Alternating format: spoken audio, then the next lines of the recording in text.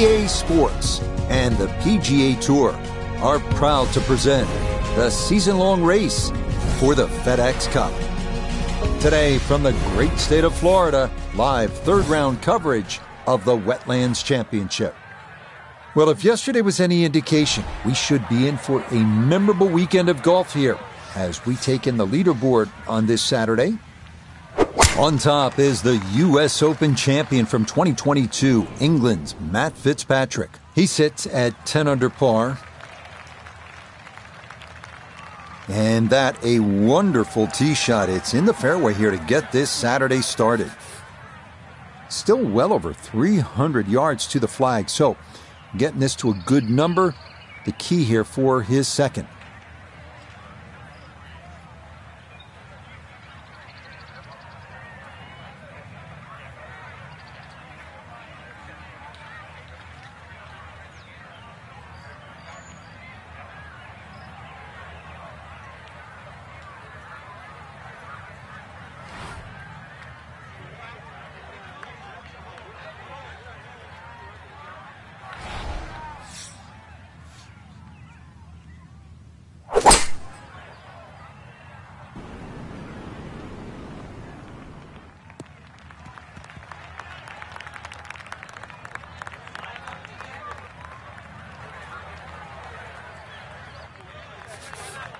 Ready for his third shot, needs to hit this close.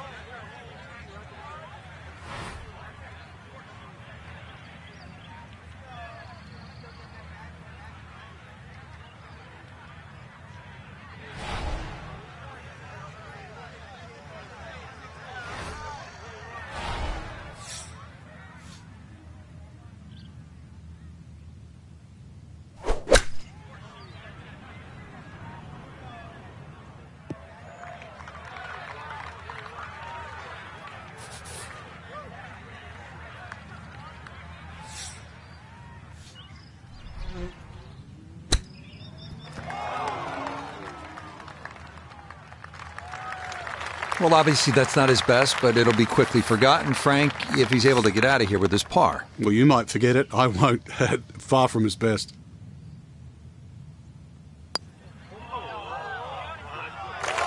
Hang on. That's going to leave about 3 feet.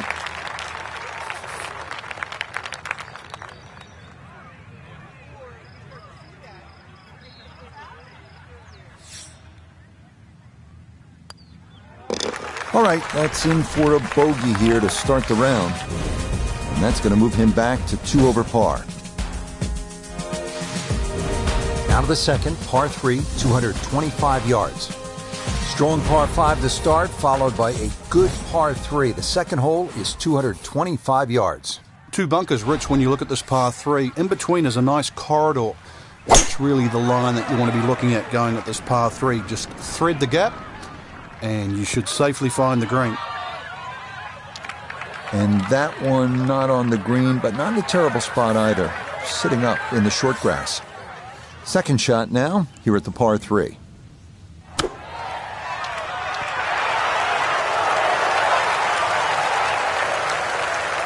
Lovely pitch shot. Just nipped that ball off the turf. Just flew through the air beautifully. Sat down fairly quick as well. Good shot. That finished off for par. He with the second. And he'll remain at 2 over par.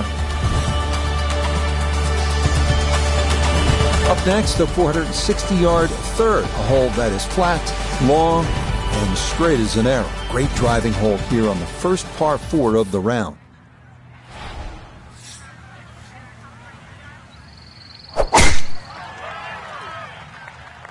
This one's starting a little bit right. And this, a tee shot that fits the eye, and that'll be just fine.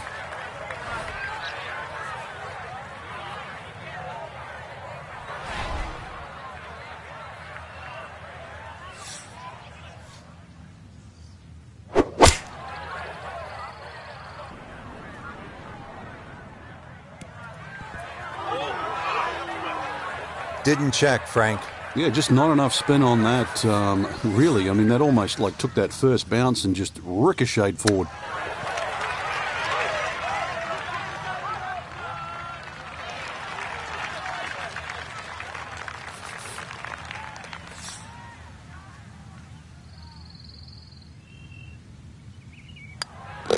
So that, safely in, it's a par here at the third. And he'll remain right where he is. Par 3 fourth, 250 yards, and you tee off just in front of the swamp, so golf cart's not going to get you to the green here, is it, Frank? No, it might need an airboat to go across that.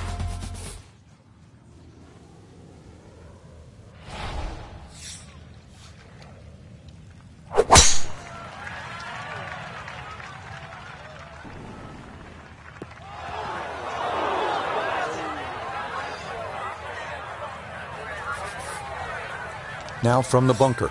Just a little splash out on this par 3.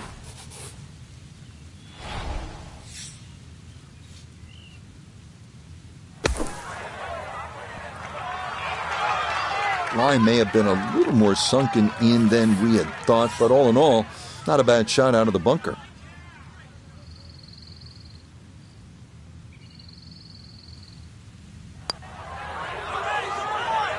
That's in. It is a good par here at number 4. And he'll stay right where he is.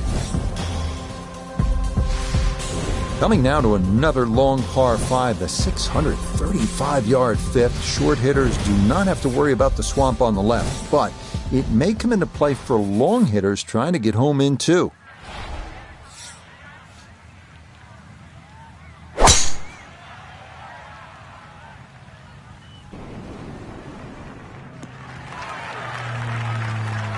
That was sweet. Now a second from well over 300 yards. This will be about positioning.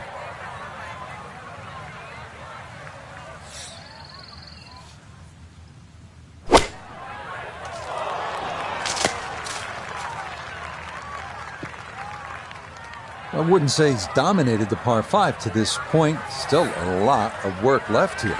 The beauty of this game is you get to choose your own strategy. It's a 3-shot hole. There's a lot of different ways to try and reach this par 5 in 3 shots.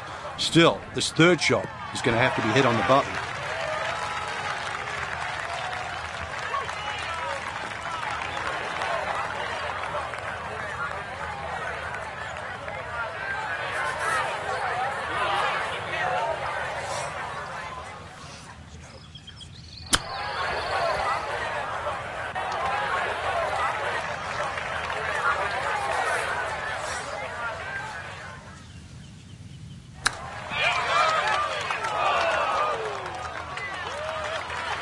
Well, Frank, you know it's not ideal, but sometimes psychologically a bogey's not that bad. It would have been easy to come completely off the rails there, so all in all, I'd take a bogey.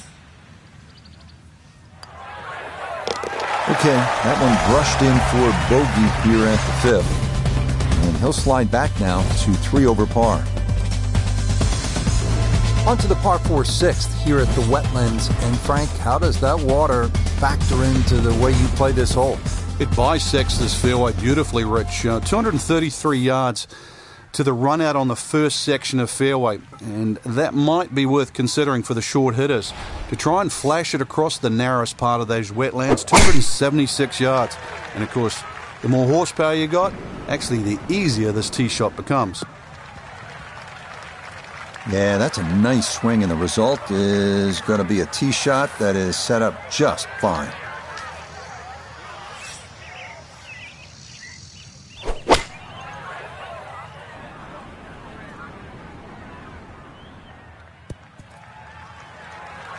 Well, not super close, but safely on the green. We welcome in Iona Stephen. This, a putt for birdie.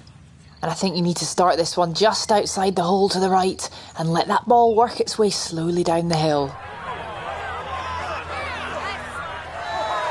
That one just going to sneak on by.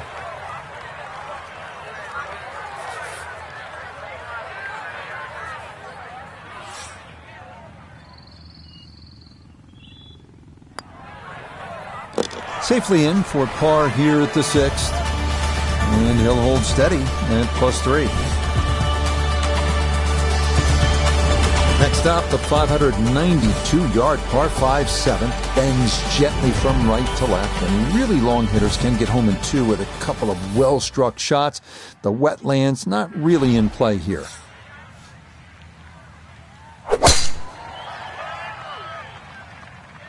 This one starting a little bit left. That one going to flirt with the left edge, but it looks like it's going to stay in the short grass.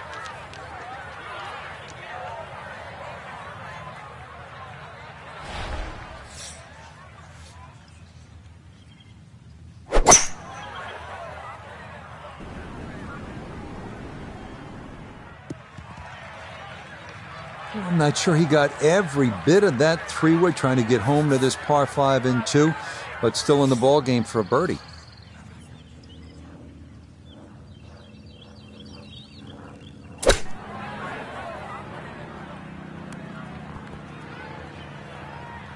And that's going to leave some work, but it'll end up okay.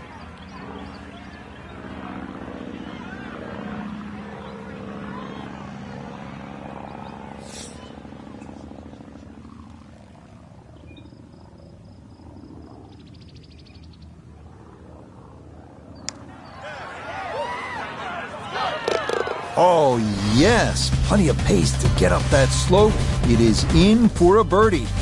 And with that, he's back to 2 over. On to the 8th. It's a par 3, 203 yards. What's going on here, Frank? Interesting par 3, really. It looks anything other than a straightaway hole. That bunker short of the screen gives you like an optical illusion. You think it's lapping up with the front of the screen, but there's actually sort of 3 or 4 yards before you get to the putting surface. A little bit of a drop-off behind the screen, and it narrows out the deeper the green gets. So a tricky little par 3. Iona's down there. This for birdie. Yeah, it's a long putt, so pace is important, but there's not a whole lot to it. I fancy the chances of getting this close.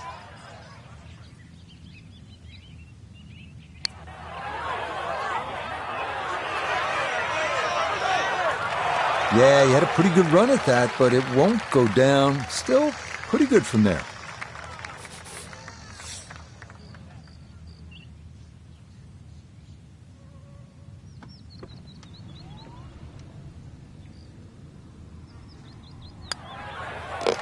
Okay, that in for par here at the 8th. And he'll remain right where he is. The 9th hole, Frank, is a muscular par 5, 621 yards. You see why length is a huge advantage of this golf course, just under 7,700 yards. This hole here, another example, good tee shot. Perhaps think of going for the par 5 and 2, but great collection of 3 bunkers that sort of annoy you with your layup there. Got to make sure you avoid all of those to leave yourself a nice little wedge shot in here if you can't reach it in 2.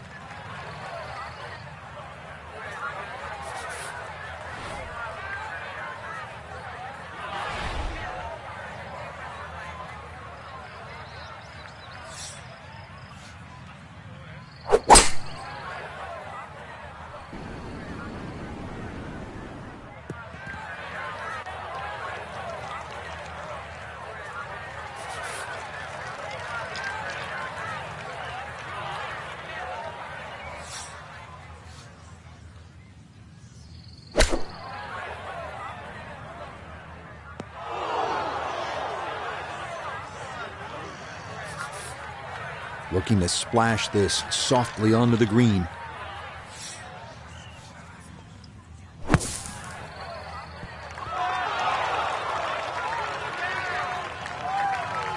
Boy, that was on an aggressive line. Couldn't quite get it to stop, and that will be left for par.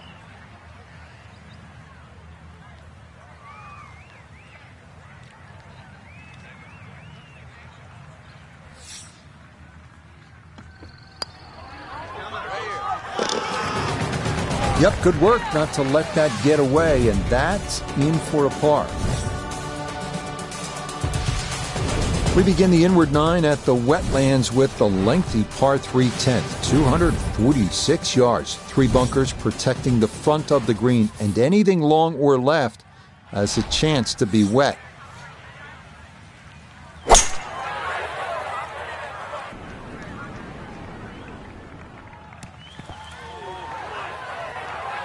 And that one not on the green, but not in a terrible spot either, sitting up in the short grass.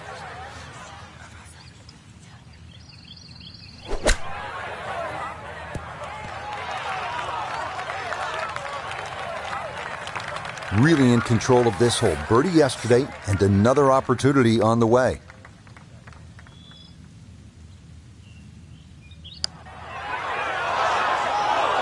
That's going to scoot a foot or two by.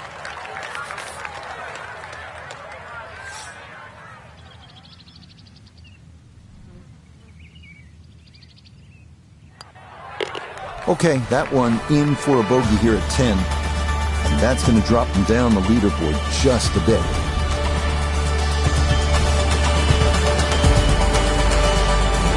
Par 4 11, 443 yards. What's the best strategy here, Frank? Somehow find the fairway, Rich. This is brutal. Miss it left or miss it right. But it's Florida. Fairways are wide enough, soft enough. But a good tee shot still going to leave you a lengthy second.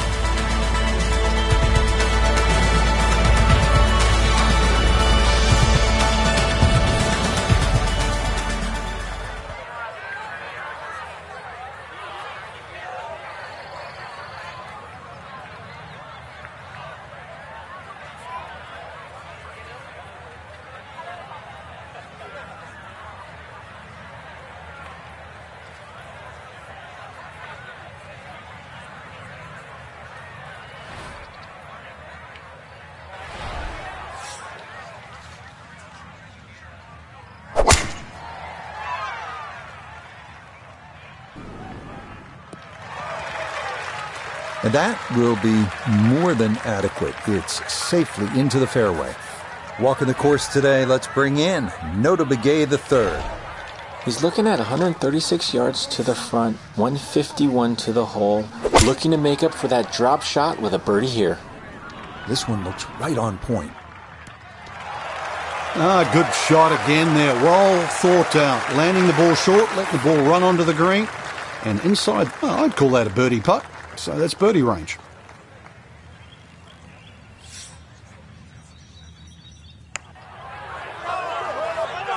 Nope.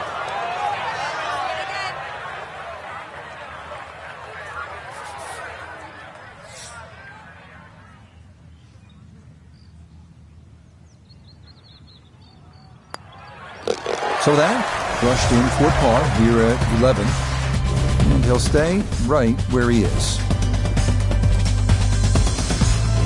Par 5 12 here at the Wetlands Golf and Country Club is 576 yards. First par 5 on this backside. Stepping up to the tee at the first par 5 on this back nine. It's the 12th and it is 576 yards. Yeah, this hole bends to the right, opposite direction to what 11 does. A good tee shot, and you can actually think about reaching this par 5 and 2, but anything around the front or front left is still going to leave a relatively simple pitch shot. So when you stand on that tee, think of birdie at least here.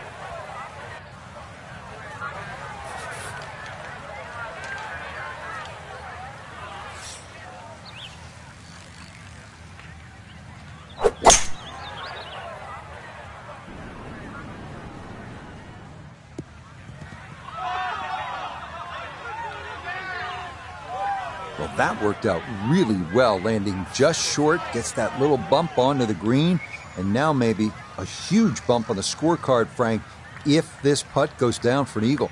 Well worked out second shot, Rich. You could not fly that ball on the green and expect it to finish up in that front third. Oh, yeah, that's how you take advantage of a par 5. It's in for an eagle 3. Superb. Now to the par 4 13. Frank, what are the options here? Well, another straight one required here, Rich. It's 450. It's not overly long in today's standard, but still, that fairway widens up where the longer hitters will actually hit. And bunkers, once again, short of a green. So as long as you can fly that second shot to at least the front of the green, then they really do not come into play.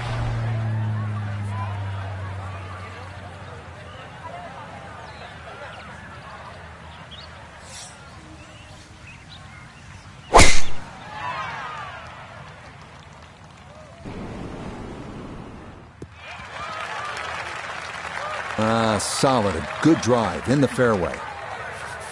Now Nota his second from the fairway. 160 to the hole. Pin is very accessible here, right in the center of the green.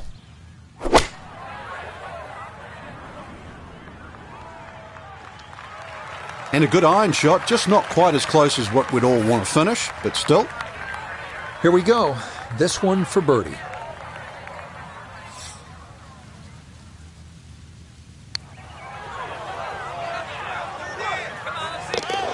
You betcha. What a roll there. That is in for a birdie. And he's got it back to even par.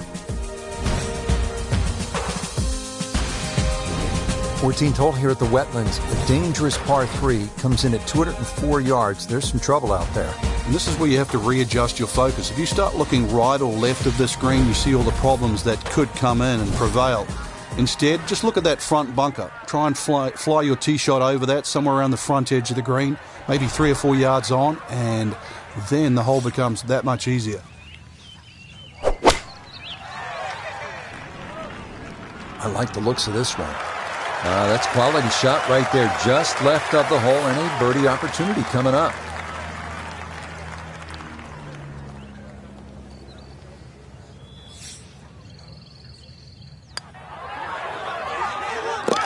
Now, that's how you play this 14th hole. That's in for birdie.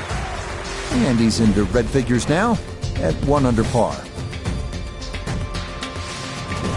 Final par 5 on the backside here at the Wetlands, 590 yards. Final par 5 on the backside here at the Wetlands, it's 590 yards. Which is really a tempting yardage. A good tee shot, perhaps think of reaching the par 5 and 2. But this green well protected by 3 bunkers, 2 on the left side and 1 short right. But, hey, fortune favours the brave. At least that's what I was told.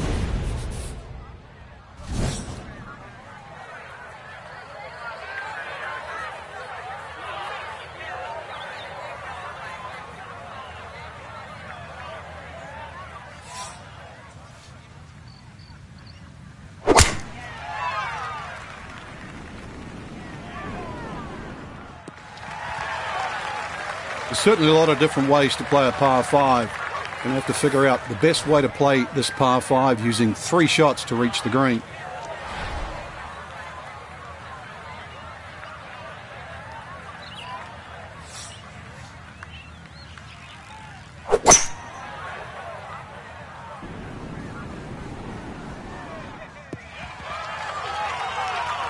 That's what he wanted to do. After the tee shot, puts himself in really good position here on the par 5.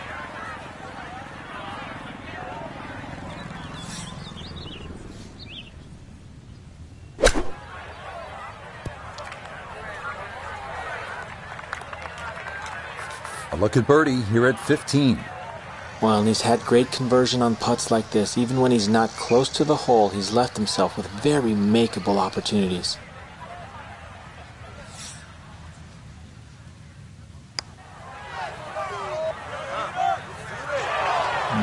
Not quite online, and that'll drift a couple feet by.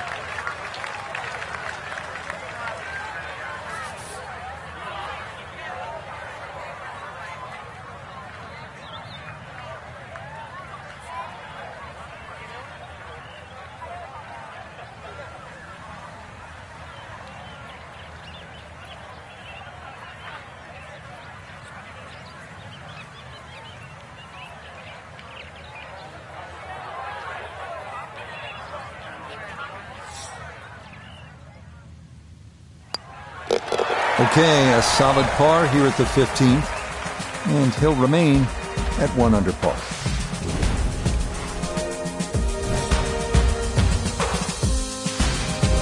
Making our move to the home stretch, the 16th, it's a par 4, and a good one at 455 yards.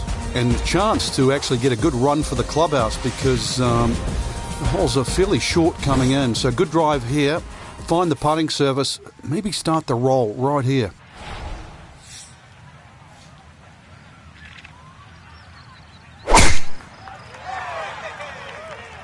That one flirting with the left edge of the fairway. Well, you can't walk out and drop it any better than that. That is a fine tee shot right there.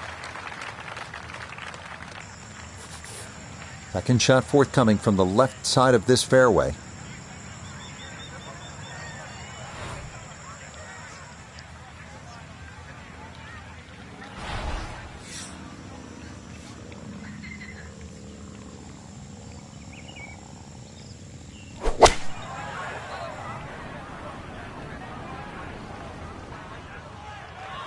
Maybe a little too pumped up there. That just flew past the flag, but still an outside chance for a birdie.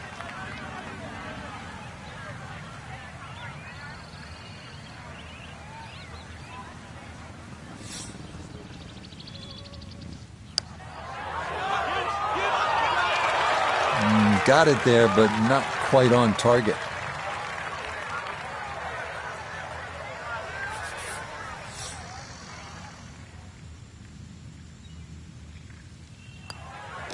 Okay, that'll be a par here at 16, and he'll remain in red figures at 1 under.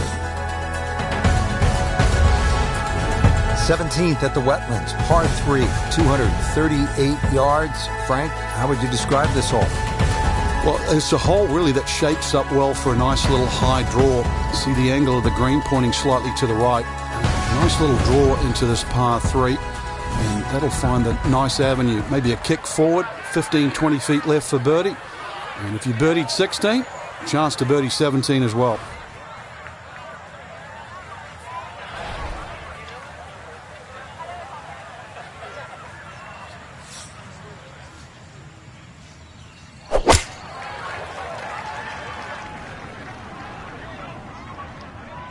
That was obviously well struck, but it came in a little too hot, and that one's going to run out and leave him a much longer birdie putt than he would have hoped for.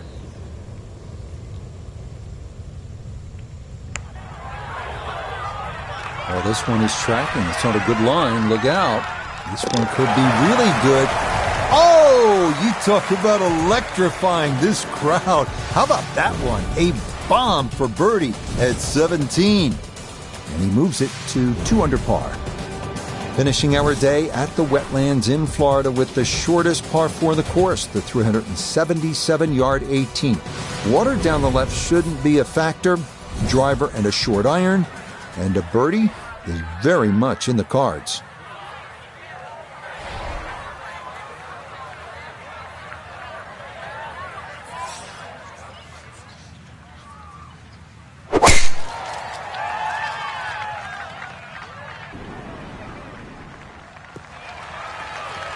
Turning out to be a wonderful Saturday of golf here, and this, another fine tee shot.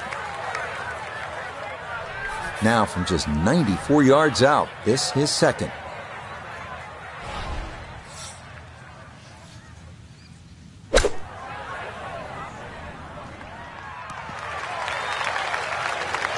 That's a bit of a head turner, really. That was a green light situation from that distance, and far from the best shot I've seen today.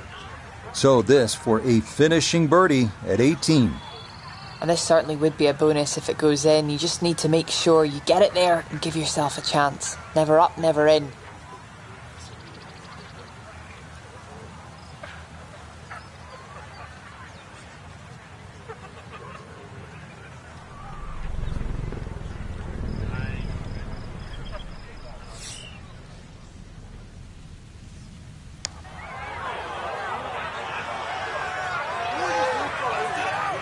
Yeah, that's good putt. That was a slippery one, but that's well done.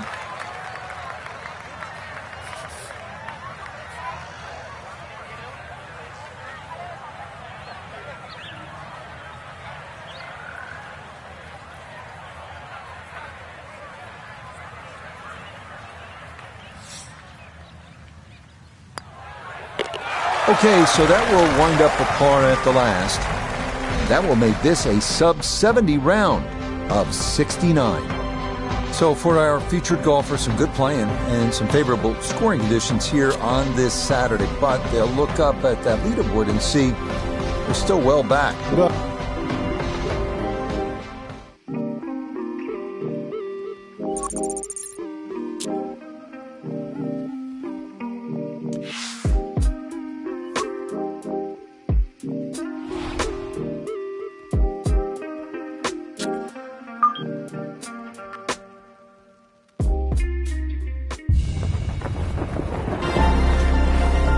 PGA Sports and the PGA Tour so proud to present the season-long race for the FedEx Cup. Today from the Sunshine State of Florida, it's final round coverage of the Wetlands Championship. What a week and weekend this has been so far. Everything you want in a golf tournament. By nightfall, we will have our winner. As you take a look at the current leaderboard on this Sunday afternoon, we've got a tie up at the top at 14 under par. Meanwhile, our featured golfer here, well back on the scoreboard and just looking to go out and make some birdies.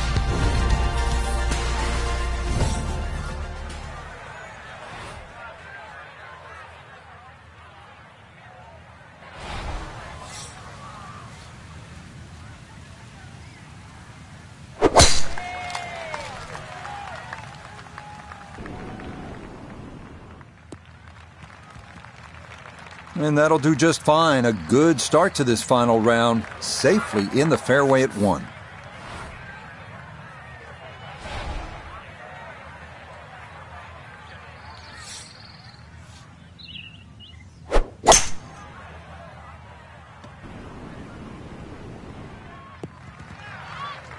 Good shot right there with that 3-wood, sitting up nicely.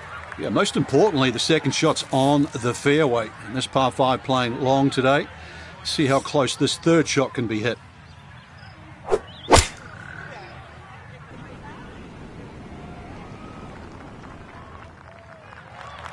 And that one barely makes the front of the green. Do you realise if you just miss hit the middle of the club by a quarter of an inch, you lose 10%. That's right, 10%.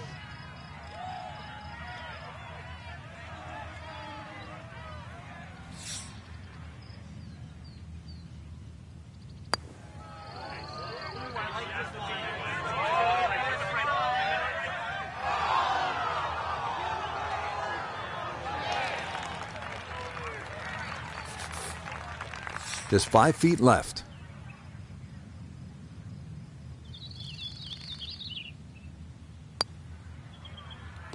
Well done. That is in for a par here at the first. And he'll stay at 2 under. Here now at the first par 3 of the day, the 225-yard second. Bunkers front, left, and back. The only real trouble here.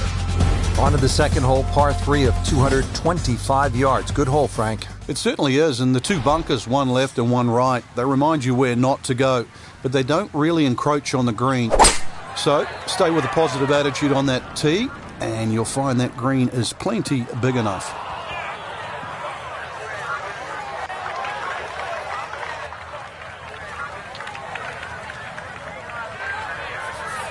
Now a second to this par 3.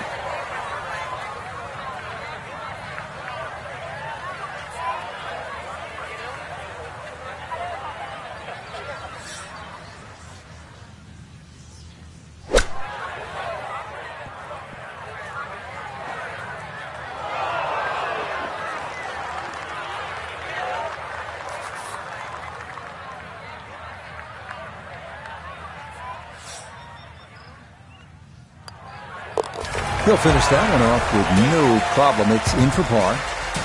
And he'll remain right where he is. Fairly straightforward par 4 now. The third at the Wetlands is 460 yards straight away.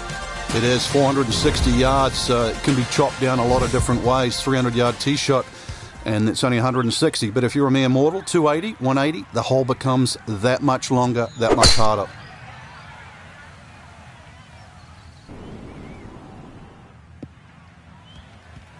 Yeah, all about hitting the fairway here, and that is right where you want to be. He needs to be mindful of the breeze here as he sets for his second.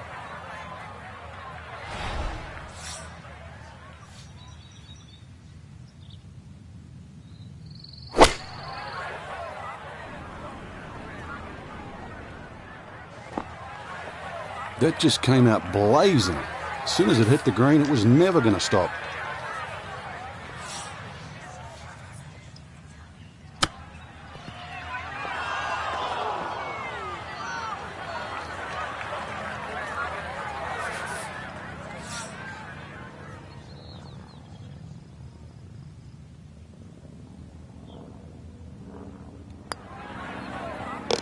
Nicely done. It is a par here at the third.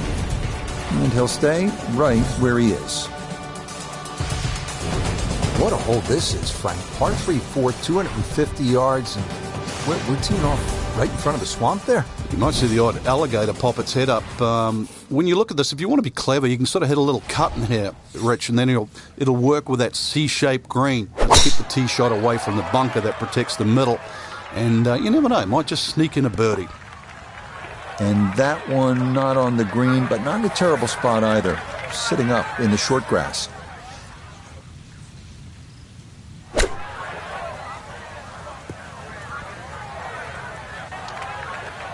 The strike was fine on the pitch shot. Ball first, then turf. Just wasn't really hit hard enough.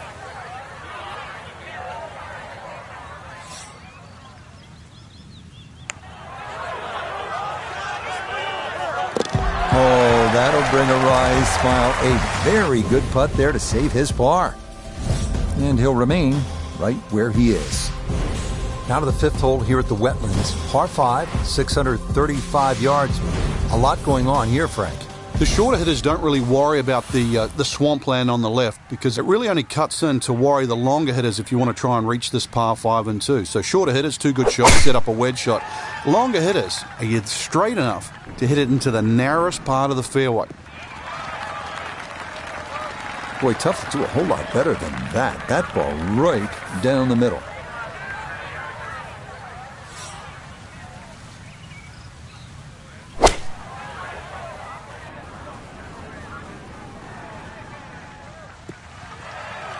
I wouldn't say he's dominated the par 5 to this point. Still a lot of work left here. The beauty of this game is you get to choose your own strategy. It's a 3-shot hole. There's a lot of different ways to try and reach this par 5 in 3 shots. Still, this third shot is going to have to be hit on the button.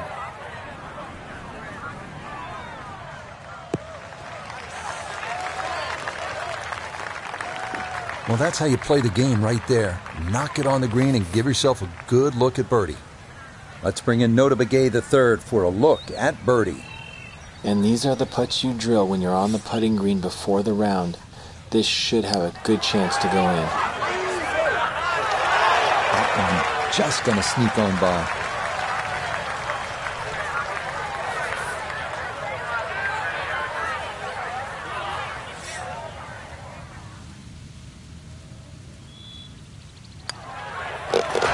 One finished off. It is a par here at 5. And he'll stay right where he is. Par 4 6th here at the Wetlands. 440 yards and water to deal with. 2 choices here, Rich. Lay it up short of the Wetlands or, well, chance it. Brave enough, tee it up and flash it across the Wetlands to just a mere short iron into this lengthy par 4.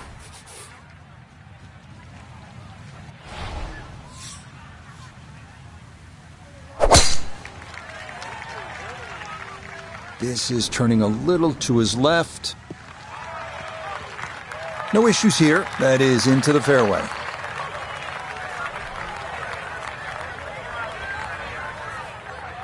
So a breeze at his back as he readies his second to the par 4.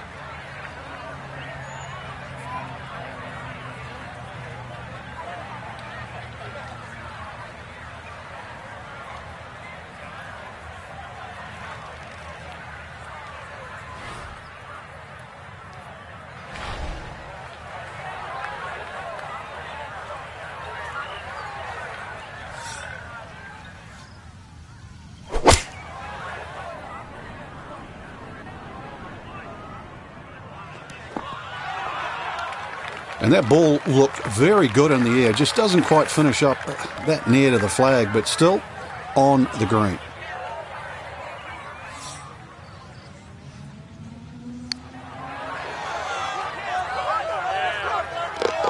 Oh, yes, indeed. The line there, perfect.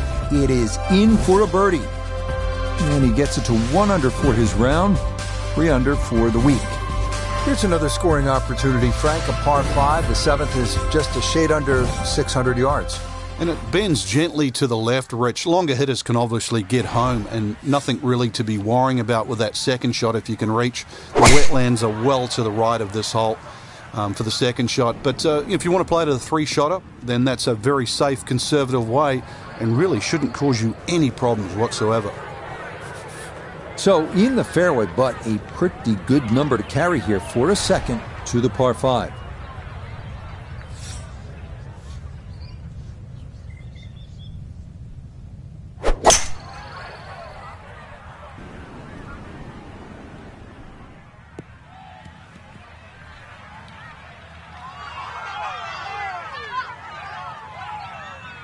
Okay, I'll be pretty happy with that one on the green and 2, but a long ways. Frank, he'll need to refocus immediately because that's not a guarantee. 2 putts from that distance. Exactly, Rich. No time to celebrate right now. Grind on that first putt. Get it inside that magic circle. At least try and guarantee a birdie.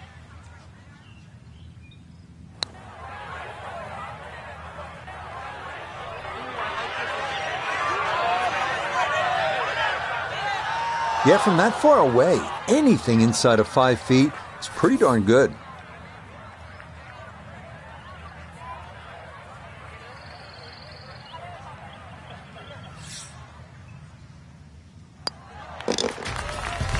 Yeah, well done. It's back-to-back birdies here on this front side.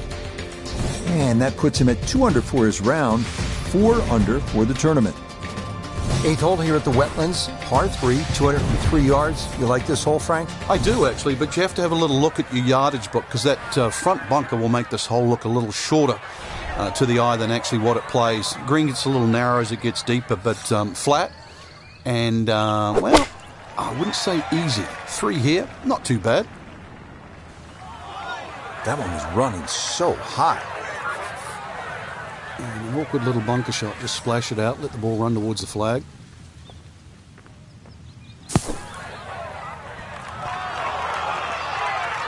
Okay, not bad out of the sand, and that's what will remain, trying to grind out a par.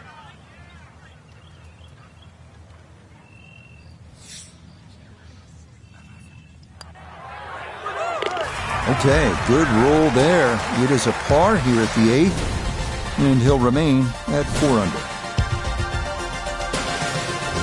Finishing up the front side here at the Wetlands Golf and Country Club with a par 5, 621 yards. Finishing out the front side with yet another lengthy par 5, the 9th measuring 621 yards, but still reachable for the bombers out there with 3 bunkers protecting against your approach shot.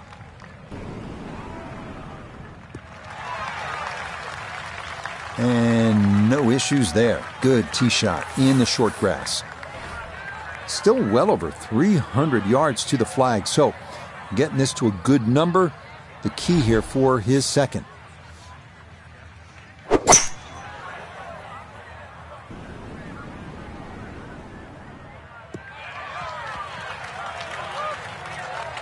Well, just a good solid shot right there with that 3-wood, Frank. It's an aggressive layup, really, trying to force that 3-wood down and get it as close as possible to the green. That's 2 good shots if you can't reach the par 5.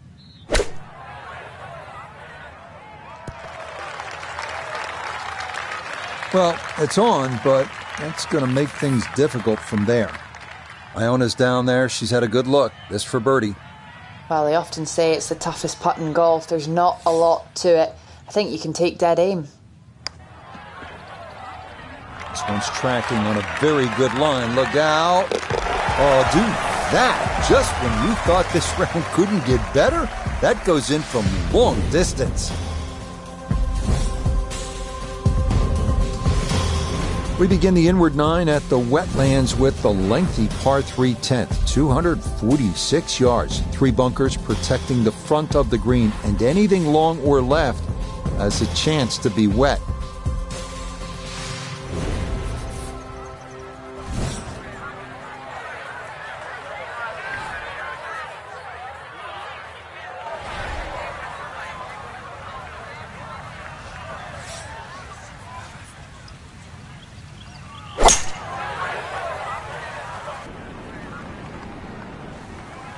And that one not on the green, but not in a terrible spot either.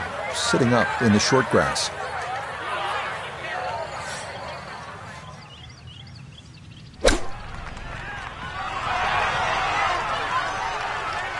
Lovely pitch shot. Just nipped that ball off the turf. Just flew through the air beautifully. Sat down fairly quick as well. Good shot.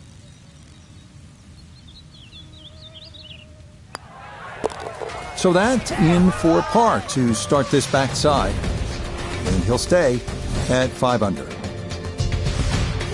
Moving on to the par 4 11th, just a little bit more than 440 yards.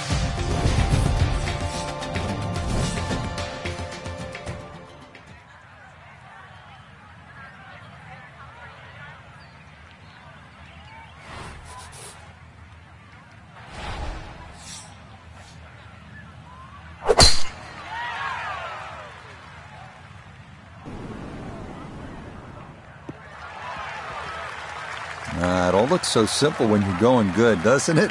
And that is yet another solid drive. This is where club selection is so important. Second shot into that stiff breeze.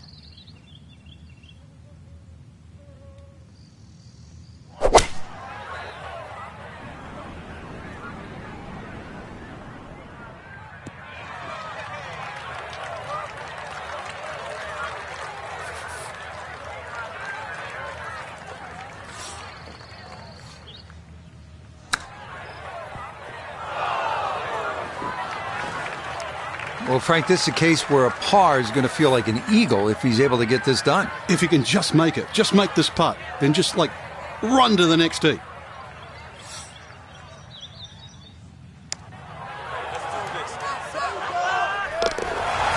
Yes, a perfect read there. That is in to save par. And he'll remain right where he is.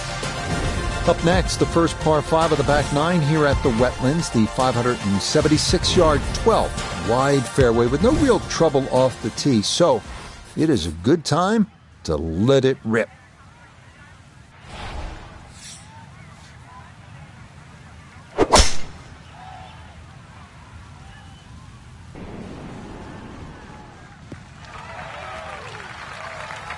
Just what you want at this point in the round. You're trying to find a rhythm. Hit fairways, hit the middle of the club face. That's what they did right there.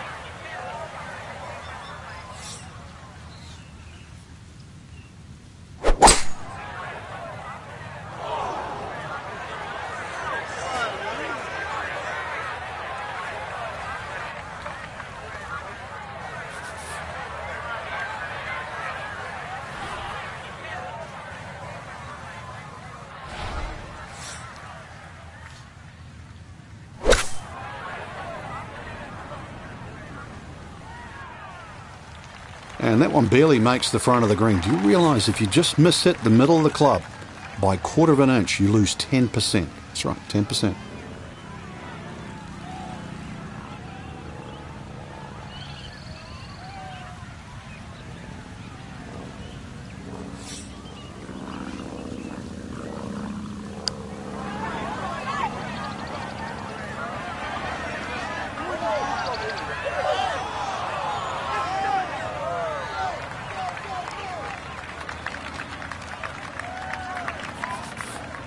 And this will be a 5-foot putt here.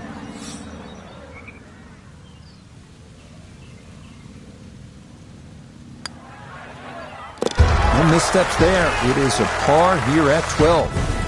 And he'll stay right where he is. Here we go at the par 4 13, 452 yards. What's the best angle of attack? The straight line really is the best way here, like a lot of holes on the golf course. But straight, as we know, is not often easy.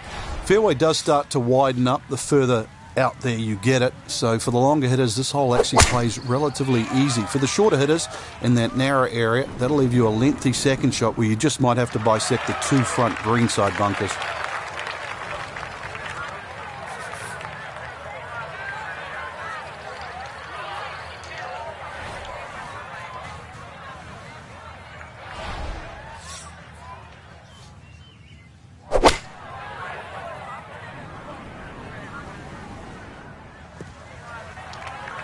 Well, he'll be disappointed with that, no doubt. Yeah, swing didn't quite look right on that one.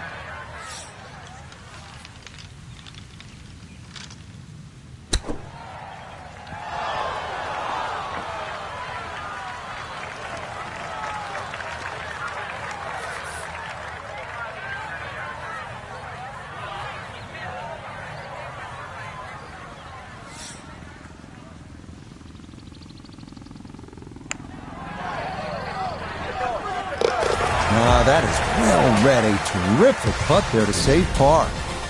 And he'll remain right where he is. Heading now to the 204-yard par 3 14th. Bunkers short left and right. But the real trouble is the water running alongside the right side of the hole. Avoid that, and you should be in reasonably good shape.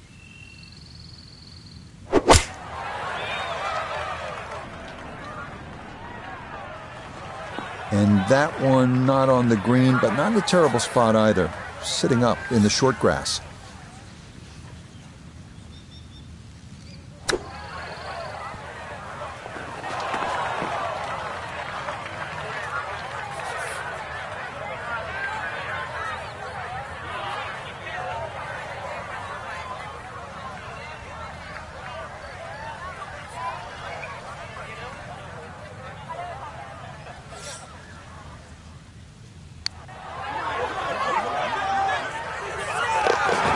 The putter bails him out there. That's in for a par. And he'll stay right where he is. Stepping up here on the 15th tee at the Wetlands, this is a 590-yard par 5.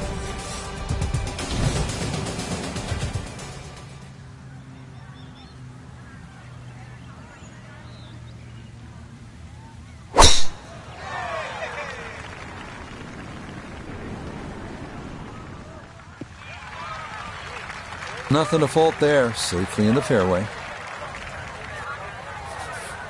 Now, from better than 300 yards out, a second to the par 5.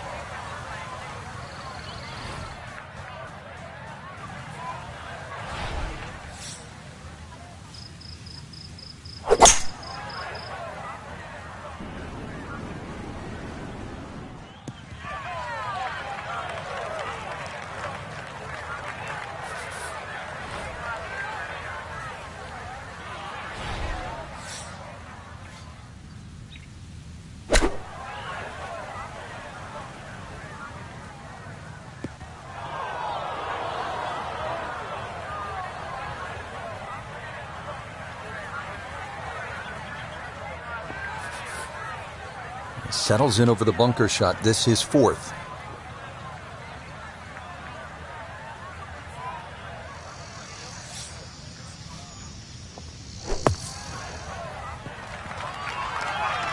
Boy, that was on an aggressive line. Couldn't quite get it to stop, and that will be left for par.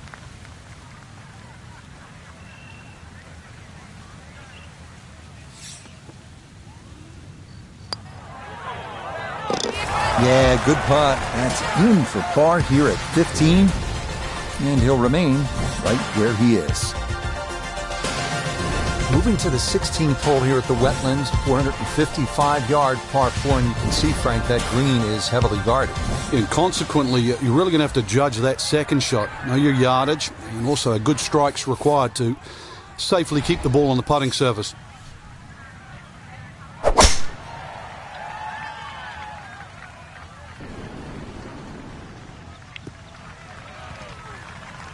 He just keeps motoring right along. Another good tee shot right there.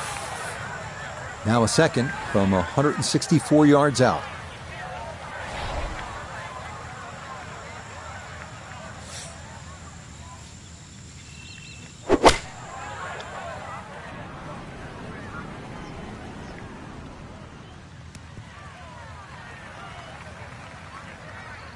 It's a solid shot and a green in regulation, but a little away from the band. Birdie putt coming up, and we go to Iona Stephen. Just slightly down the hill, this one, but it's going to have a good amount of movement from right to left.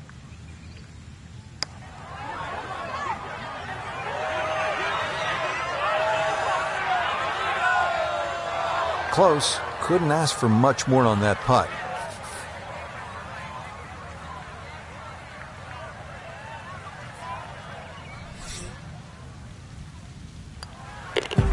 Okay, that one finished off for a par. And he'll stay right where he is. Another longish par 3 here at the Wetlands. This one, the 238 yards, 17th. A bunker on either side of the green. The tee shot fits a golfer that can shape it a bit from right to left.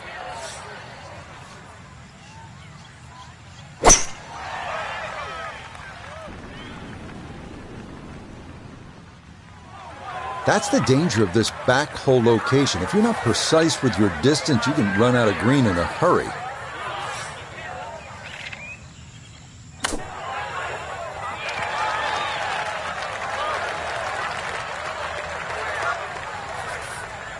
Right about 9 feet here to the hole.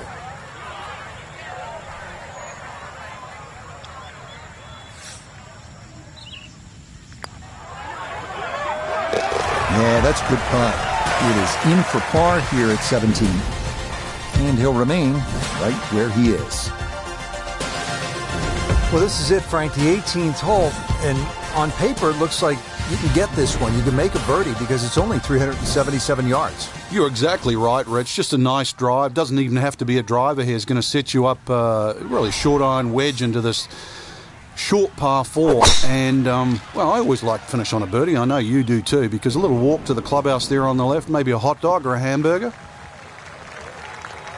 Yeah, nothing to fault there. Good balance, good follow through, and a good start to this hole. Now, from just under 100 yards, he'll stare down his second.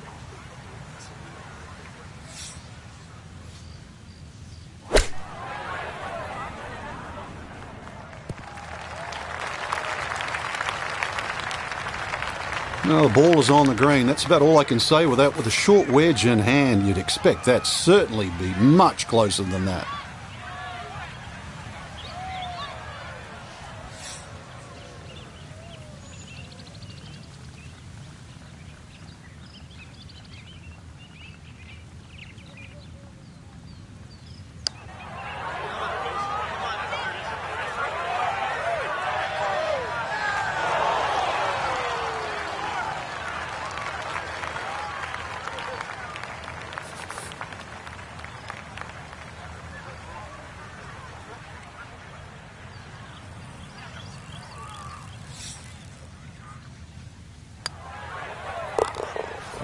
That's a good putt to save par here at 18. And that will go down as a final round 69.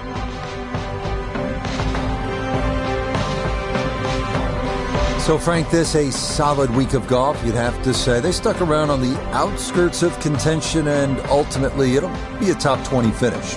I think it's a good chance to have a little deep dive into the stats. Driving accuracy, is it not long enough? Maybe a few greens there and here and there missed. I mean, that's how you get a little bit better.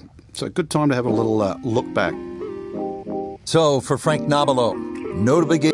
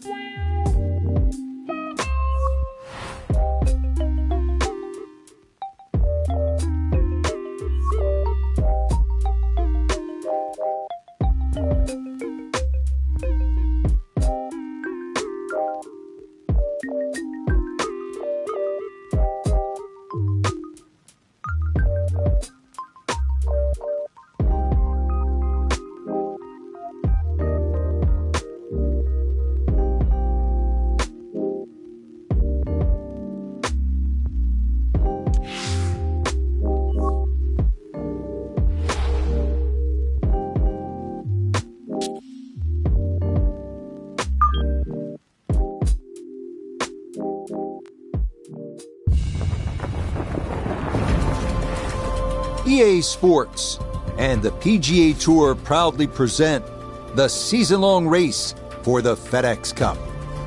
Today, from the Ocean Course at Kiowa Island, we bring you first-round coverage of the Carolina Open.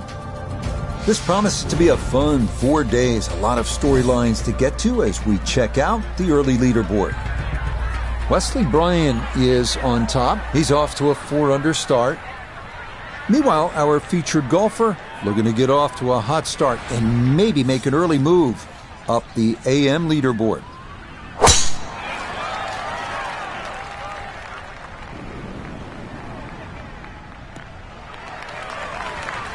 And there's a good start. That one in the fairway here to get the tournament rolling. A pretty ideal wedge distance here, 95 yards for his second.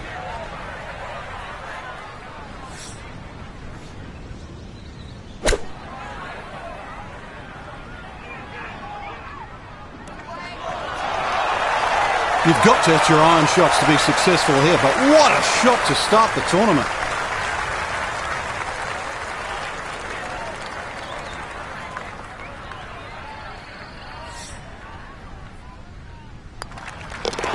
Okay, a well-played hole there. It is birdie to kick off the round.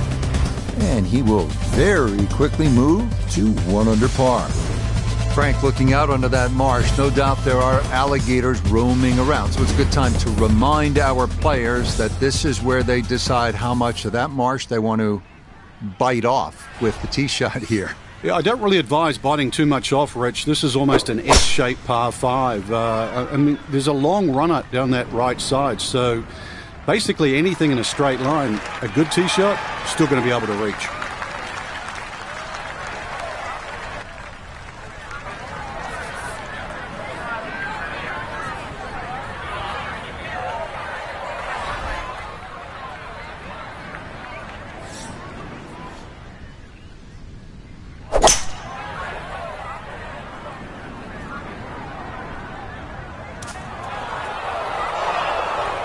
This par 5 green is well protected. That's 2 good shots, but that bunker's there for a reason. Now, with some nifty sand play, we're looking at 4.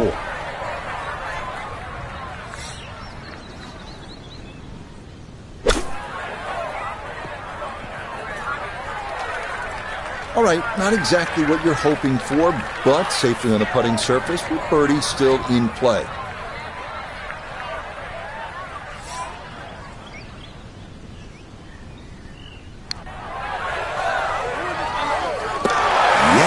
Can't ask for a better start to a round than this. It is back-to-back birdies at 1 and 2.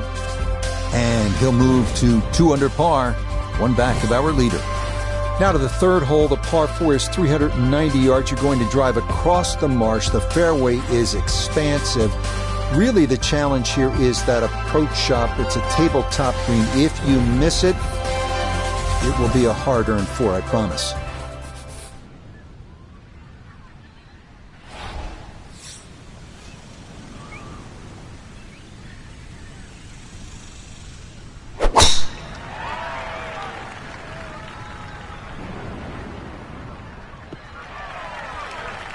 And that is going to come to rest squarely in the center of the fairway.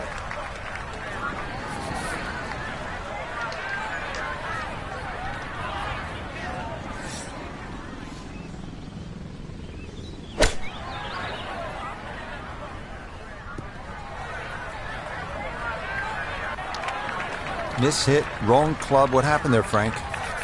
All of the above, maybe. It's a little bit of a head scratcher. It wasn't that hard a shot.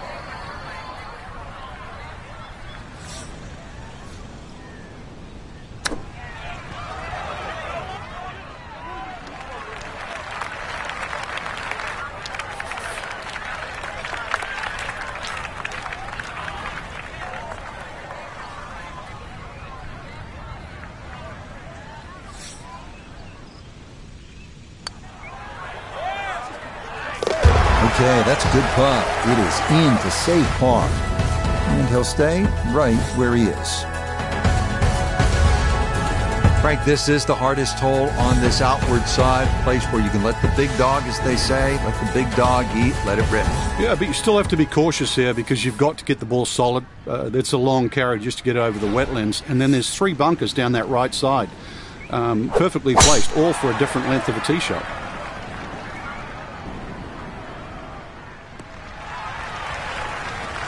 Yeah, good swing and a good result, as that is safely into the fairway. Wind coming from his right as he gets set for his second.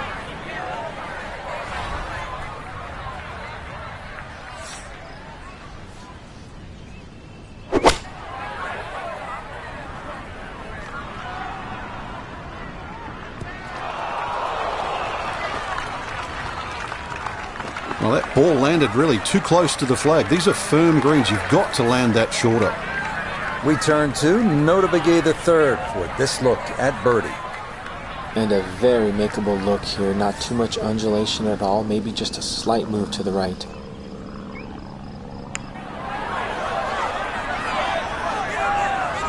Ooh, good speed there. That'll leave just a couple of feet.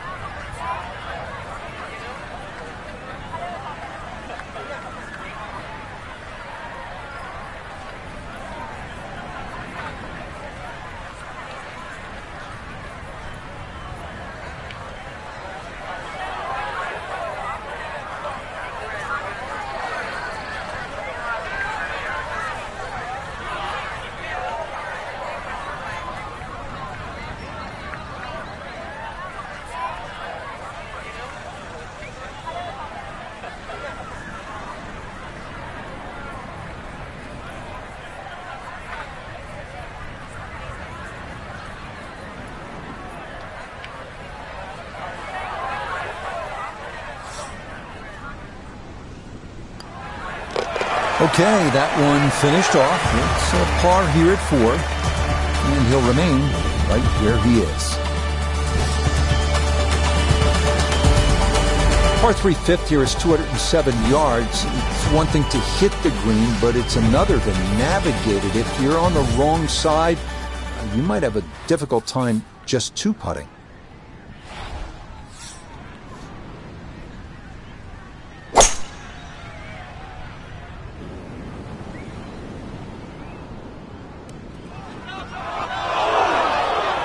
And that one not on the green, but not in a terrible spot either. Sitting up in the short grass.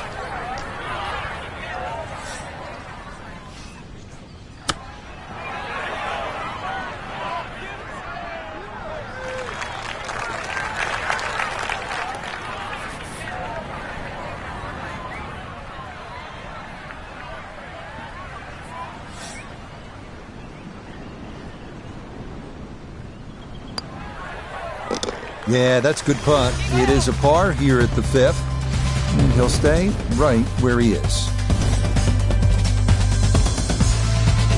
Pete Dye always felt that the best way to play this 6th hole, Frank, was right to left off the tee with the wind coming off your left shoulder. You agree with that? Is that the right way to go? Yeah, I still think you've got to hit it down that left side. One of Pete Dye's sort of genius architectural traits is he forces you to aim what you think is in the right direction. Then when you get down there, you realize it's too far to one side.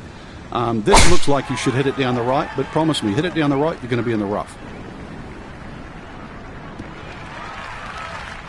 And that, a good-looking shot there, well placed in the fairway. Second shot coming now from just over 170 yards.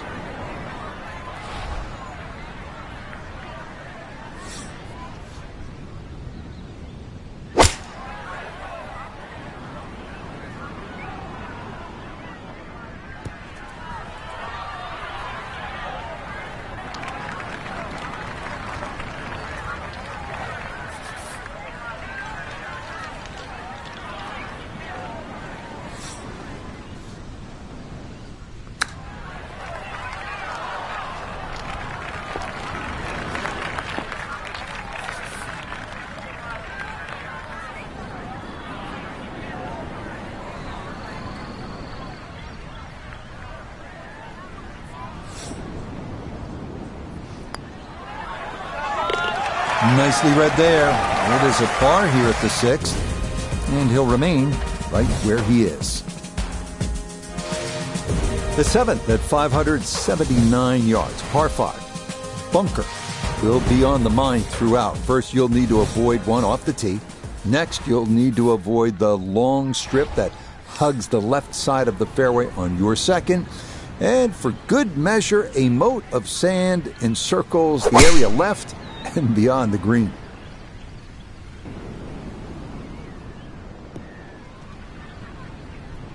And that one's going to hit hard. Get a little bit of run out, and that is going to wind up just fine.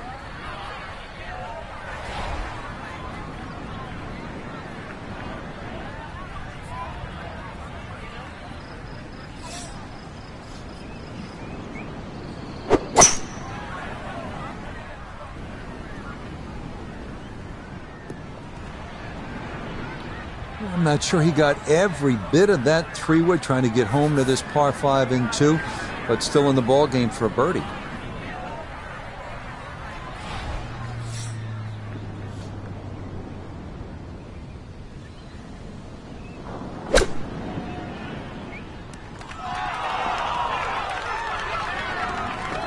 Okay, it's not stone dead, but that's not too bad. Trying to generate some momentum here at the 7th hole. This for birdie.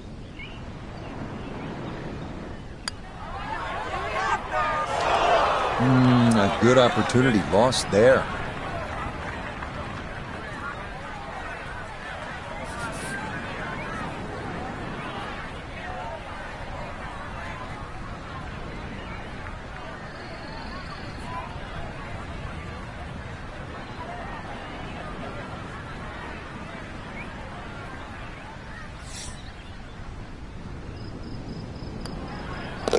That one finished off.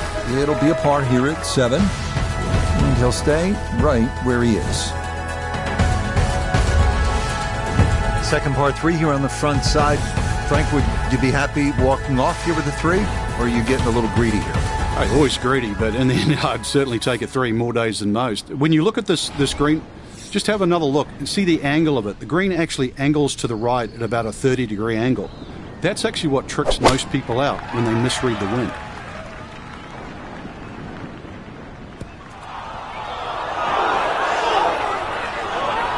Frank landed it on the green. It was never going to stop. No chance.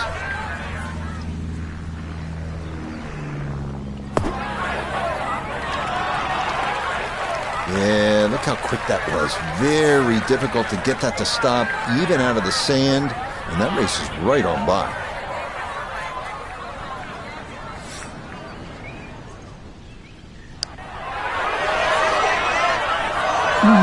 That's going to scoot a foot or 2 by.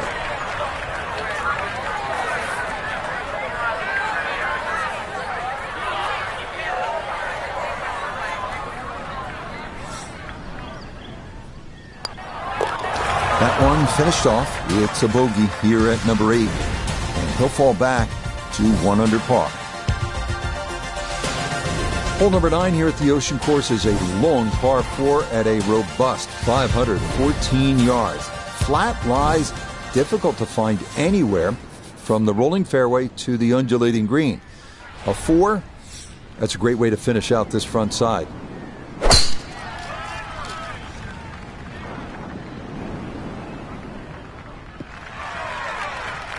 No problems there. That's going to wind up safely in the fairway. Superb position right in the fairway and 200 yards to the flagstick.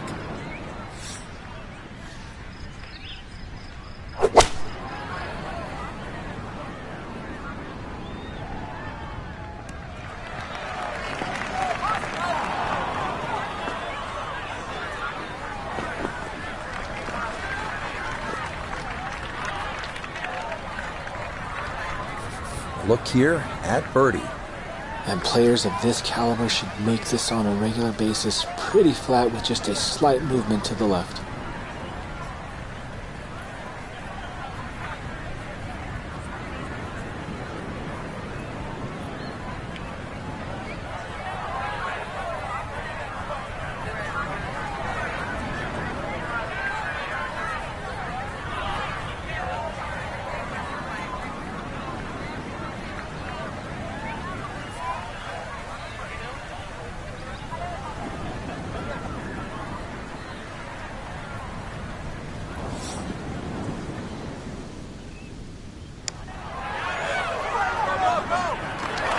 Nope.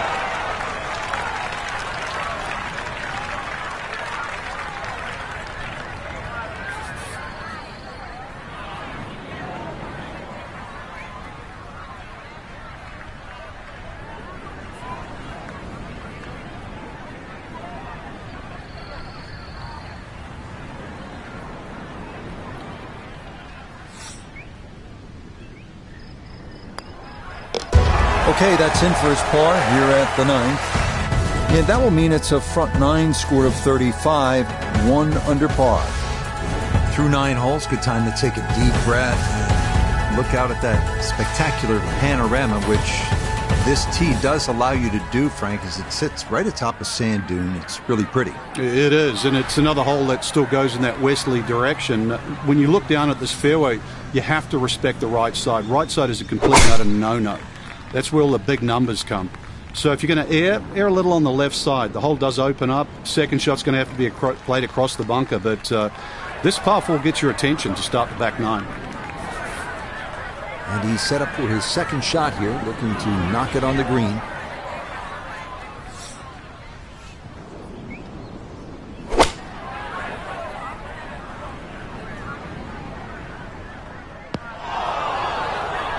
That's got to be disappointing. Good line in the fairway, and the approach winds up in the bunker. Looking to splash this softly onto the green.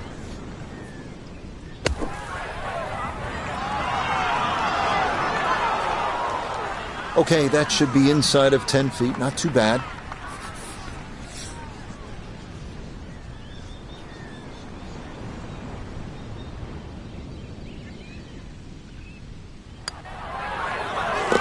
Safely in. It's a par here at the 10th, and he'll remain at 1 under par.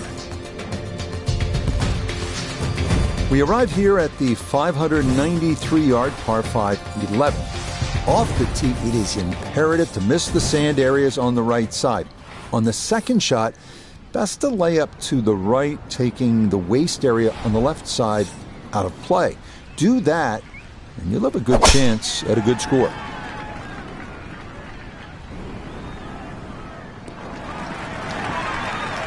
Beautiful tempo to that swing, and this is going to wind up squarely in the fairway. So in the fairway, but a pretty good number to carry here for a second to the par 5.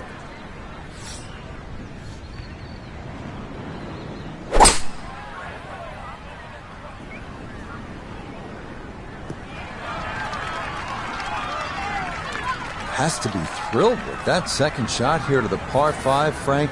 Got everything out of that. Yeah, did well just to advance the ball so far down the fairway. And now a fairly straightforward third shot.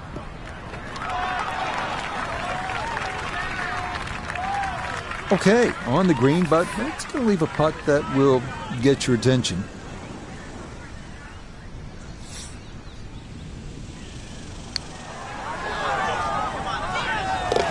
Oh, no problems at all. The pace perfect. It is in for birdie.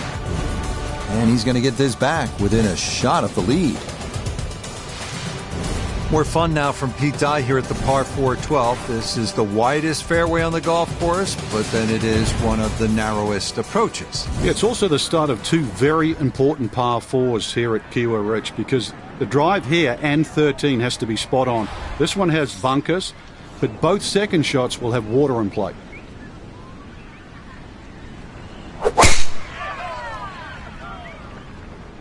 That's going to be up the left-hand side.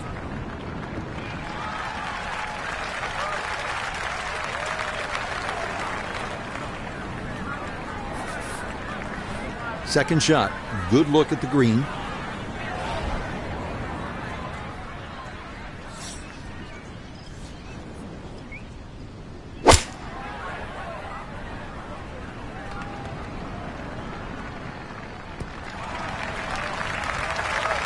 And that ball looked good in the air. You'd like it to be a little closer, but still inside 40 feet. Just going to have to be careful with the lag putting.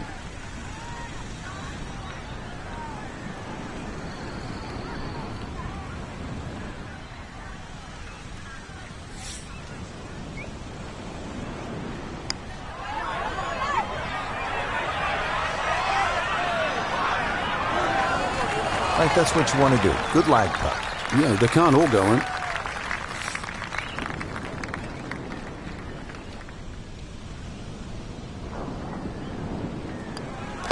That one safely in. It's a par here at 12. And he'll stay at 2 under. The 13th is a tough one. No two ways about it. Par 4 at 497 yards. That lagoon that came into play near the green on 12, well, it's now a canal that borders the entire length of this 13th. The left side, no bargain either, with 4 deep pot bunkers greeting those who play a little too conservatively.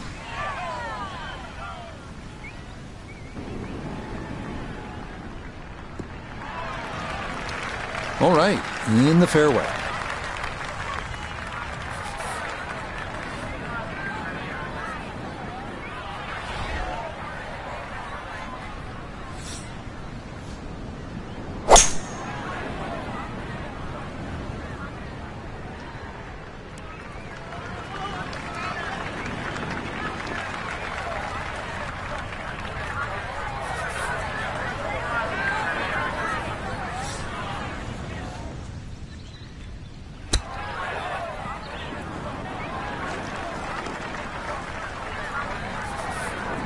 "15 feet away.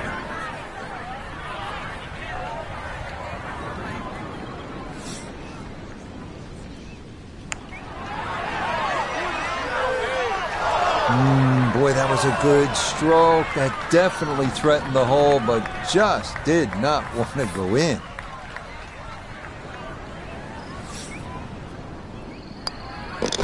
Okay, that one finished off. It is a bogey here at unlucky number 13. And he'll drop back now to 1 under par.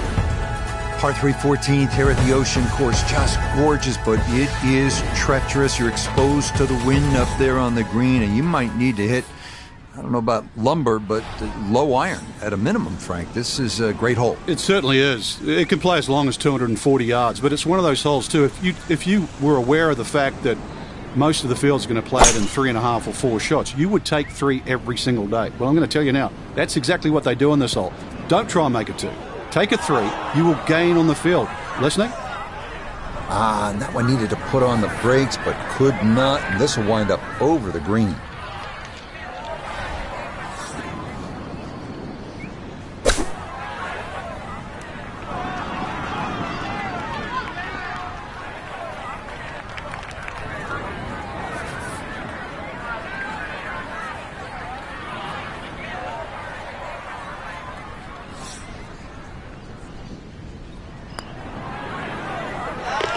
Okay, good putt, and a par here at 14.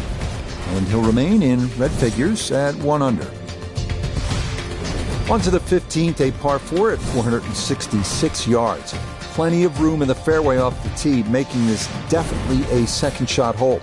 Because trust me, you do not want to miss left and find yourself in a waste area you need a ladder to get in and out of.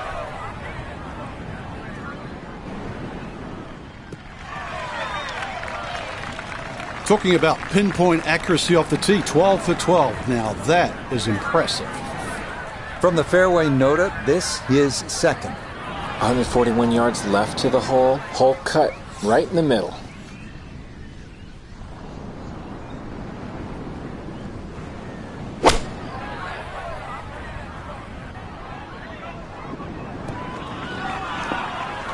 And a good approach shot, just not quite as close as what you'd like, but still solid. A lot of movement coming left here. This for birdie.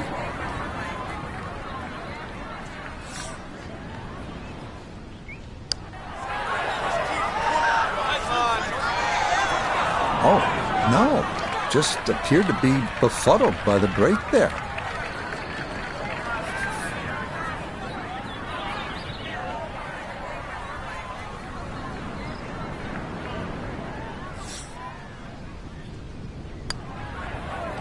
Yeah, well done. That's in for par. And he'll remain right where he is.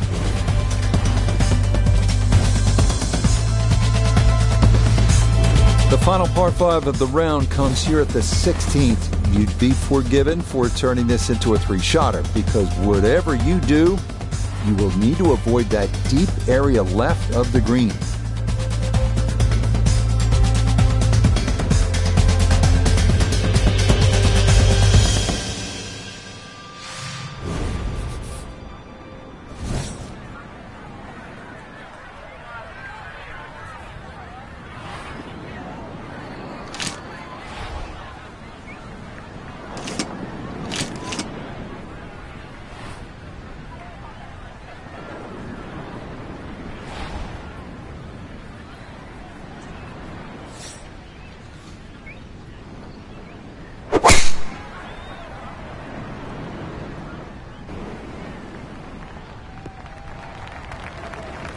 That will do just fine.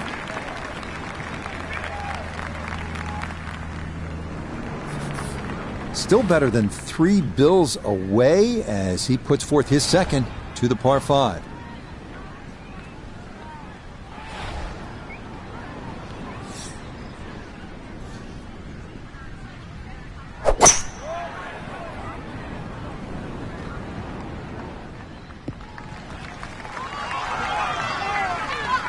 Well, just a good solid shot right there with that 3-wood, Frank.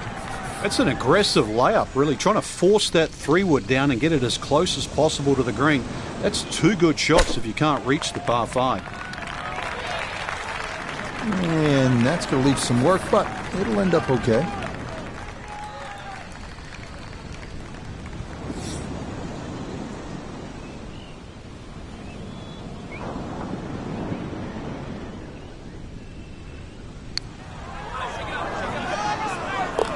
Oh, straight into the cup.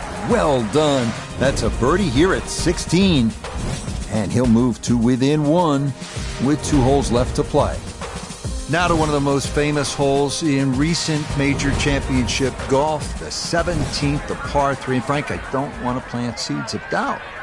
But when I stare at this hole with the water, I'm thinking about disaster and calamity. It's all right there, isn't it? It's all happened here, Rich. This hole has a memory. The first time we ever saw it on TV was in the 1991 Ryder Cup. And it was the deciding hole. So many of the best players in the world actually found water. For example, even just this finish. Remember Colin Montgomery playing Mark Calcavecchia? Colin Montgomery finished bogey, bogey, double bogey, bogey, and won all 4 holes. But this one, you just try and survive.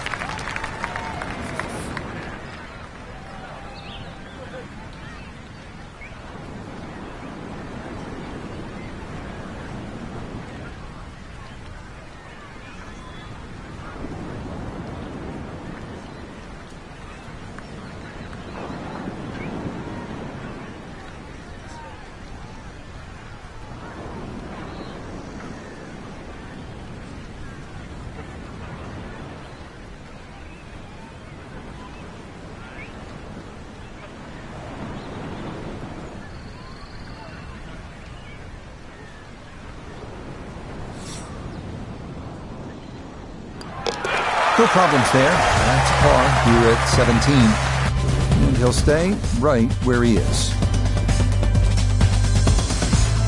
It's always fun, isn't it, to play a hole that oozes history. This 18th has it all. Go back to the 1991 Ryder Cup, and then the wild scene, the finish, the 2021 PGA Championship.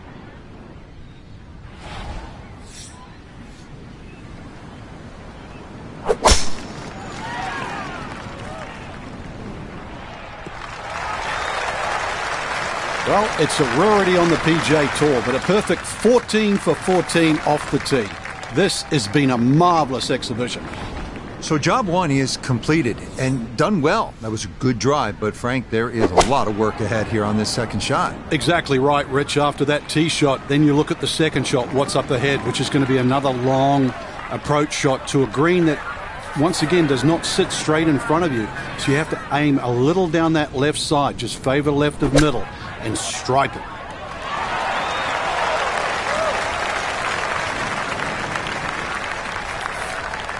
From about 8 feet.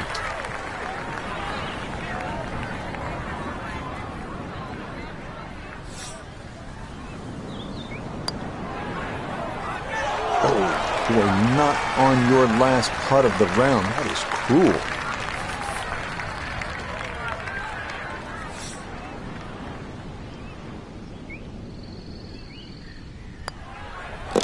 Okay, a shake of the head as that one is finished off.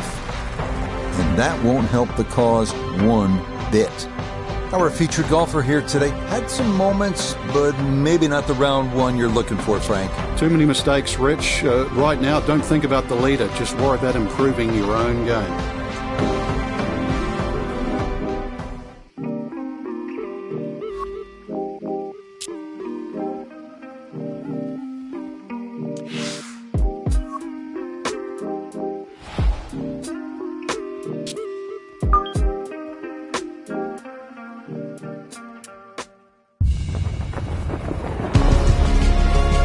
PGA Sports and the PGA Tour proudly present the season-long race for the FedEx Cup. From the Ocean Course at Kiowa Island, it's live second-round coverage of the Carolina Open.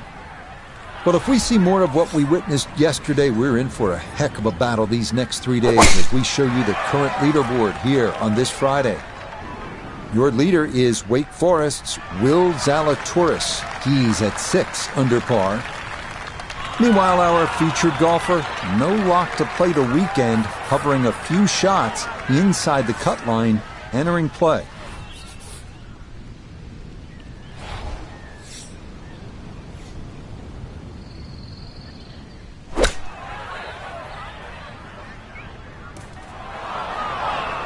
Well, he'll be disappointed with that, no doubt. Yeah, swing didn't quite look right on that one.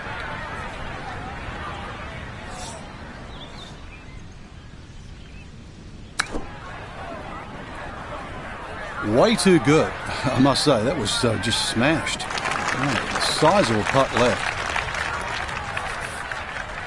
A good 20-footer here.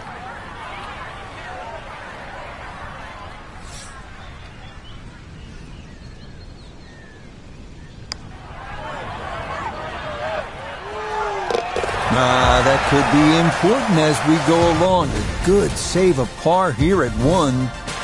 And he'll remain right where he is. Well, this second hole at the Ocean Course is pure Kiowa. You can sort of feel and see the Atlantic surf in the distance, all those magnificent ancient live oaks, the marshes, the waste bunkers, the canal. All of it is in play, and there's some wind. And you can actually get home in 2 with an excellent tee shot. This is a wonderful hole. Another very nice tee shot. He looks awfully comfortable here with these first couple of drives.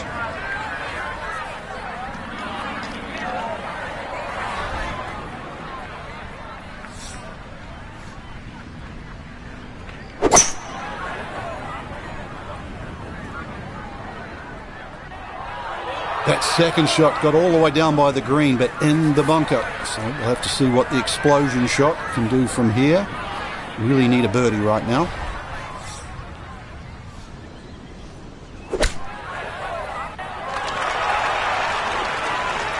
Okay, a good out, and that's what will remain for birdie.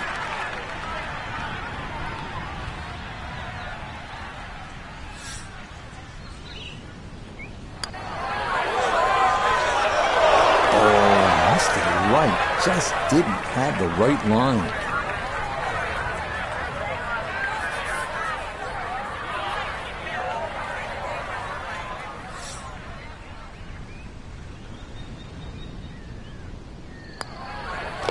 That finished off for par here the second, and he'll stay right where he is. Frank, why would the architect Pete Dye say this was one of the most unusual holes on the entire course? Well, it's the shortest for a start, and just that green complex, Rich, the fact that it just falls away rapidly on all 4 sides of this green. That's what the architect wanted, and that's what the architect got.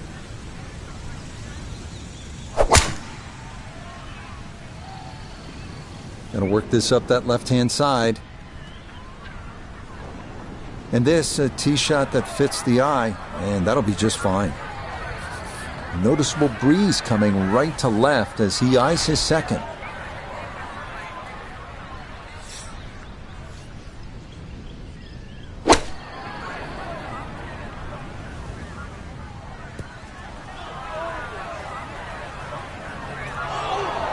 Oh man, it looked good initially, but rolled off the green and back into the fairway. That stings.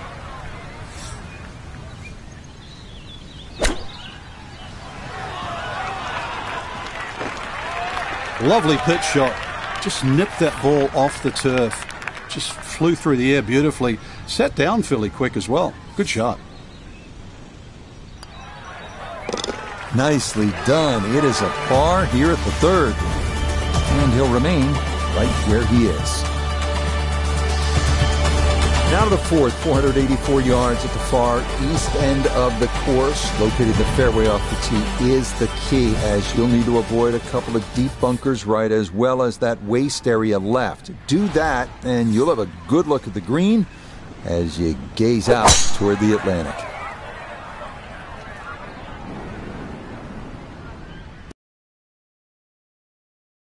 Nicely, just right of center, and that'll be fine. In the heart of the fairway, 180 yards in.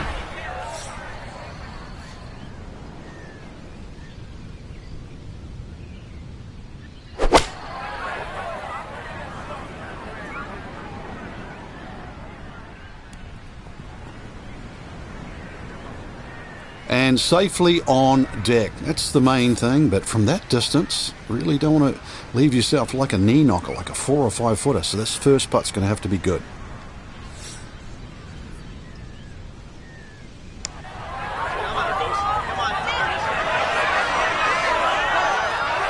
Will that stop?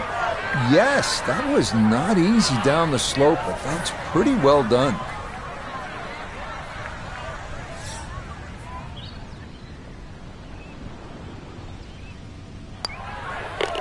That one finished off. It's in for par. And he'll stay right where he is.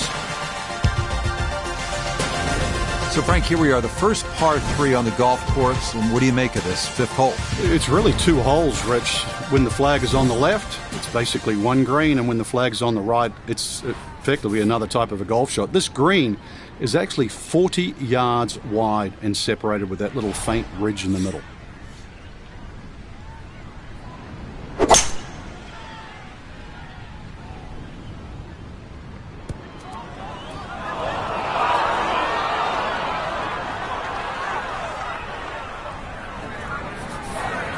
Now from the bunker. Just a little splash out on this par 3.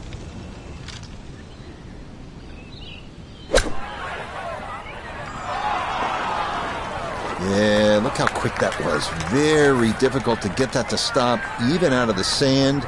And that race is right on by.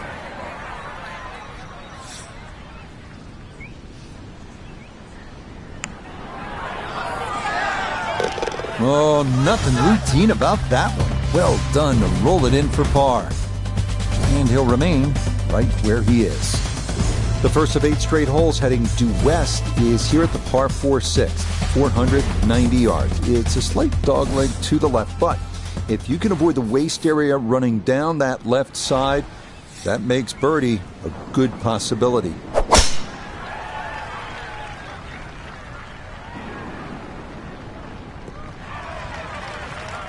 Yeah, that's a nice swing, and the result is going to be a tee shot that is set up just fine. Breeze at his back shoulder as he lines up his second from the fairway.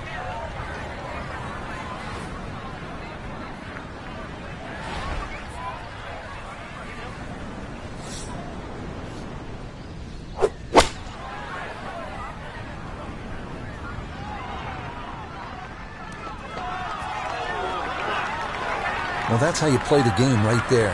Knock it on the green and give yourself a good look at birdie. Let's bring in Nota Begay III for a look at birdie. And an ideal look here, just moving slightly to the left.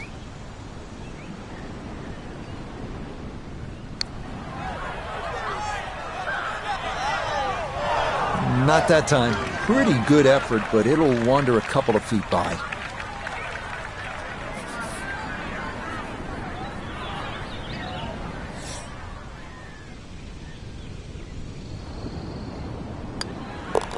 Safely in for par here at the 6th.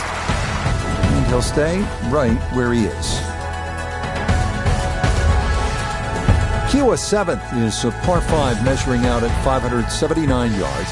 If he can take a drive over the edge of that right side bunker area, you'll have a good chance of getting on the green in 2.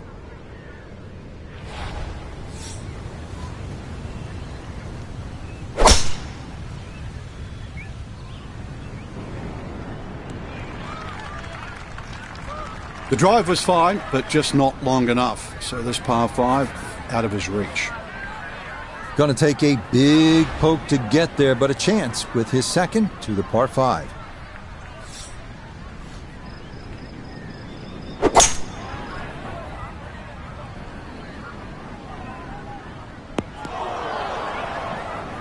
Two solid shots at the par 5 and found the green side bunker.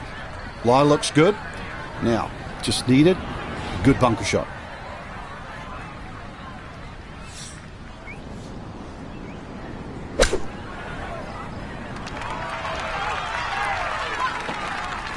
All right, not exactly what you're hoping for, but safely on the putting surface with birdie still in play.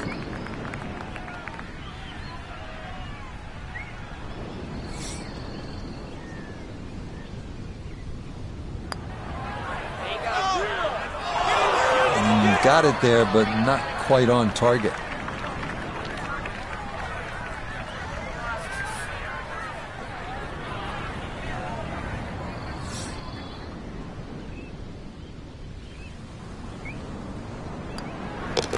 Okay, safely in for his par. And he'll remain right where he is. Second par 3 here on the front side, the 8th. Frank, it appears to be relatively simple, but I'm guessing there's a little more to it. There certainly is. You've got to respect the back of this green on this par 3. Anything over the back is almost an automatic bogey. And also there's a faint ridge in this green, a good 12, 13 paces on.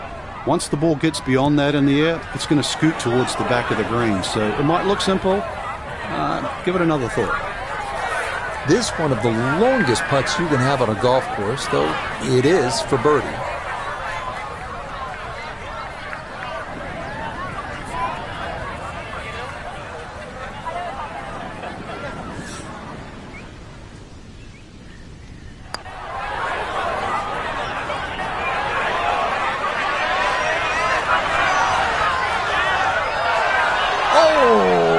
Can't tell you how good that is to get it to stop where it did from that far away. That is a super putt.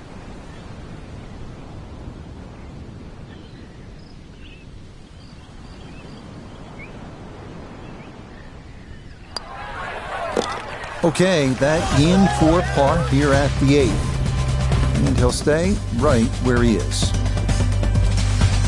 The final hole on this front side is a right to left par 4 at 514 yards. A lone putt bunker right off the tee must be avoided, and most players will be left with a mid to long iron into a green with more than its share of humps and hollows.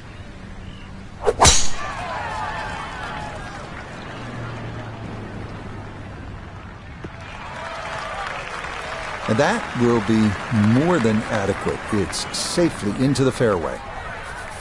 A left to right breeze, something to consider here as he eyes this second shot.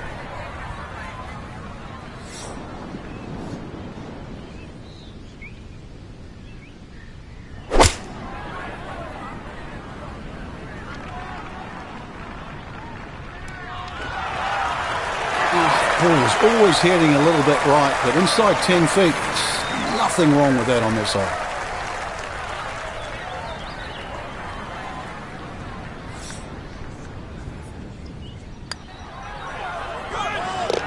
Nothing to it. Well done. It's a birdie here at the 9th, and this will be a 1 under front side as he goes out in 35.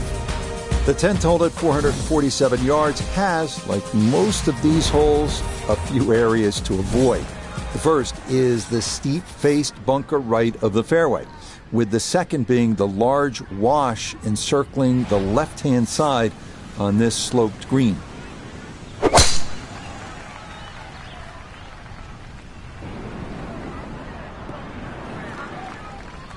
Looking for a strong finishing kick here on this Friday to get set up for the weekend, and that another good drive here.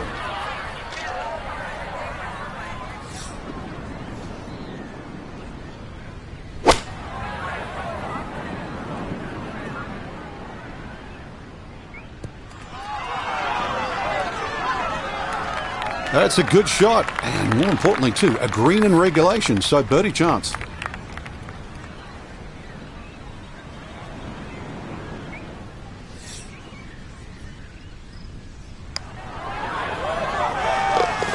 Okay, well done. A couple of birdies here sandwiched around the turn at 9 and 10. And with it, he's going to move to within 3 of the lead. Par 5 11th, and another scoring opportunity here early on the backside, Frank. This par 5, it looks very easy to hit it down the left side, but in actual fact, you've got to aim a little down the right side, and the reason why is this fairway actually kicks or cambers from right to left. So anything down the middle, chances are it's going to finish in the rough. Find the fairway, then this hole opens up. There's certainly a lot of different ways to play a par 5. You're going to have to figure out the best way to play this par 5 using 3 shots to reach the green.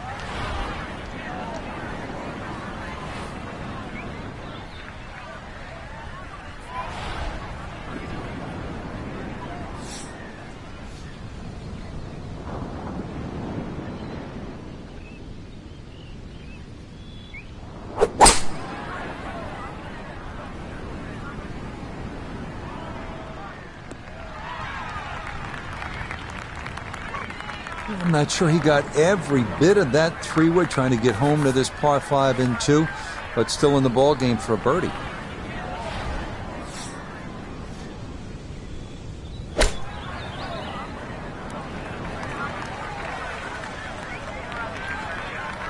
Okay, sensible play right there, and that one on deck.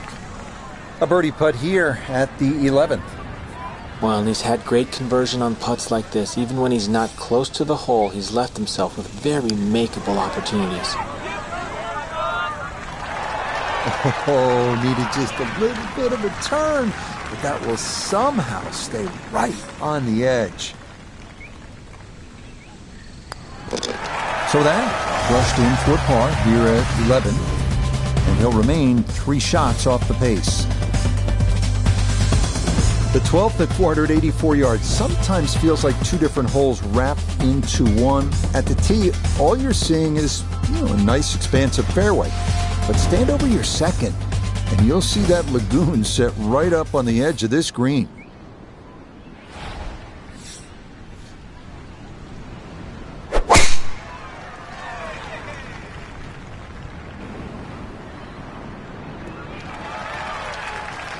Looking for a strong finishing kick here on this Friday to get set up for the weekend, and that another good drive here.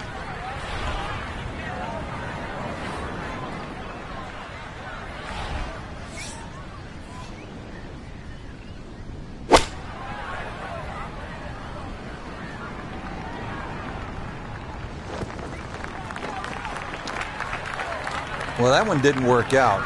Didn't look bad in the air. It hit the green, but didn't sit. Yeah, it was never going to stop.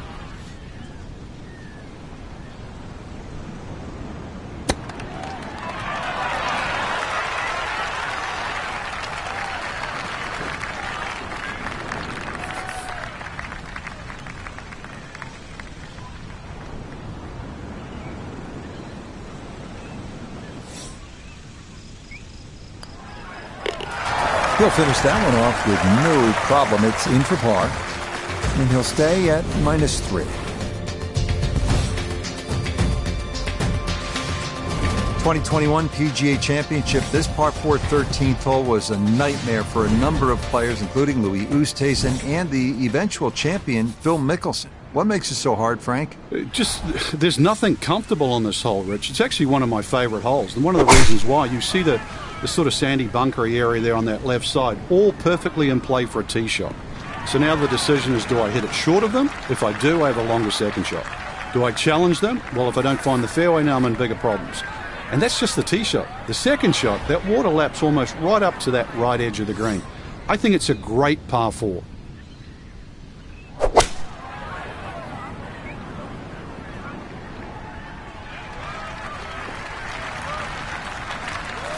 This would be a big bonus if it went in, more than likely just trying to get this one close.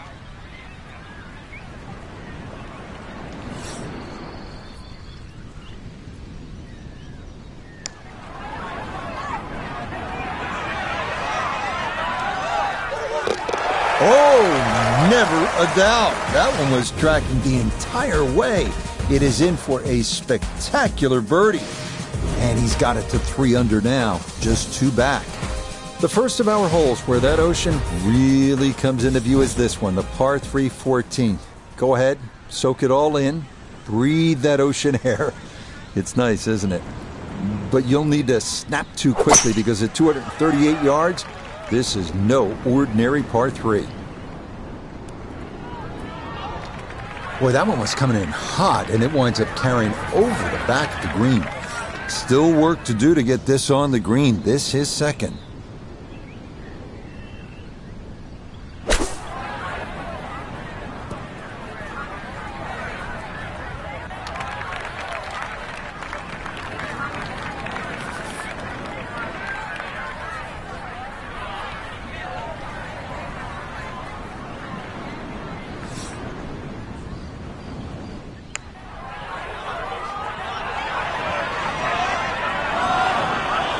Oh, what a par save that would have been.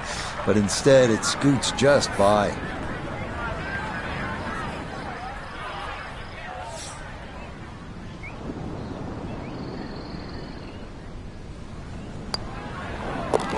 Safely in. It's a bogey here at 14.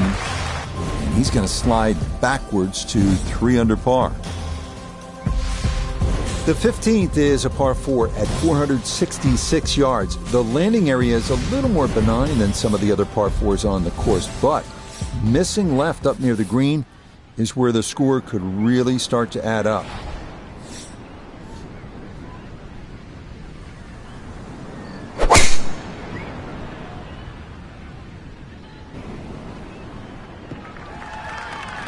Looking for a strong finishing kick here on this Friday to get set up for the weekend, and that another good drive here.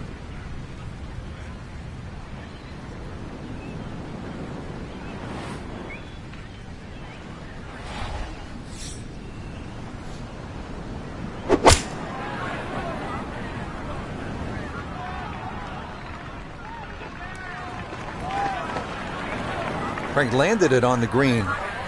It was never going to stop. No chance.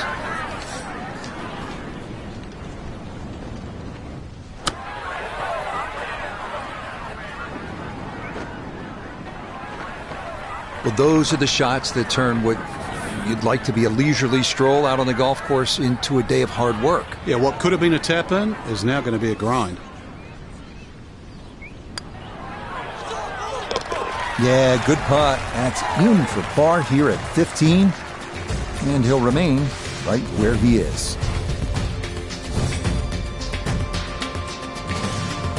Final par 5 of the day here at the Ocean Course is the 16th. Frank, this was a pivotal hole down the stretch at the 2021 PGA Championship. It certainly was reachable in the right conditions, but you look at that fairway, even though it's wide, it's split in 2 sections. The right side is the flat side and the top side. The left side of this fairway, it all runs down to the hill. You've got to be a little lucky, but good-looking hole. That green sitting up on the top of the hill as well with a huge sandy area on the left. So if anything, just respect the right side when you're coming into this par 5 green. But remember, you are playing a great par 5.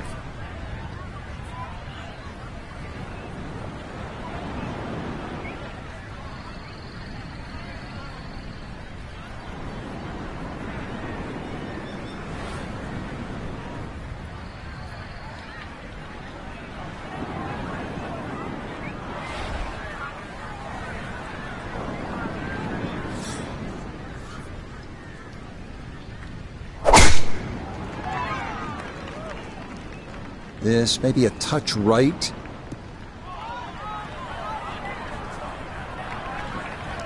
No fairway here. This one in that rough.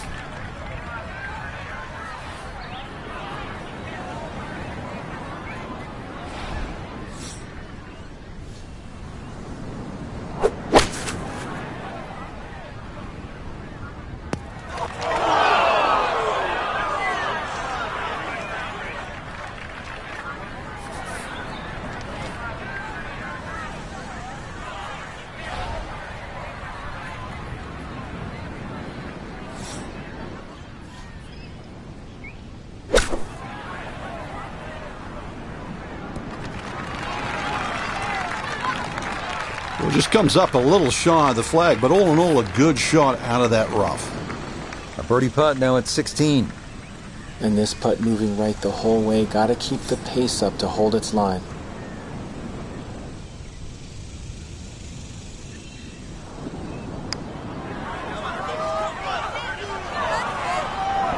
Nah, that was low from the start. Yeah, I think he knew right away that was never going to get there.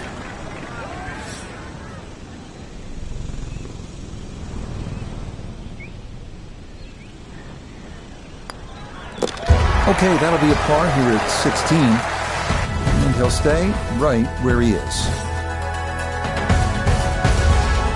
You think TPC Sawgrass has Pete Dye's most diabolical par 3 17th? This one is a close second at 223 yards. It is a full carryover water to a green that slopes left to right towards the water. If you try to play it safe and go left, 2 deep bunkers are there to make life difficult.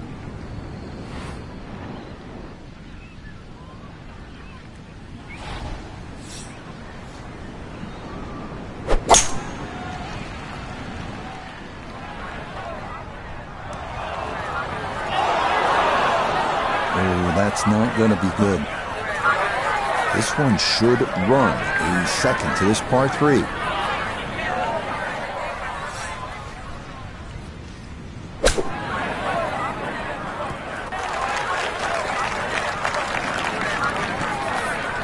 This one measures out to 15 feet.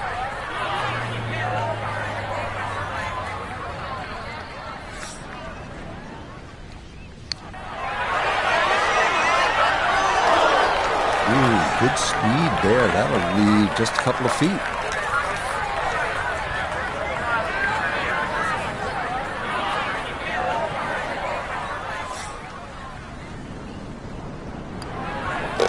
That one finished off for bogey here at 17. And that's going to drop him to 2 under. Frank, as a competitor, what's the importance of getting it to the house in a clean fashion with a good, hard-earned 4 on a hole like this? It's imperative, Rich. First of all, you have to minimize your mistakes in any sport. And the fact that scoreboard pressure also accounts for something. But this is just a great golf course. We're finally seeing a golf course where you see every club in the bag actually being hit. So get it in, sign that scorecard, and be proud of it. Wind coming from his right as he gets set for his second.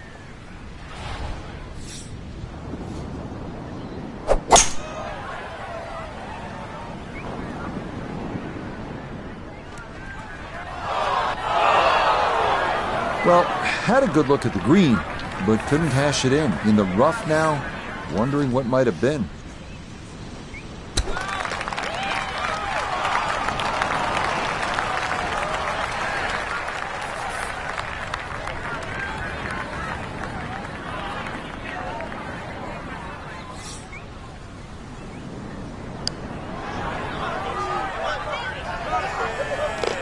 Oh, that's a nice one there. A long one for his par here at 18. So for our featured golfer, Frank, it is on to the weekend. Who knows, if you get out early on Saturday, try and post a number.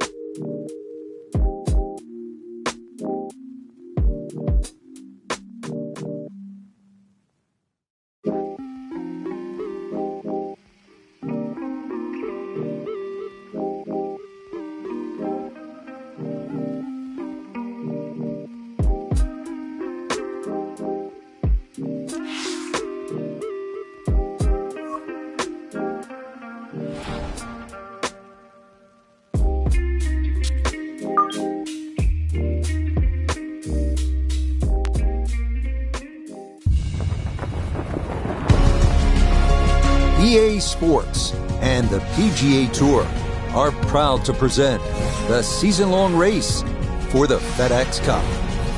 From the ocean course at Kiowa Island Golf Resort, live third-round coverage of the Carolina Open. Rich Lerner here in our tower overlooking the 18th green. Frank Nobilo is by my side. Out on the course, we've got Nota Begay III and Iona Stephen as we check the Saturday leaderboard. Aaron Wise is your leader. He sits at 10 under par. And that should be just fine. Good drive there to get the Saturday round underway.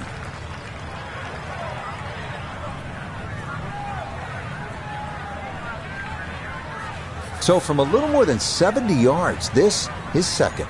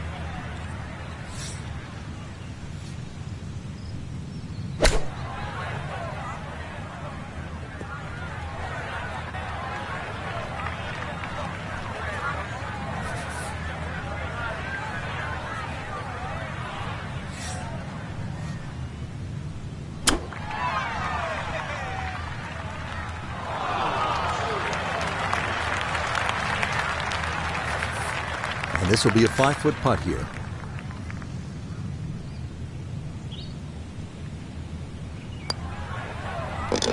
Well done. That is in for a par here at the first. And he'll stay at 2 under. Frank, looking out onto that marsh, no doubt there are alligators roaming around. So it's a good time to remind our players that this is where they decide how much of that marsh they want to bite off with the tee shot here. Yeah, I don't really advise biting too much off, Rich. This is almost an S-shaped par 5. I mean, there's a long run up down that right side. So basically anything in a straight line, a good tee shot, still going to be able to reach.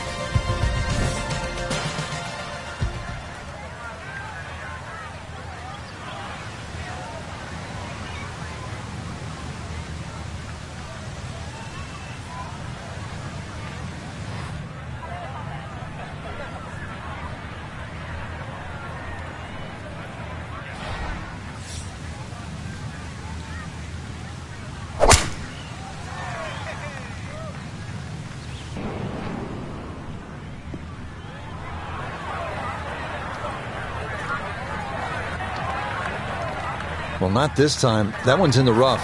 Might be a tough shot coming up.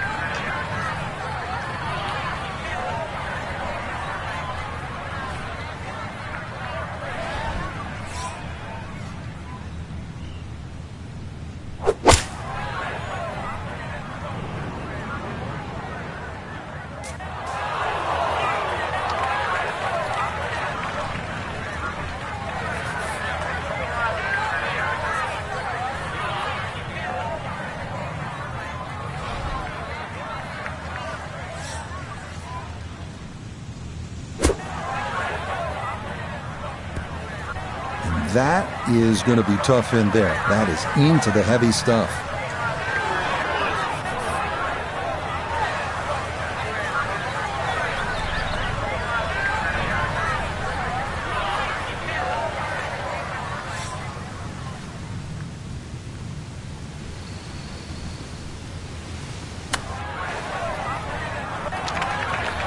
And that is not the worst shot in the world, but obviously could have been better.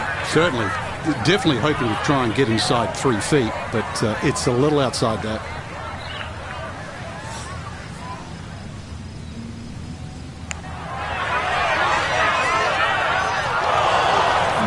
Not quite on line, and that'll drift a couple feet by.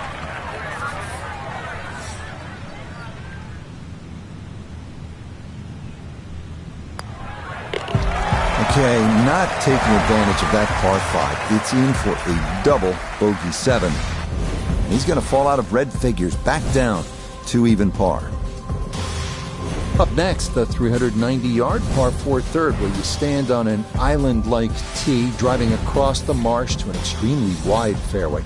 You have to be precise on your approach here because of the elevated tabletop green. Miss the putting surface, and par is a challenge.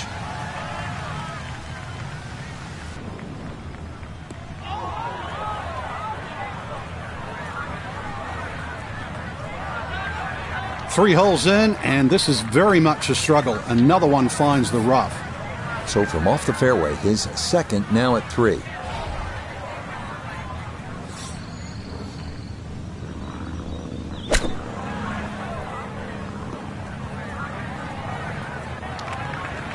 Always tough to get a decent flight out of the rough. And you could see that ball was never soaring out of that light.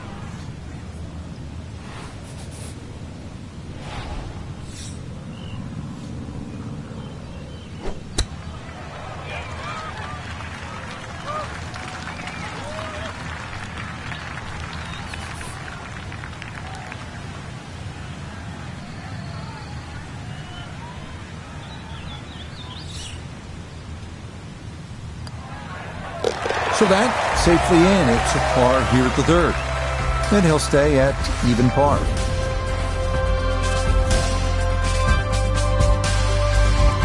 Well, Frank, this is the hardest hole on the outward 9. What makes it so difficult? It's dead flat, Rich. There's very little that you can see off the tee, so you have a blind tee shot with a big carry.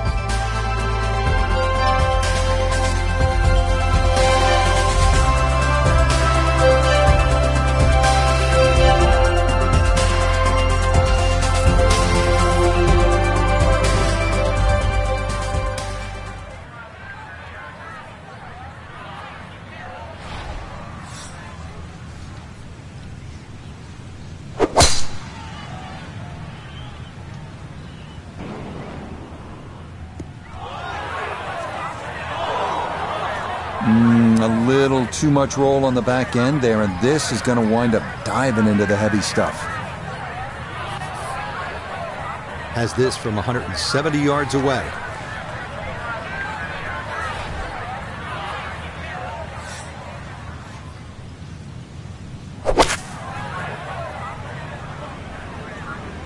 Oh dear, that looks thick in there.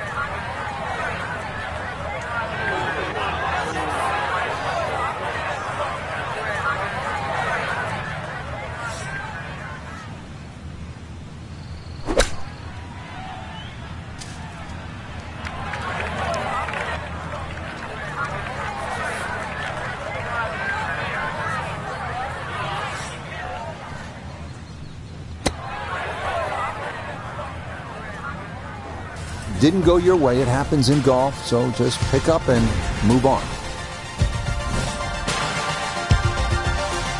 Here we are now at the first par 3 on the course, 207-yard fifth. Massive green will entice you, but be careful. If you're on the wrong part of the putting surface, a 2-putt will be a challenge.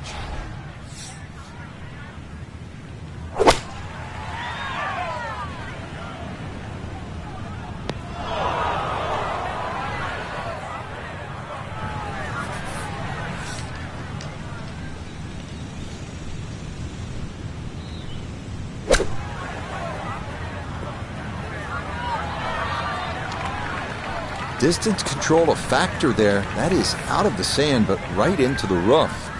So after escaping the bunker, this a third try at getting on this par 3. I don't think he's going to fall in love with that one, Frank, but it won't hurt him. No, but you'd expect from there to sort of get it within kicking distance. Now you got to work.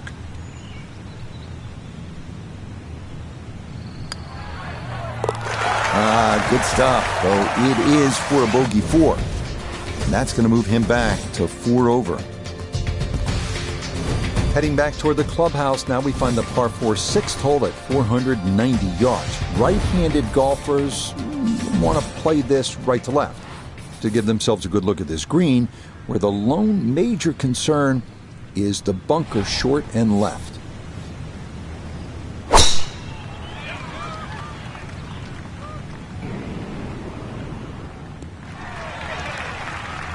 A solid, good drive in the fairway. He'll be factoring in this breeze in his face as he sets for a second.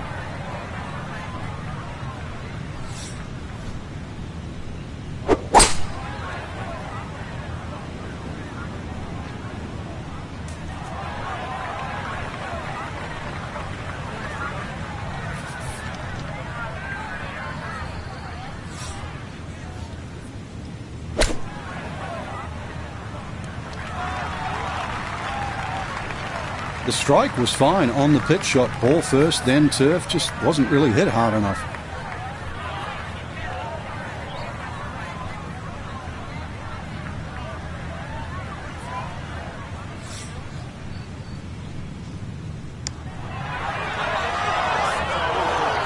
Not that time.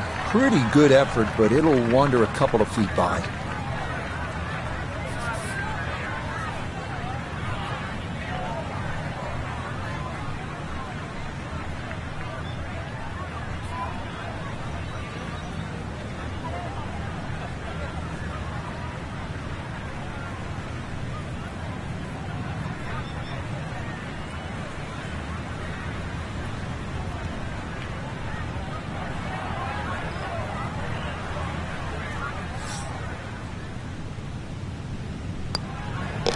Okay, it's a bogey here at number 6. And he'll fall back now to 5 over par.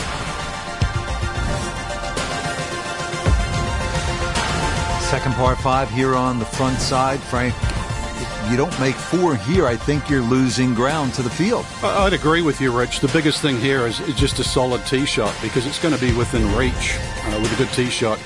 If you didn't hit your best, then you have to be careful with those trees up on the right side by the green. I've caught a few people out over the years.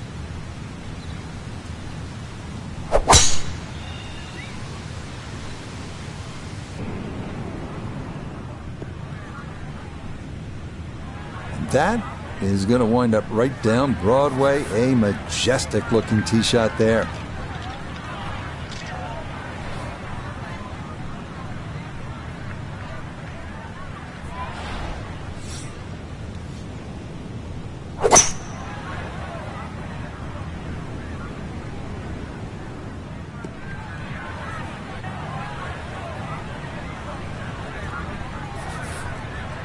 Third shot, looking for a good one.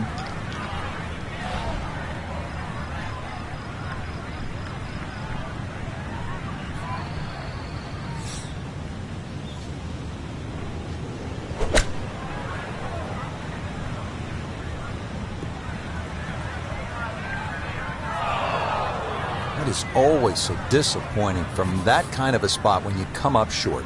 Yeah, you're licking your chops over that one. A shot you think you could hit directly at the flag. Now, test for the short game.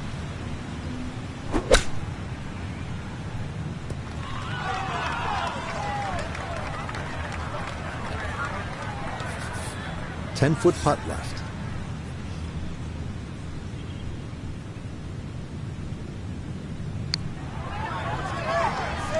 Yep, well done. That's in for par here at 7.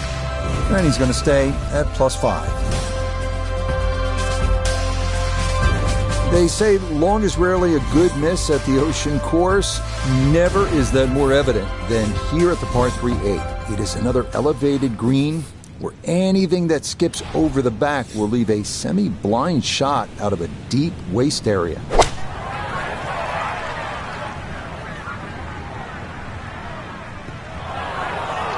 And that one not on the green, but not in a terrible spot either. Sitting up in the short grass. Second shot now, here at the par 3.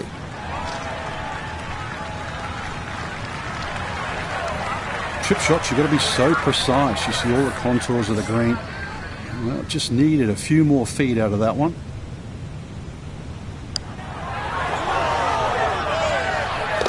Oh, that'll bring a wry smile. A very good putt there to save his par. And he'll remain right where he is. Hole number 9 here at the Ocean course is a long par 4 at a robust 514 yards. Flat lies, difficult to find anywhere from the rolling fairway to the undulating green. A 4, that's a great way to finish out this front side.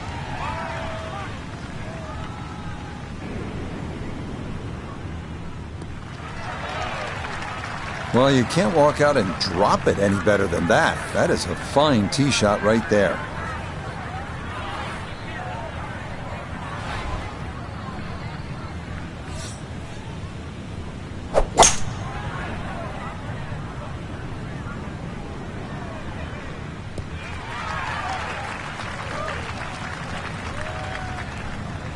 And how about that for a nice approach from way out? That one finds the green with a birdie putt on tap.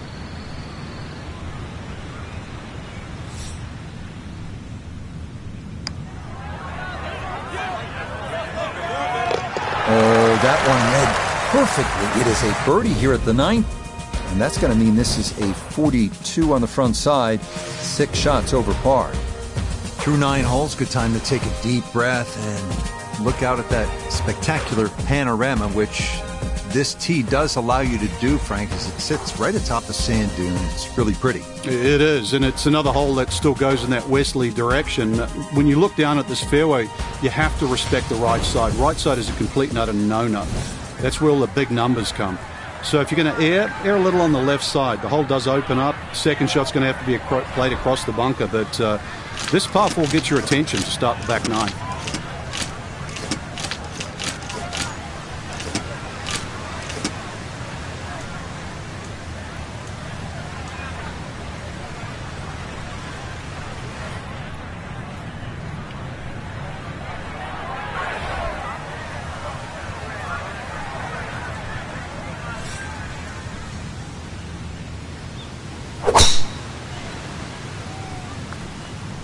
That's up the left side.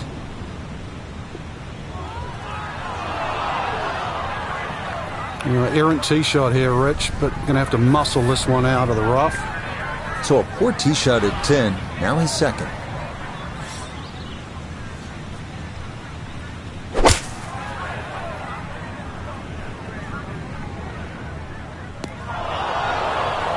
Ooh, that's where the wayward previous shot will cost you. Failed to reach the green from the rough, and now it's time to scramble. Not going to be easy. Yeah, look how quick that was. Very difficult to get that to stop, even out of the sand, and that race is right on by.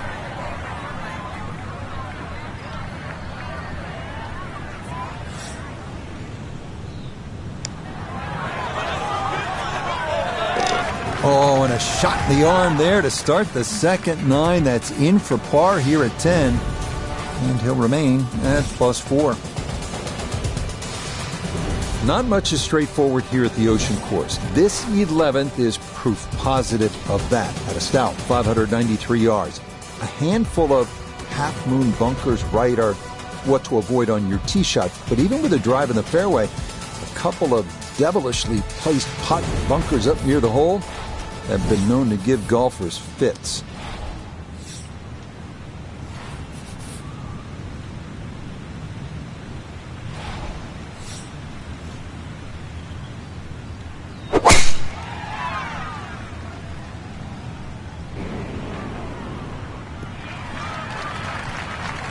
Yeah, all about hitting the fairway here, and that is right where you want to be. Still well over 300 yards to the flag, so getting this to a good number, the key here for his second.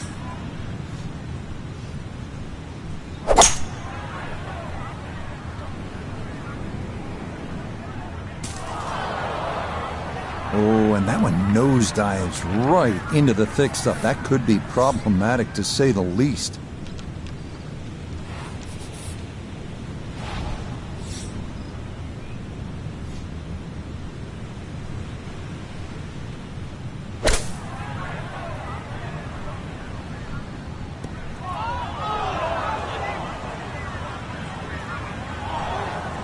It's tough to take an extra club out of that lie, Rich, because it's always in the back of your mind. If you hit it properly, it's going to email the green. Gave that one everything he had, and he really gouged it, and still, it was short.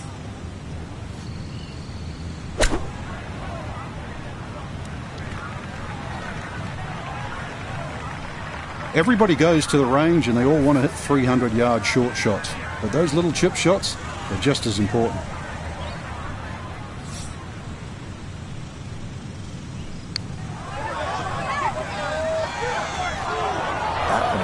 just going to sneak on by.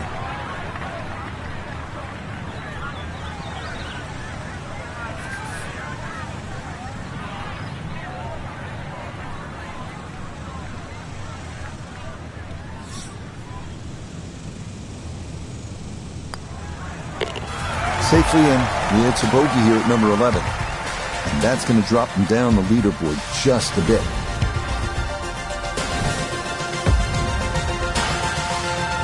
More fun now from Pete Dye here at the par 4 12. This is the widest fairway on the golf course, but then it is one of the narrowest approaches. Yeah, it's also the start of two very important par 4s here at Kiwa Ridge, because the drive here and 13 has to be spot on. This one has bunkers, but both second shots will have water in play.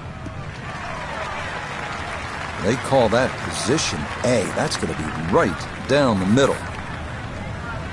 To where the hole is cut, just about 190 yards, Frank.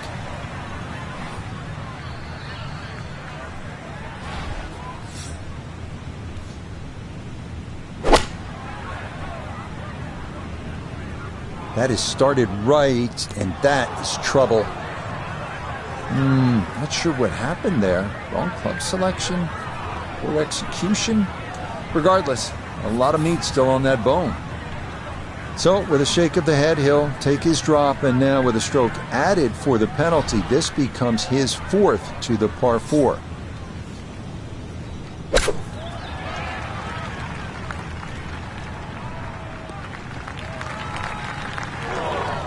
Well, he'll be disappointed with that, no doubt. Yeah, swing didn't quite look right on that one.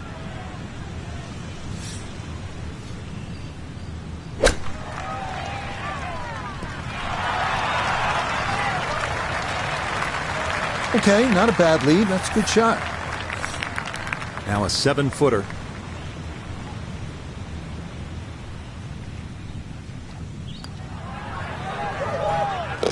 Yeah, that's good roll. And back in for a 6 here at the par 4. And he'll slide a bit further here to 7 over par. The par 4 13th here at the Ocean Course is a beauty, manning strategy off the tee. Challenging the canal running down the right side allows you to possibly shorten the hole, but playing away from the canal brings a cluster of pot bunkers into play left. This starting toward the right side. No issues here. That is into the fairway.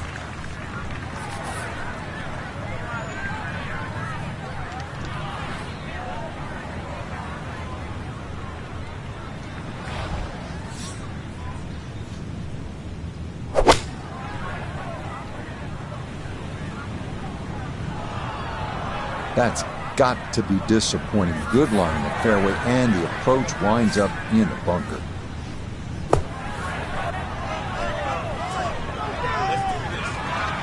Yeah, that'll do just fine. Had a pretty good run at that, and par should be pretty well within reach. Nope, didn't see the break, and that slides by to the left.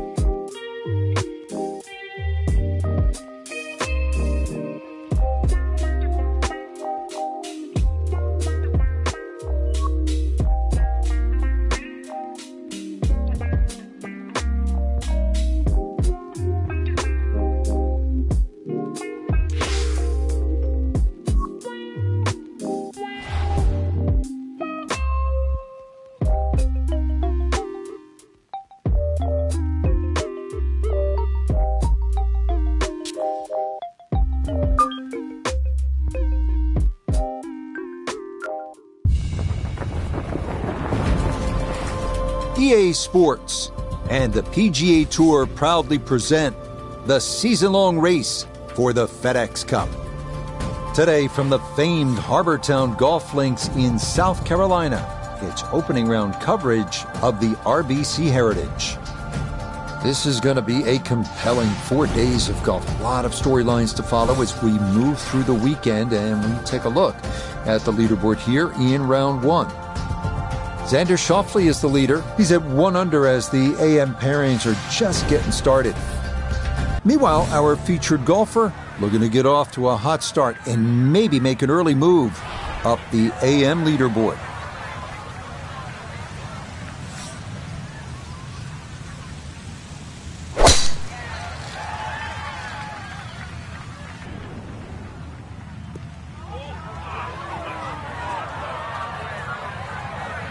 And that is not a fairway hit. It's definitely gone into the rough. Certainly not the start everybody was expecting. So a missed fairway at 1, now his second.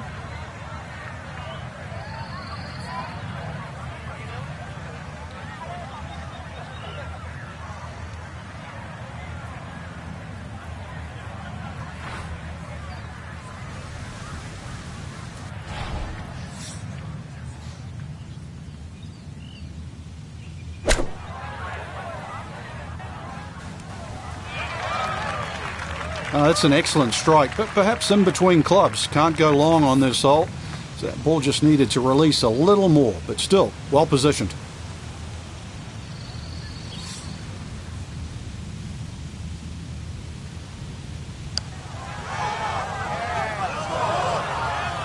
Nope.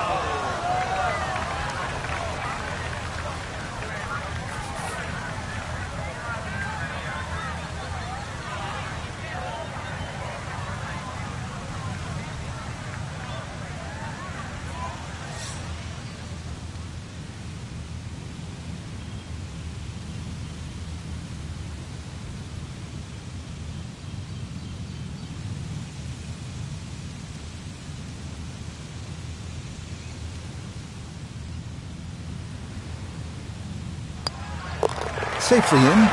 It's a par here at the first, and he'll stay at level par.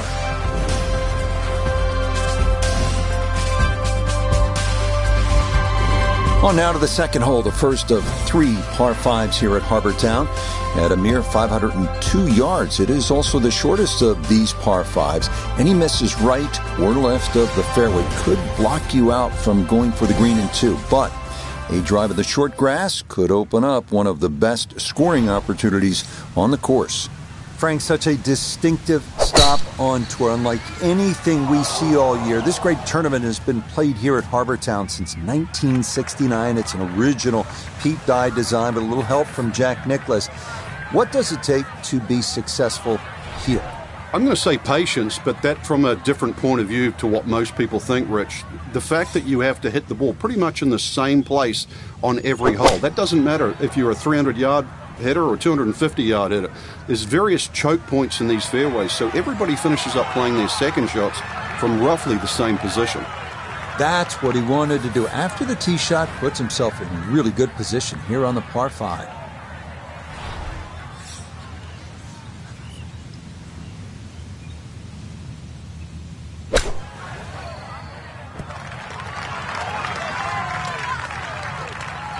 Okay, on the green, but that's going to leave a putt that will get your attention.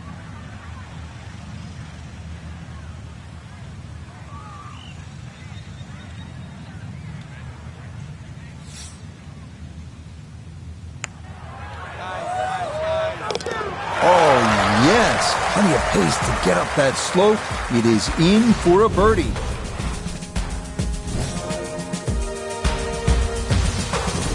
Up next, the 469-yard par 4 third. Trees lining both sides of the fairway, so a straight tee shot is imperative. More bogeys than birdies here, so most players are happy with a par.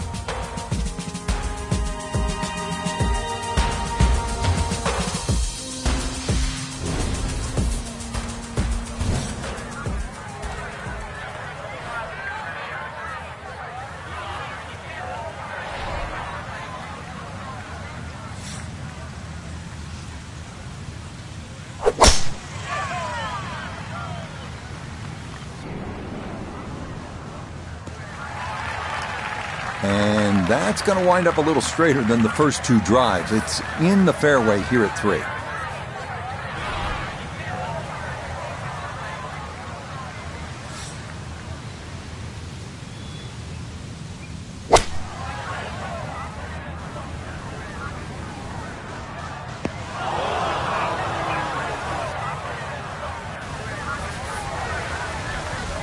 Good little bunker shot. Just splash it out, let the ball run towards the flag.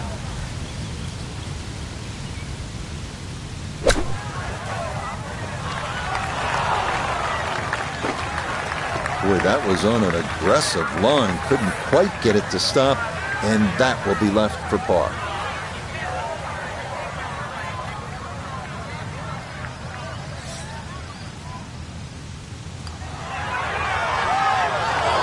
Oh, maybe a mystery there, and that curls by to the left.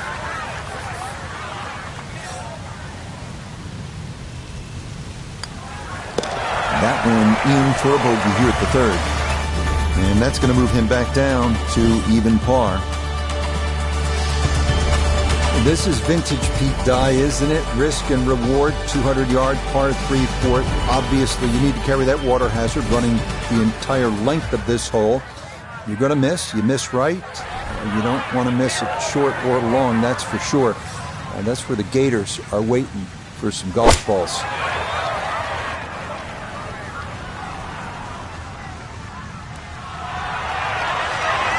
Oh, he gets that one to stop perfectly. That is very well judged.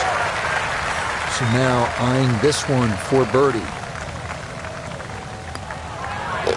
Not much to that. It is a birdie here at 4, and he'll get into red figures at 1 under, just a shot off the lead. Now to the second of the par 5s, the 549-yard 5th. It's a dogleg left off the tee with bunkers on either side of the fairway, but a good drive up near or beyond that cart path should leave you with a good look into a green that slopes off to the right.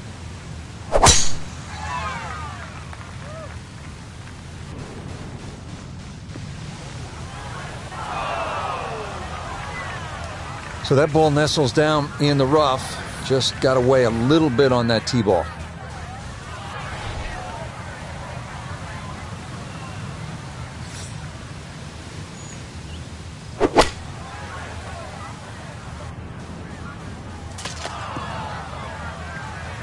And that second shot on this par 5, it just came out too low. Came out like a bullet. That first bounce, it wasn't going to stop. Second bounce wasn't going to stop.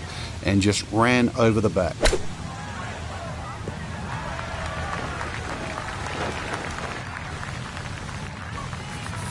This a shade better than 50% on the make percentage. It's for birdie.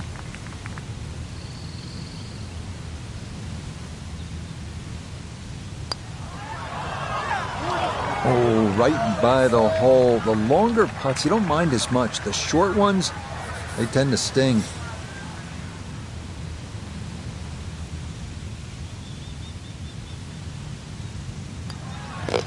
That one finished off. It is a par here at 5, and he'll remain at 1 under par.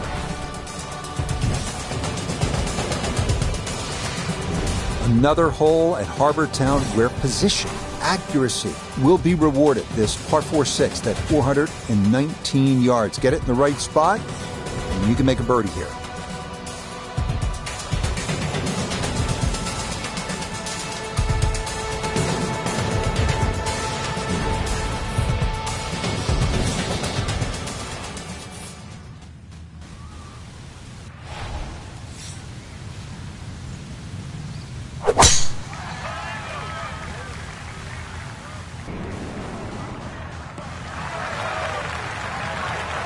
That is made to measure right there, right in the center of the fairway.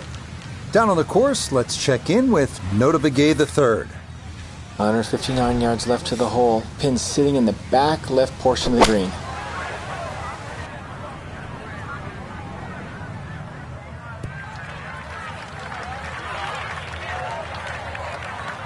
And that one barely makes the front of the green. Do you realize if you just miss it the middle of the club by 1/4 of an inch, you lose 10%. That's right, 10%.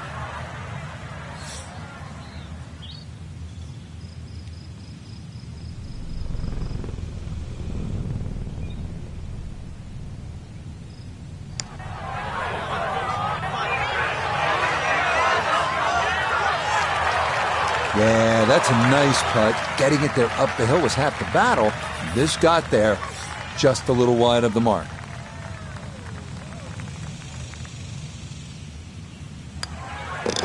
Safely in for par here at the 6th. And he'll remain in red figures at 1 under. On to the 7th at 195 yards. This one of the tougher par 3s on the course. The water shouldn't be a big issue. More pressing, those two giant trees that serve like sentries at the front of the green. Any ball that gets hung up in there could very likely come down in that bunker that encircles about 90% of the green.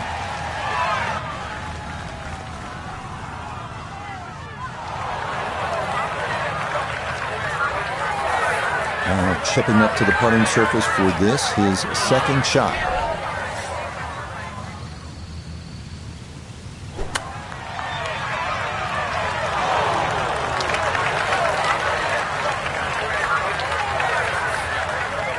Just 5 feet left.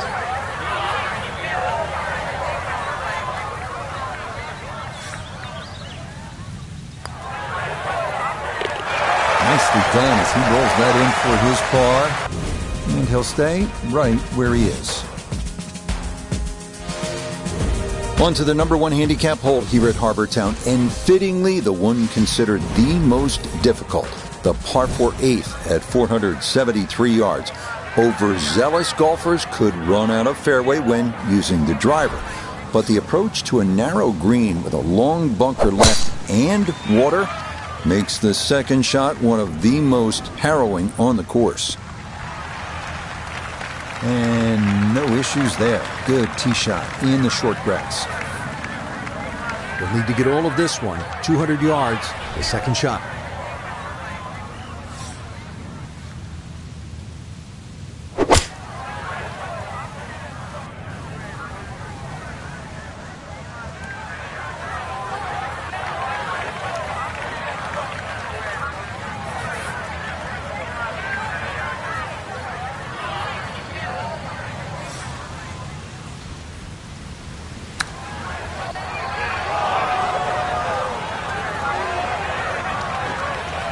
And that's not exactly ideal.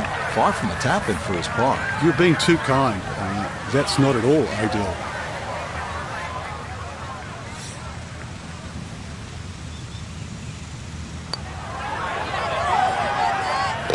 Okay, good roll there. It is a par here at the 8th, and he'll remain right where he is. We wrap up the front 9 here at Harbour Town with the 332-yard par 4-9.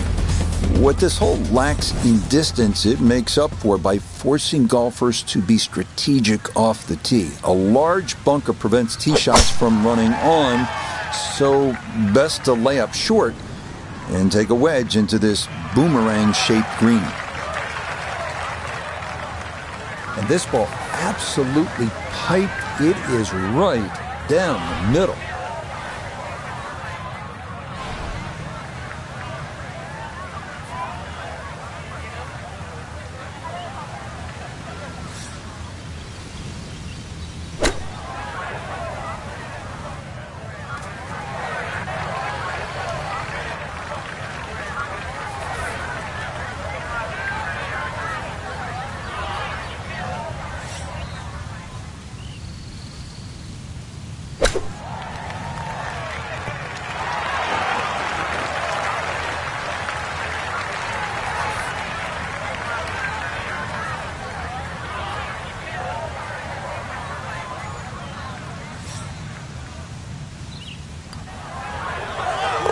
Okay, good putt there for his par here at the 9th. And that will mean it's a front 9 score of 35, 1 under par.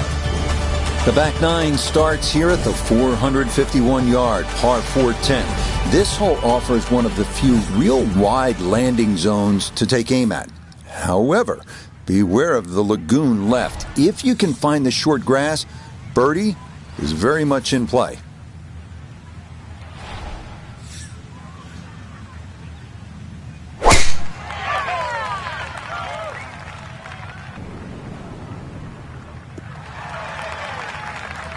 just what you want at this point in the round. You're trying to find a rhythm, hit fairways, hit the middle of the club face. That's what they did right there.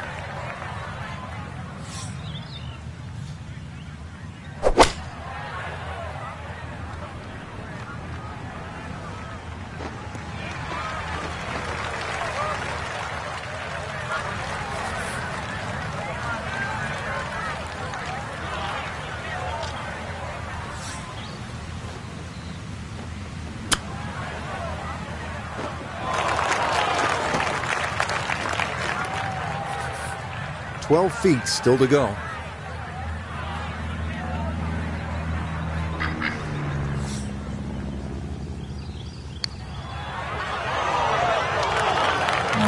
Not quite on line, and that'll drift a couple feet by.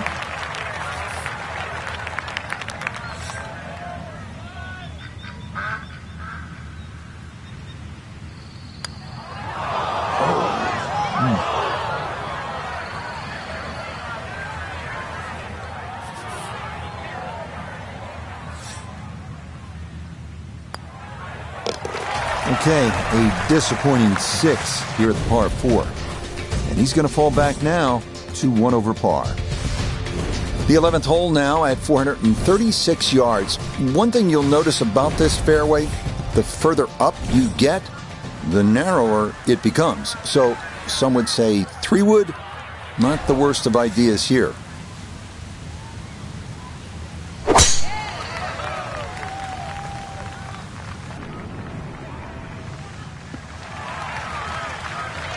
It's so hard to bounce back after a huge score, especially when you're still reeling from it. But try and pull the screws back in the head there. Just take a little breath, maybe 2. Decent swing. Don't try and kill it. Exactly like that. Really good shot. Well, had a good look at the green, but couldn't cash it in the rough now, wondering what might have been.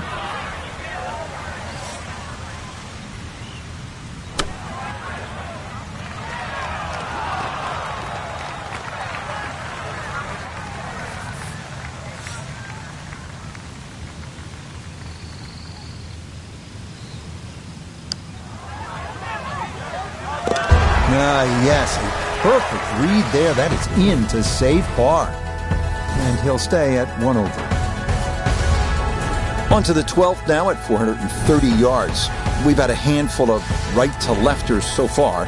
This one's going to work the other way. As we've mentioned before, accuracy is the key off the tee, as some of those pine trees can reach out and grab you if your tee shot's not where it needs to be. This one working up the right side. Well, not this time. That one's in the rough. Might be a tough shot coming up.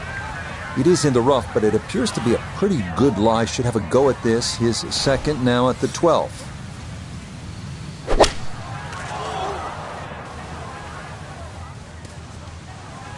Nah, just caught it fat out of the rough. Never had a chance of reaching, and now it is time to regroup and try to escape with a par.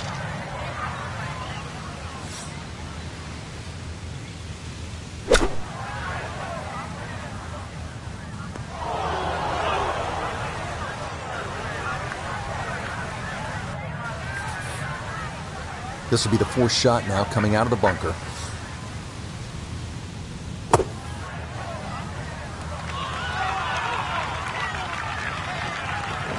Oh, what a good job of keeping that club face open throughout contact. You saw the big splash, and this winds up just a few feet from the hole.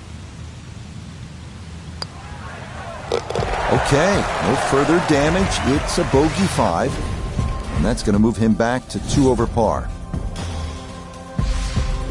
So many visually arresting holes here at Harbortown. This might be the best of the bunch.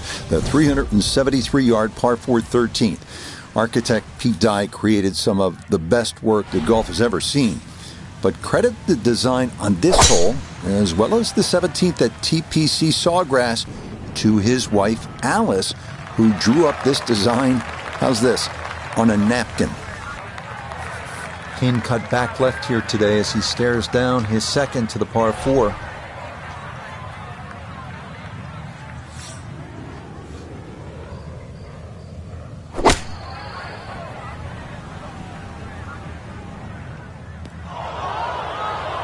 Well, at least he can draw on the experience from the previous hole.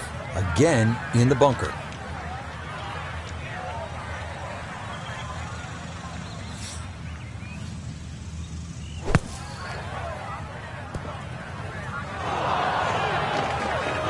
And that ball kind of got away a bit coming out of the bunker, and it is going to roll off onto the fringe.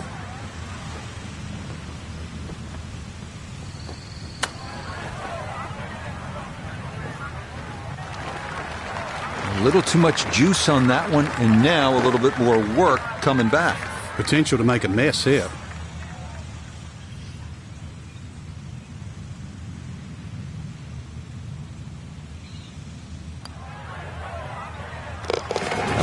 Good putt there. It's a bogey 5 here at the par 4. And he'll slide back now to 3 over par. The 14th now at Harbor Town, a par 3 at 190 yards. Don't let the fact that this is the number 18 handicap hole fool you. The danger is self-evident on this hole as water runs all along the right side of the green.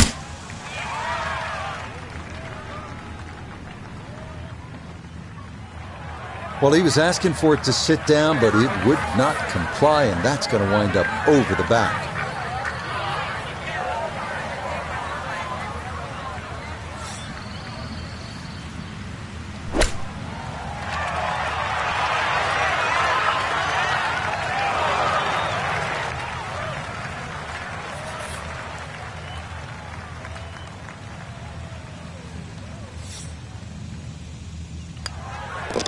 No issues there. It is a par here at 14. And he'll hold steady at +3.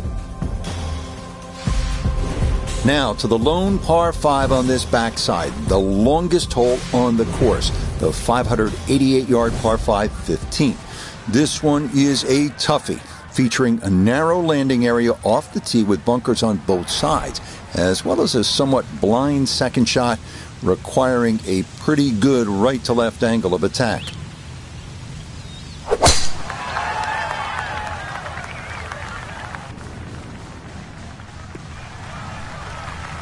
Nothing to fault there, safely in the fairway.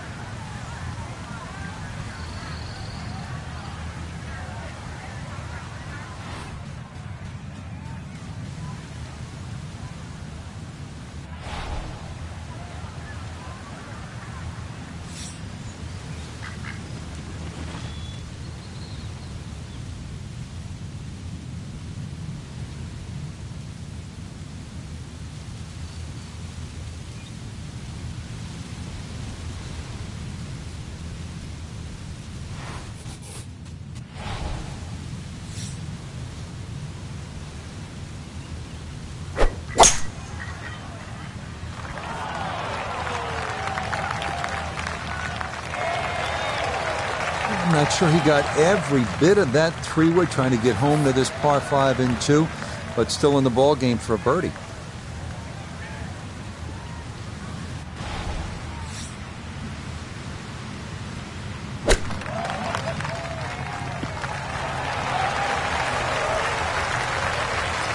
Okay, not too bad there. The putter has not been at its best, but this is a good look for birdie.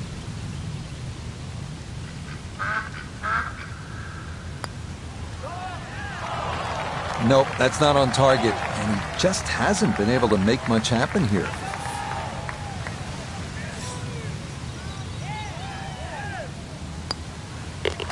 Okay, a solid par here at the 15th, and he'll stay right where he is. We start to make our way toward the blue waters of Calabogie Sound as we come to the 434-yard par 4 16th. A well-placed tee shot will leave you with a fairly short iron into a small egg-shaped green.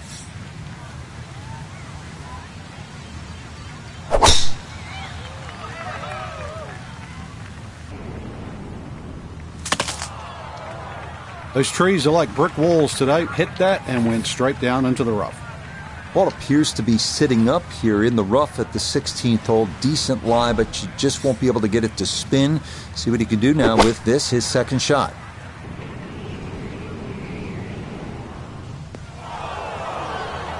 Ooh, that's where the wayward previous shot will cost you. Failed to reach the green from the rough, and now it's time to scramble. Not going to be easy.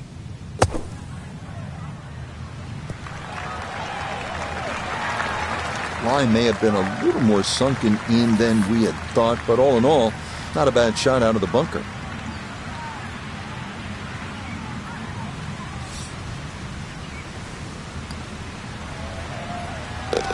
Okay, didn't want to let that one get away. It is a par here at 16, and he'll remain right where he is. You come to the 17th hole, and you finally realize, that's right, I'm on an island. It's a par 3 measuring out at 174 yards. A spectacular view looking out over the water toward Defusky Island. The biggest issue here, that bunker that juts across the front and left portions of the green.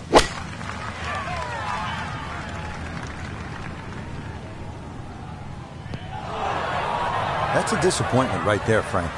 Yeah, green light special, really. Come up considerably short.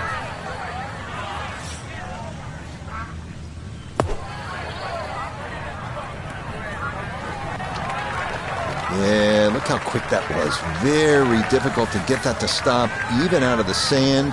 And that race is right on by.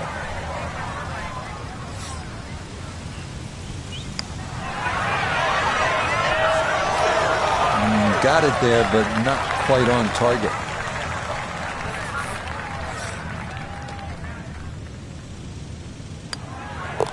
That one finished off for bogey here at 17. And that's going to move him back to 4 over. What a finishing hole this is. At 472 yards, the par 4 18th. Most will try to aim just right of that Hilton Head Lighthouse in the distance. And that sets up an approach with trouble left and long and a large bailout area to the right. This one turning left a bit off the tee. Yeah, nothing to fault there. Good balance, good follow through, and a good start to this hole. Breeze at his back shoulder as he lines up his second from the fairway.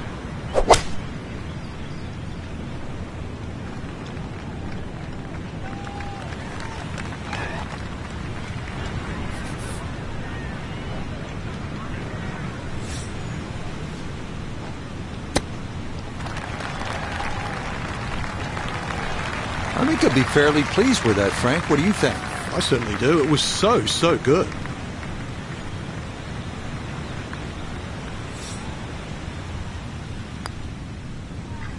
So a tap in there. That's for par at the last. And this will be a disappointing opening round of 75. For the golfer we had our eye on, no other way to say it, Frank. Just not a real good day.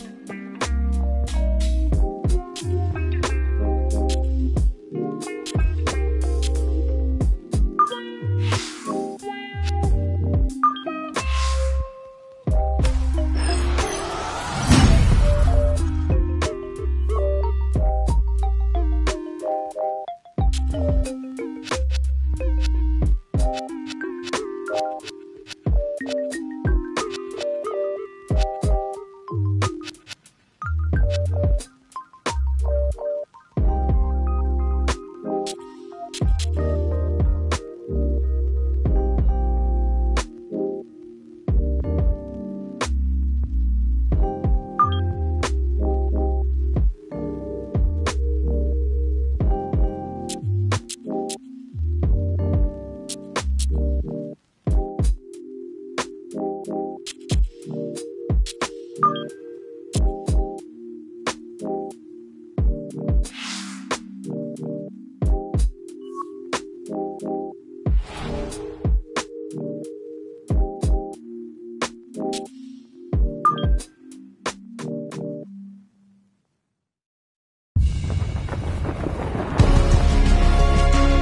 Sports and the PGA Tour proudly present the season-long race for the FedEx Cup. Today from Hilton Head Island in South Carolina and Harbor Town Golf Links, live second-round coverage of the RBC Heritage.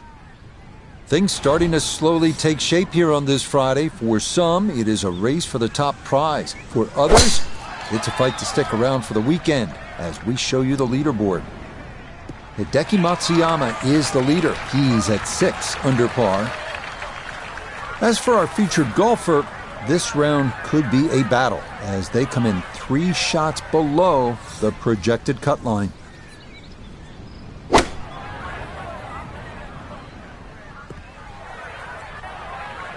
Well, he'll be disappointed with that, no doubt. Yeah, swing didn't quite look right on that one.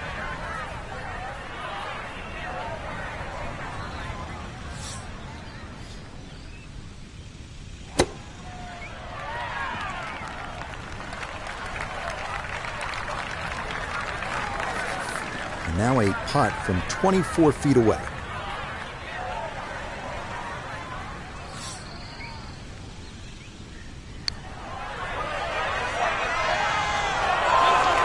That one just going to sneak on by.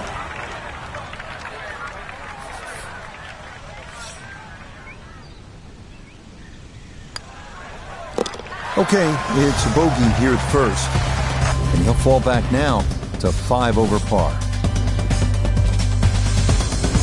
Here's a chance to make a birdie early in the round. Second hole at Harbor Town is a relatively short par 5 at a little more than 500 yards. Again, the key, and this is the case all over the golf course, you have to put your tee shot in the right spot, and here it is on that left side of the fairway.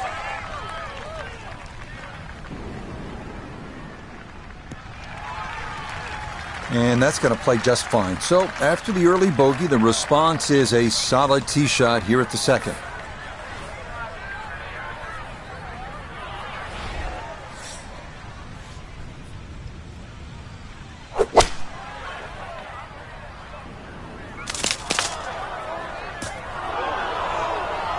Now, this par 5 green is well protected. That's 2 good shots, but that bunker's there for a reason. Now, with some nifty sand play, we're looking at 4.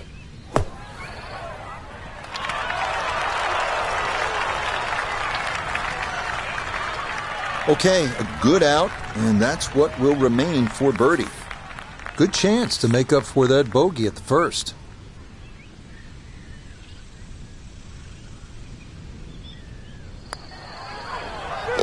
Yeah, well done. It's a birdie here at the second. And hopefully that can jumpstart the round because it's going to take a good one to overcome yesterday's performance and make it through to the weekend. This third hole at 469 yards is pure Harbor Town. It's narrow. The emphasis here is on hitting your tee shot in play. And a par is a good score, I promise you.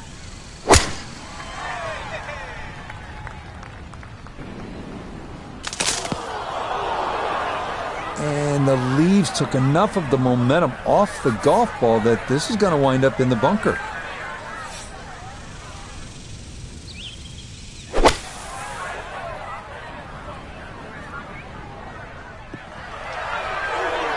Just not quite the best of strikes, so going to require a good chip now.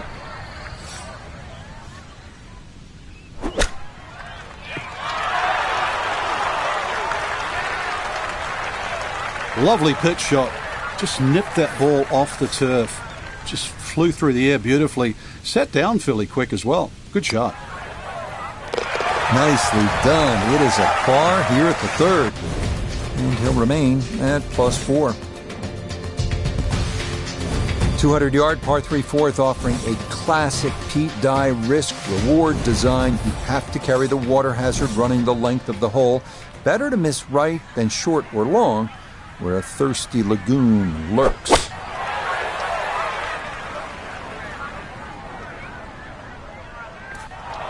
And that one not on the green, but not a terrible spot either, sitting up in the short grass. Now, from the apron, a second to the par 3.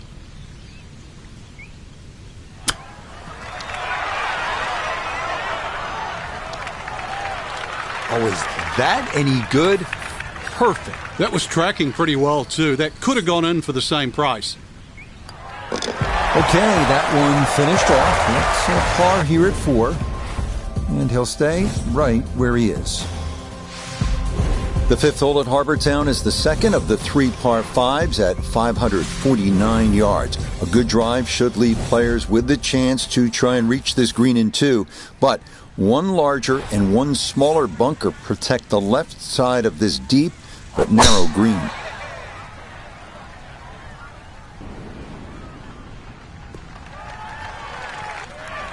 Yeah, good swing and a good result, as that is safely into the fairway.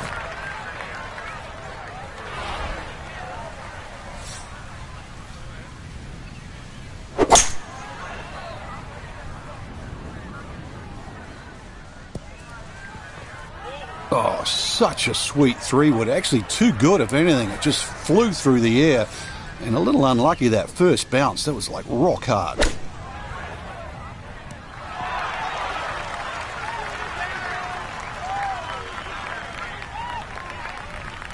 Really in control of this hole. Birdie yesterday and another opportunity on the way.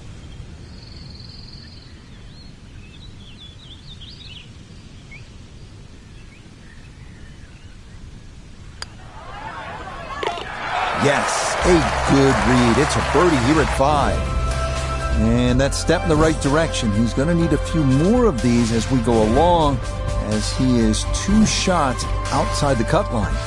Onward now to the 419-yard par 4-6. Dog leg right. Best to aim the tee shot to the left of the fairway bunker on the right. Land there, and the green is very accessible, and a birdie might be in the offing. Wind pushing this one a little to the right. Yeah, that will get a little bit of run. That will be just fine. Second shot straight ahead, and we go to Iona Stephen. He's in a good spot, 126 yards left to the flag. Pin on the right-hand side, so plenty of room to the left of it. Well, this is straight at it. That's a really good line. Good shot. Safely on the green and a birdie chance.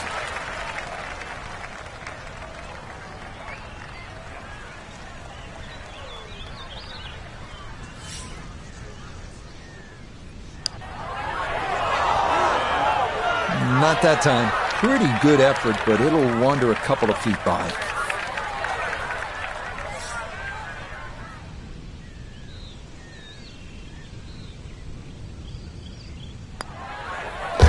Okay, that one finished off for a par. And he'll remain right where he is.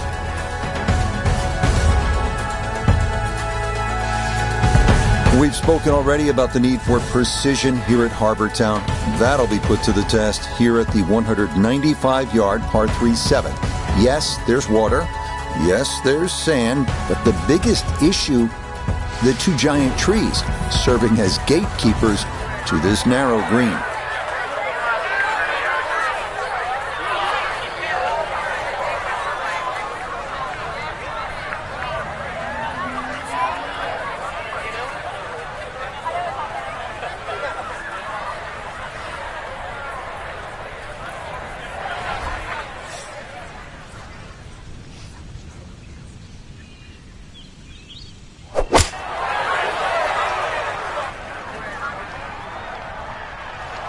And that one not on the green, but not a terrible spot either, sitting up in the short grass.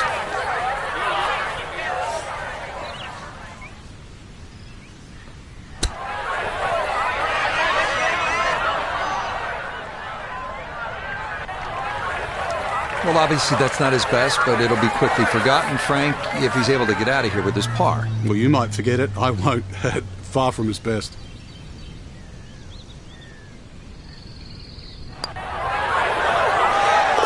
Yep, well done.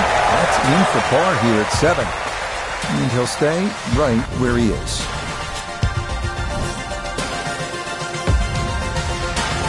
Now to the hole many consider the most difficult of all here at Harbour Town, the par 4 8. Finding the fairway is an absolute must off the tee, as you will need to have the right angle of attack to approach this long, narrow green.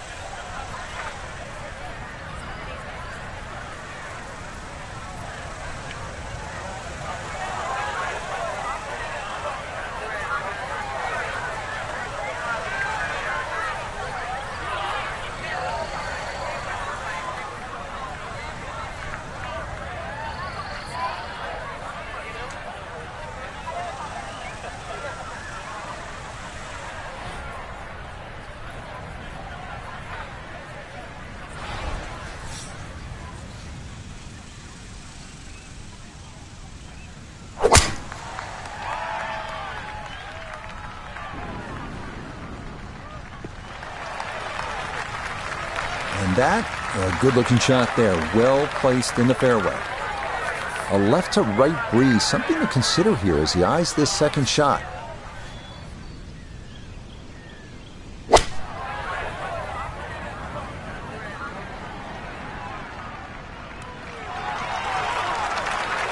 Well, not super close, but safely on the green. Now this for birdie. Yeah, I've had a look. Overall, little bit of right to left, but fortunately it's on a very flat part of this green.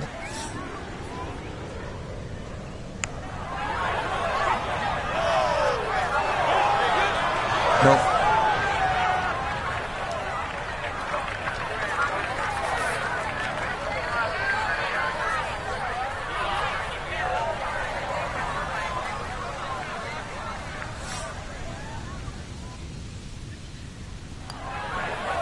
Okay, that in for par here at the 8th. And he'll remain right where he is.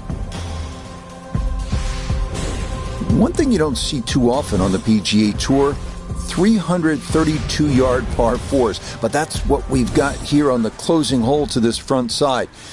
Before you think about knocking this on, though, take note of the large bunker that completely protects the front of the green.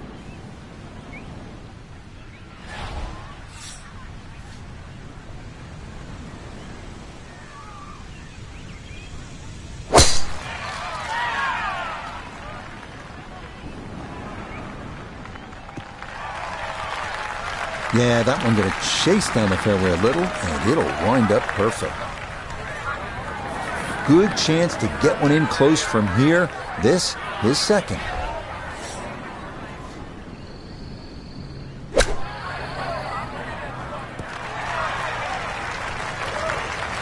And that's going to leave some work, but it'll end up okay. This is a 19-foot putt.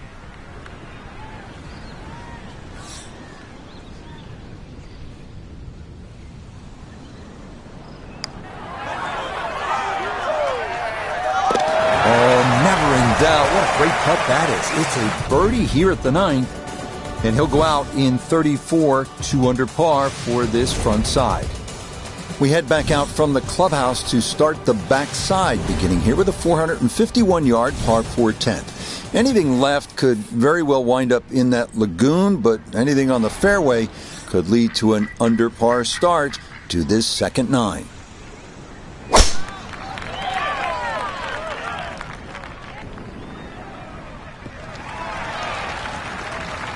Another great tee shot. By my count, only missed one fairway today, so that's 7 of 8. Easy to see that's the best way to play this golf course.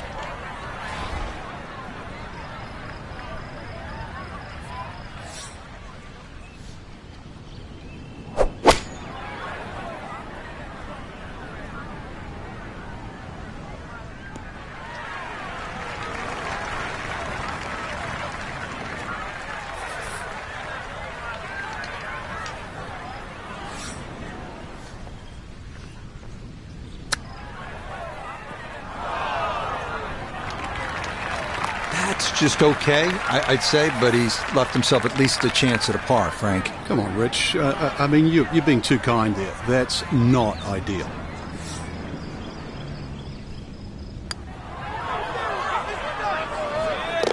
Oh, and a shot the arm there to start the second 9. That's in for par here at 10. But he's going to need to come up with a few birdies in short order if he wants to play the weekend.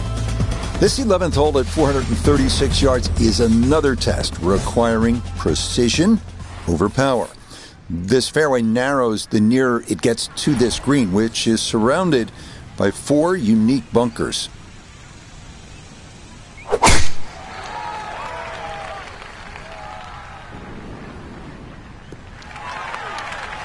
No problems there. That's going to wind up safely in the fairway. Second shot coming up. Let's check in for the first time with Notavigay III. 156 yards left to the hole.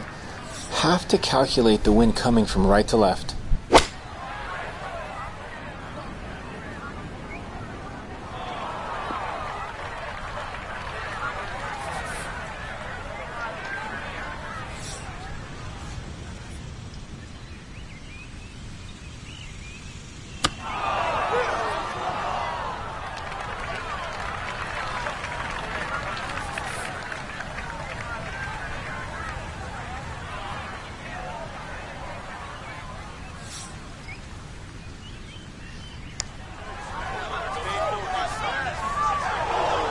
Nope, good effort, but that's going to wander a few feet by.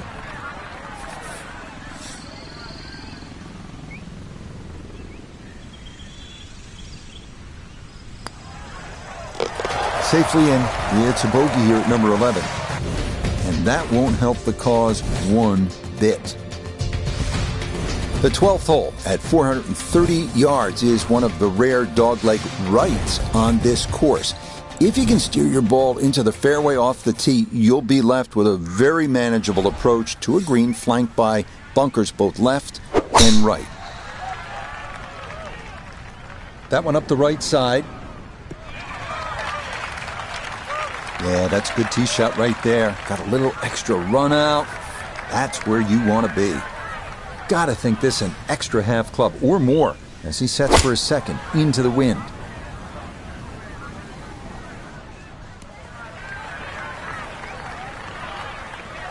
And that one barely makes the front of the green. Do you realize if you just miss hit the middle of the club by a quarter of an inch, you lose 10%. That's right, 10%.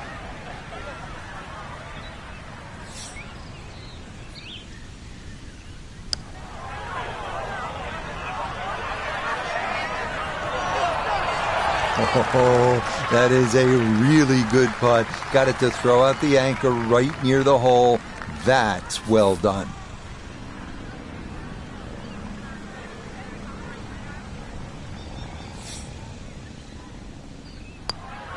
No missteps there. It is a par here at 12. And he'll stay right where he is.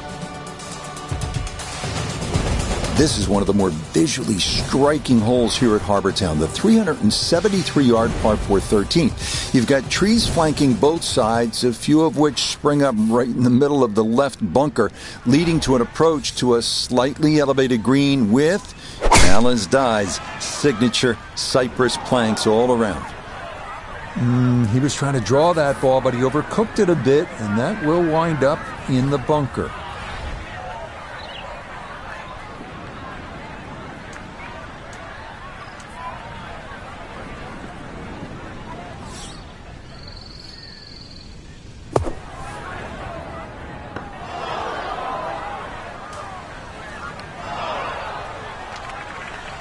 Paid the price for finding that bunker. There's such a long explosion shot required, and nestled down in the rough now.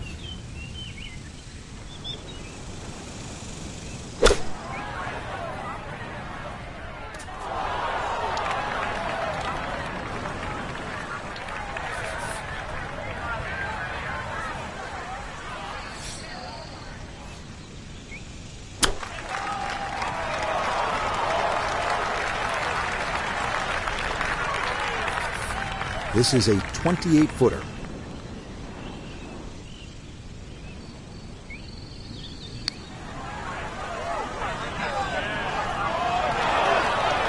Got it there, but not quite on target.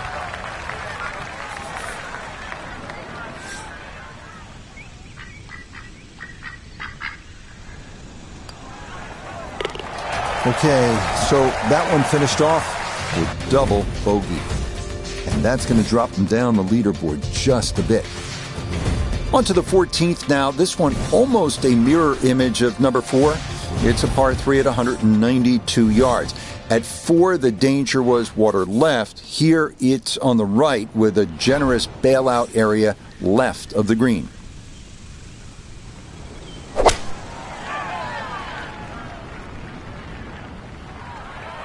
Didn't play the wind very well there, and that's going to wind up too strong and over the green.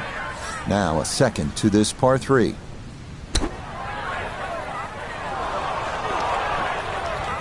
Oh, nearly a great shot considering that lie in the rough. Just sadly comes to rest on the fringe. Okay, good putt. And a par here at 14. And he's going to stay at +5. The sole par 5 on Harbour Town's back 9 is this one, the 15th at 588 yards. Most of the problems here come on that second shot, which requires you either to play a big right to left or to cut the angle, hit it over the trees, and hope you've got it on line. Beautiful tempo to that swing, and this is going to wind up squarely in the fairway.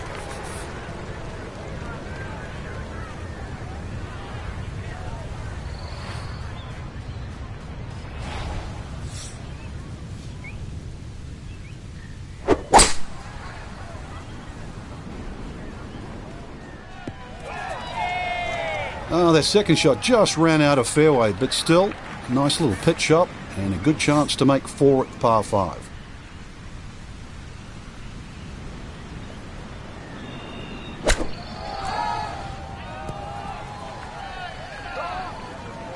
Didn't check, Frank. Yeah, just not enough spin on that, really. I mean, that almost like took that first bounce and just ricocheted forward. Well, those are the shots that turn what you'd like to be a leisurely stroll out on the golf course into a day of hard work. Yeah, what could have been a tap-in is now going to be a grind. Yes, Will Red there. That is in for par here at 15. And he'll remain right where he is. The final 3-hole stretch begins here at the 434-yard par 4 16th. It's a dogleg left with an expanse of sand running along much of the entire left side of the hole.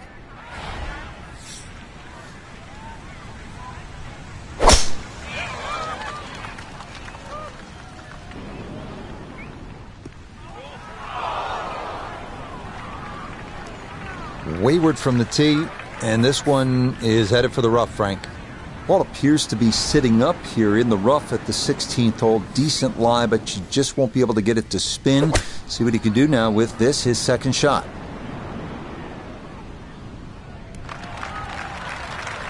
Really nothing wrong with that approach shot. Just a little shy of where you'd like to finish up, but still, one good putt, maybe a birdie.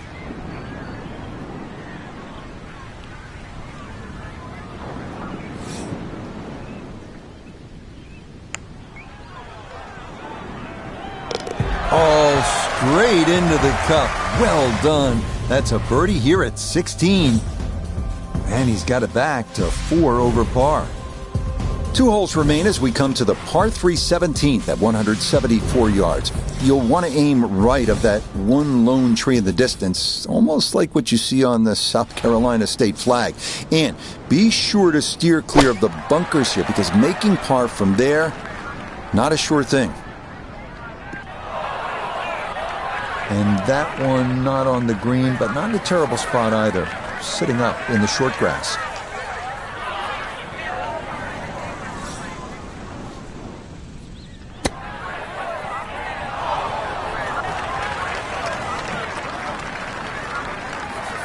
Now a 7-footer.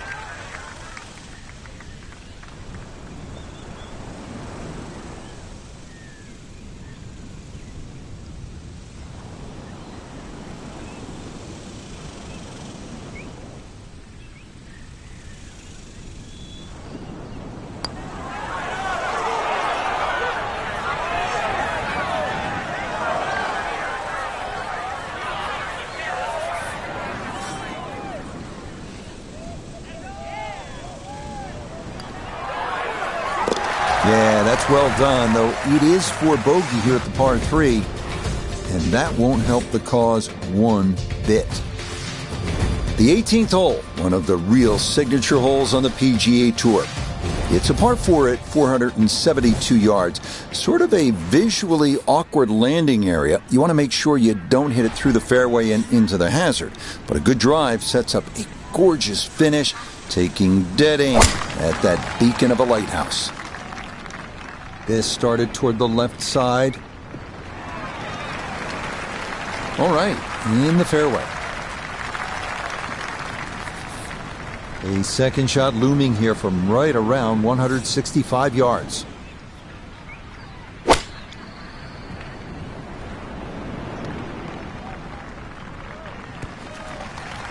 And a good iron shot, just not quite as close as what we'd all want to finish, but still. So this for a finishing birdie at 18. And there's no space for a lapse in concentration here. Perhaps a little bit further away than we would have liked, but a 2-putt would be a very good result. That one just going to sneak on by.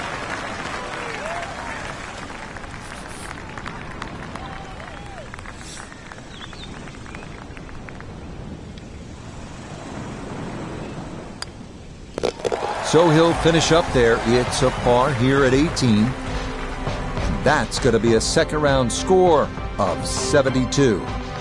So that's where this tourney will end for our featured golfer. Their 2-round score falling outside the cut line. And if you focus on anything other than that, then you're doing yourself a disservice. It happens. Believe me. Move on. Till next time.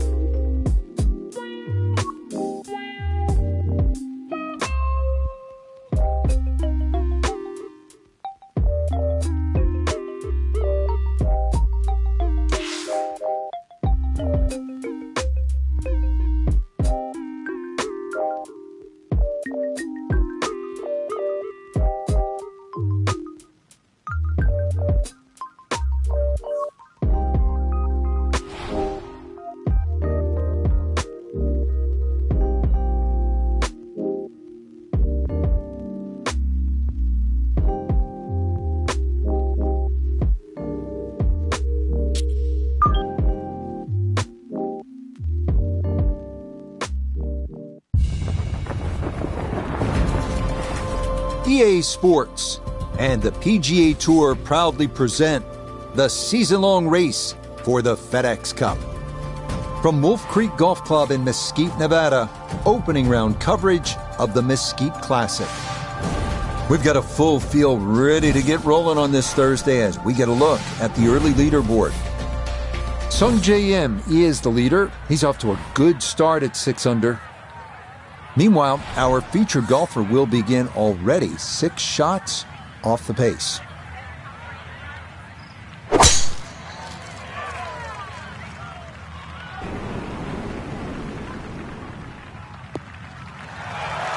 Okay, that's a good one to start safely in the fairway to get the tournament underway.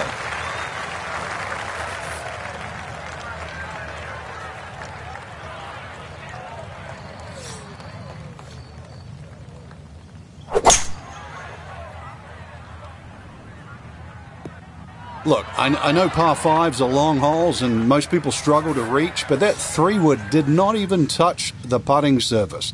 Had to be the wrong club. I know it's ambitious, but look where it is now.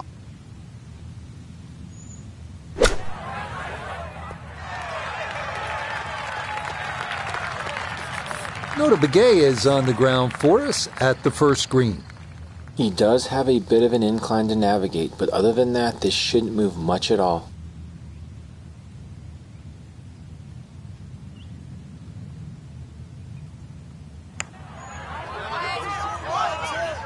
Nope.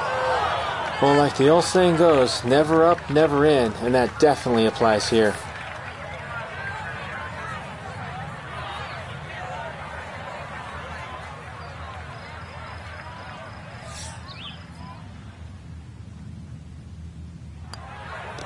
Okay, that's in for par here at the first, and he'll stay at even par. Ready to tee off here at the second hole. Quite a view from up here, Frank. Once again, big elevated tee, and it's hard to imagine you have a tee that high up, but that'll shorten that 445 yards. Obviously, it's a dog leg left. You've got to be careful if you hit driver and 2 straight, because then you can run out. A nice tee shot in the middle there, and then you get a relatively straight shot into this sort of par 4 green, obviously going a little bit back up the hill, and once again, a little bit like that opening hole. Sort of different tiers on that green. Try and make sure that you're on the right one. Frank, this is such a cool venue for a golf tournament out here in Mesquite, Nevada. What a difference from a week ago at Harbortown in South Carolina with those narrow fairways and trees everywhere. Wolf Creek looks like you can let it rip. That's for sure. I grew up in New Zealand. We didn't have these canyons and wide open spaces, and certainly, the wildlife running around. So for me, I thought it was sort of awe-inspiring, just seeing America's beauty at its best. But you're right, dramatically different from Hilton Head. This will be a 14-foot putt here.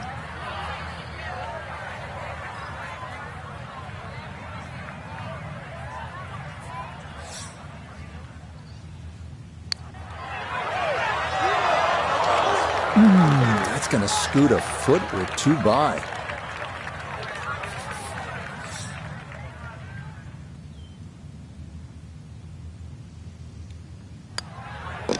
Okay, it's a bogey here at the second. He'll drop back to 1 over par. All right, Frank, describe the third hole. Well, it's a par 3 with a bit of a tabletop green, Rich. Some bunkers right and left of that, but also it's going to play a little bit further. This tee shot is uphill, unlike the opening 2 holes. So a 3 here, and that certainly won't hurt the scorecard.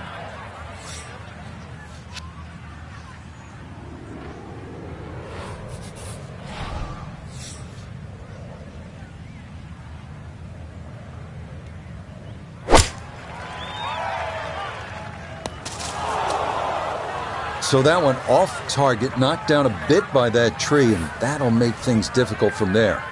Still work to do to get this on the green. This his second.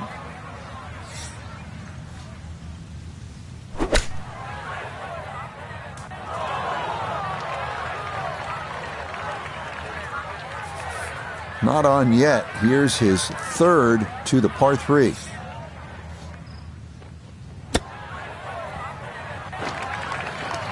I don't think he's going to fall in love with that one, Frank, but it won't hurt him. No, but you'd expect from there to sort of get it within kicking distance. Now you got to work. Good stuff, though it is for a bogey 4. And that's going to move him back to 2 over par. 383-yard fourth hole. Certainly not long, Frank, but there's plenty of trouble out there. Yeah, this is very much a positional hole. This is not sort of tee it up with a driver and just rip it down there. It's just find the fairway. You're going to have virtually just a short wedge, 9-iron really at the most into this green. And really, this is a good chance for a birdie. So 2 good shots, and you shouldn't be too far away. And that will do just fine.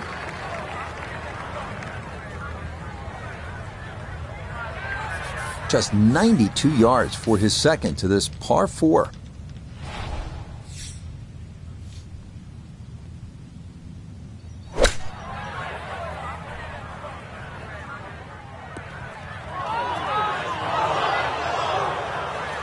That is always so disappointing from that kind of a spot when you come up short. Yeah, you're licking your chops over that one. A shot you think you could hit directly at the flag. Now, test for the short game. Yeah, look how quick that was. Very difficult to get that to stop, even out of the sand. And that race is right on by.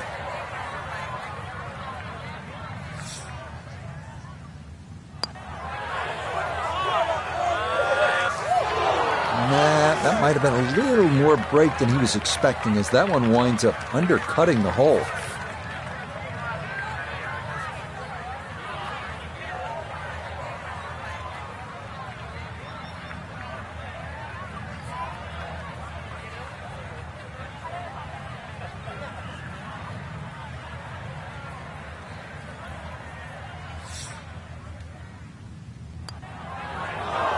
Well, not to be.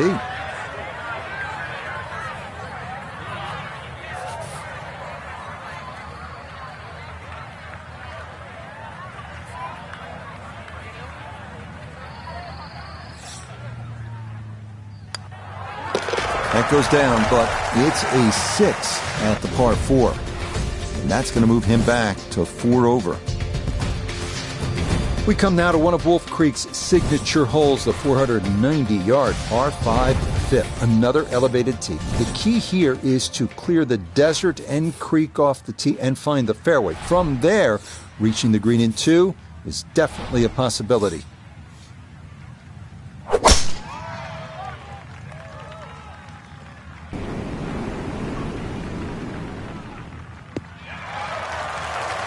It's so hard to bounce back after a huge score, especially when you're still reeling from it. But try and pull the screws back in the head there. Just take a little breath, maybe 2. Decent swing. Don't try and kill it. Exactly like that. Really good shot.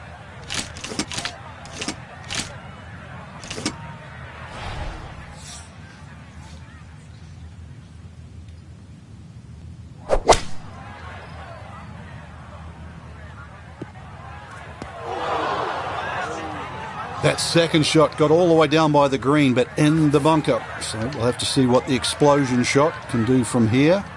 Really need a birdie right now.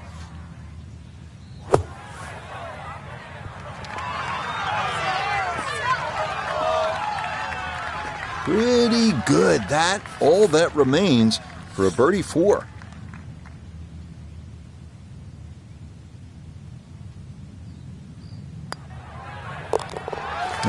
Well done. That one rolled in for a birdie.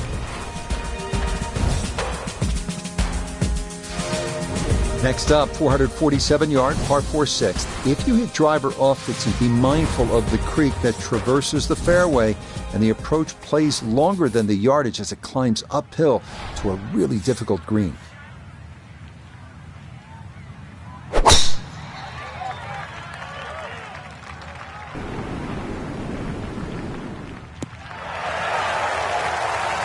As picturesque as they come, that is right down the middle.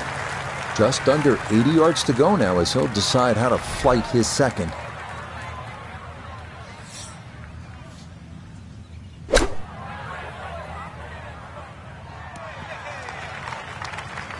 Okay, on the green, but that's going to leave a putt that will get your attention. A look here at birdie. And this is working back up the hill, but it doesn't look like it has a whole lot of break to it whatsoever. Yeah, well done. It's back-to-back birdies here on this front side.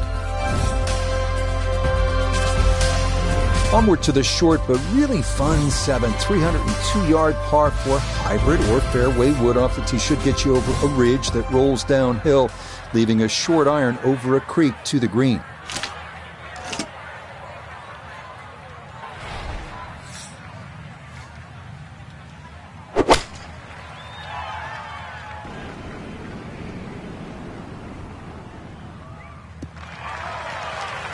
Yeah, very controlled shot there with the iron on this short par 4, and that's going to be just fine.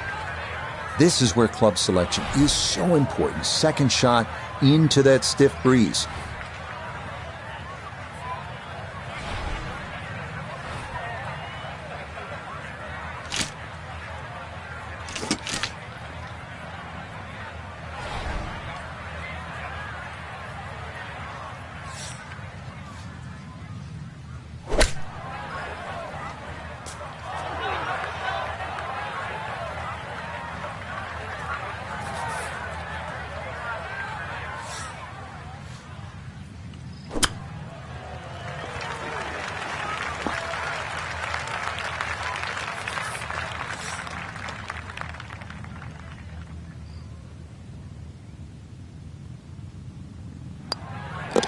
That one finished off. It'll be a par here at 7. And he'll remain at 2 over par. Frank, I really like this hole, the par 3-8 here at Wolf Creek. It measures just under 250 yards. Really what you want to know is the yardage just to the front edge of the green.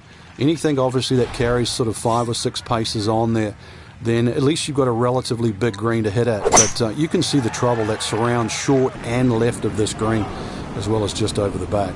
Well, that's starting a little right. That's going to need to hold on. Oh, and that one just would not stop. It's going to skip right off the green and into the hazard. Okay, so the drop made, and this will become his third at the par 3.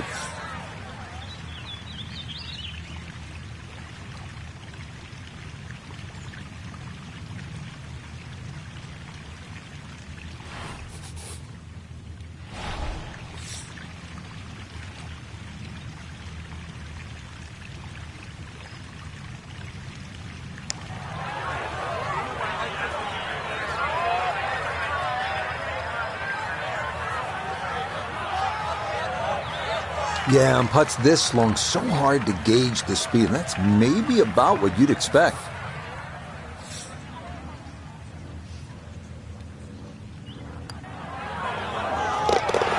Nicely done. They save his bogey. And he'll slide back now to 3 over par. Finishing up this front side here at the par 4 ninth, 390 yards. And what are we looking at, Frank? Well, it looks relatively straightforward, but it's anything other than that. Decision time again. Do you lay it up into that wide area of the fairway? If you're a longer hitter and you are out here to have a little bit of fun, then maybe you want to take the head cover off, because you get a little bit of an advantage if you can drive it over that last bunker on that right side, or at least take that out of play, because you're only going to have a short pitch in here. Pin in the back left today as he'll stare down this second to the par 4.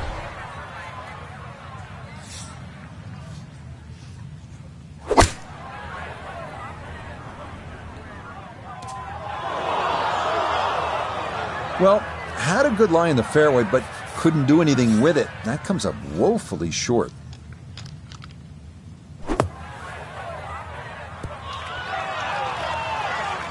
Oh, the hands came through beautifully there. Good thump of the sand and a good chance to save par. Just a tap in there for par at the 9th. And that will make this a 3 over 39 on this front side. Starting the backside here at Wolf Creek with a 472-yard par 4 10th. One of the rare, relatively flat tee shots. Lake and bunkers on the left, brush on the right, but the landing area is wider than it looks, so anywhere on the short stuff is good.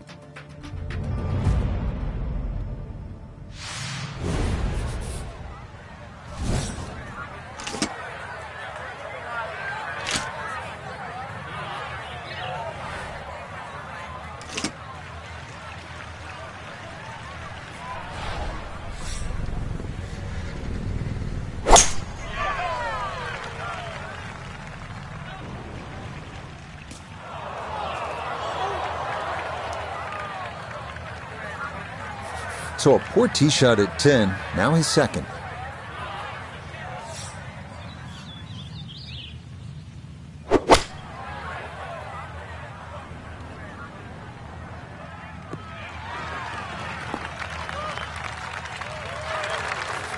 This one is all about touch and feel and creativity. Coming down that huge slope, though it is a birdie putt.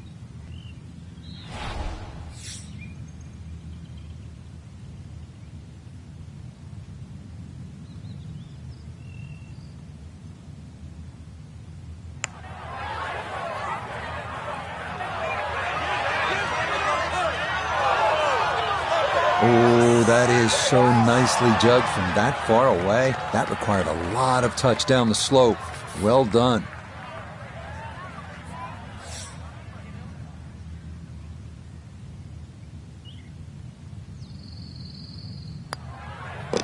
So that's in for par to start this backside.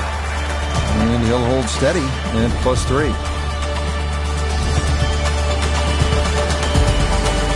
Here now at the 215-yard par 3 11th, another elevated tee shot, meaning it usually plays shorter than the yardage. A miss right is definitely better than a miss left.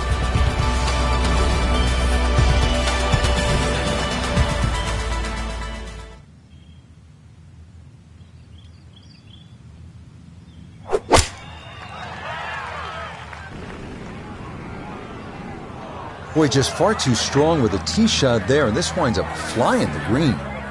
Second shot now, here at the par 3.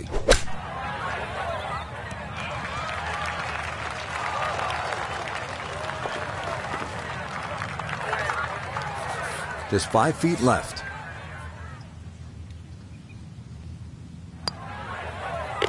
Okay, well done. It is a par here at 11, and he'll stay right where he is.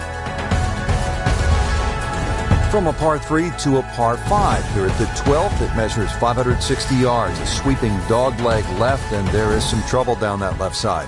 This is a scary tee shot. There's no two ways about it, Rich. You've got to get the ball in play, because you can really rack up a good score here. that water very much in play. Doesn't matter what club you decide to hit off the tee. 560 yards actually is reachable, believe it or not. But you've got to get it on the fairway. You don't really have to be too brave and try and take too much over there. The other thing, too, to consider about is this green is nearly half the length of an NFL football field. It's 55 yards from the front of this green to the back of the green.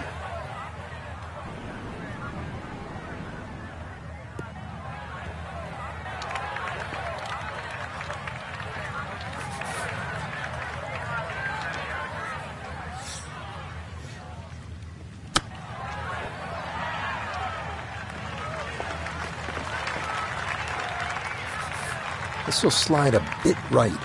It's for birdie.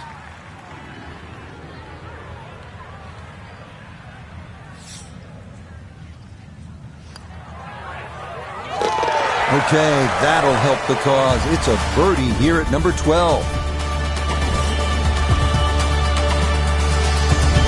13th hole, and Frank, Wolf Creek is really kind of a macho golf course because you can stand on a tee like this and say, you know what? I'm going to take this one over the mountains. And then, if you do, then you flip the coin. Is it in play or is it out of play? This is one hole. You realize you're in the middle of the desert, that's for sure. And one hole that you think, if I play this hole a couple of times, I might just get the hang of it.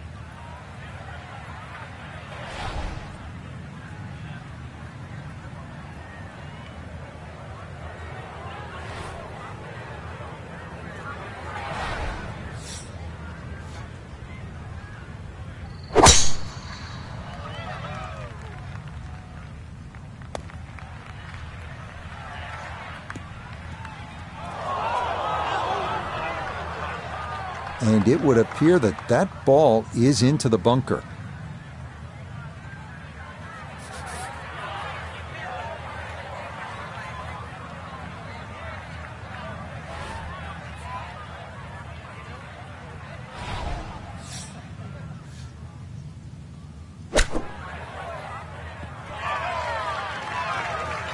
All right, not exactly what you're hoping for, but safely on the putting surface with birdie still in play.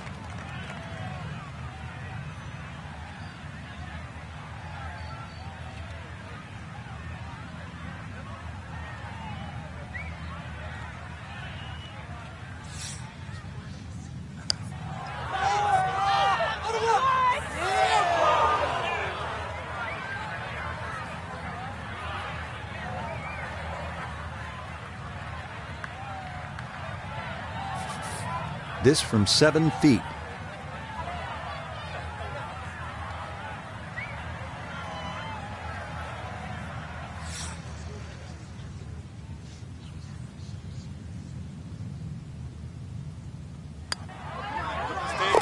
Well judged, that is in for par here at 13. And he'll remain right where he is. Now to the 14th hole, and Frank, this is probably the best par 4 here at Wolf Creek. Well, it's certainly the hole that they take the most photographs on, Rich, and you can see why. Great vantage point of the whole golf course. The hole's just sort of littered with bunkers down the left side. So you know where not to go once again. Go to the right side of that. Hole just keeps sort of hooking around that left side. It plays under 450 yards. It's fun. Just sort of draw it a little off the tee, draw it a little into the green, and you'll be fine.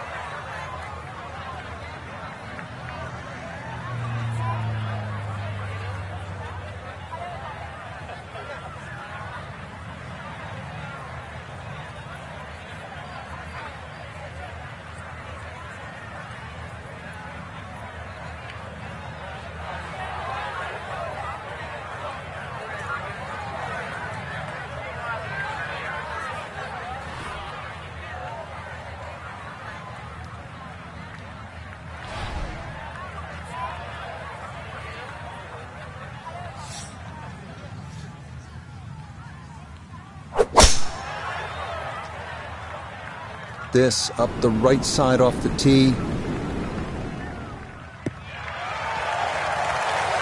And this a tee shot that fits the eye, and that'll be just fine.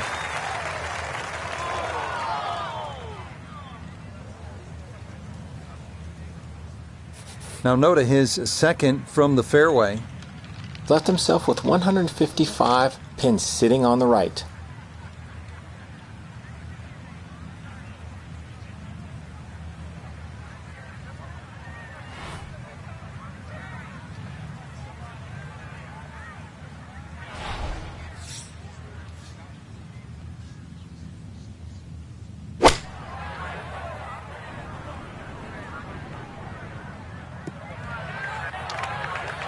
Well, he'll be disappointed with that, no doubt. Yeah, swing didn't quite look right on that one.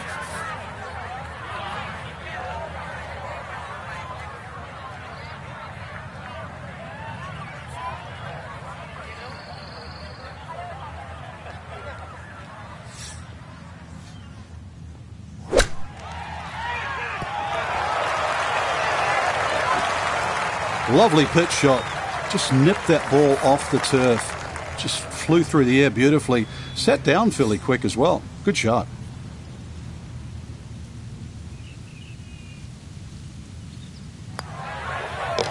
No issues there. It is a par here at 14. And he'll stay right where he is. Now to the short par 3 15th hole here at Wolf Creek. What is this, Frank? Just a wedge or a 9-iron? That's all, Rich, but it's very tempting to get greedy here. And, well, you pay the price, obviously, if you miss the green on the left down on those bunkers because they're, well, a good 6-7 feet below the level of the green. But with a wedge or a 9-iron, who doesn't go aiming at the flag?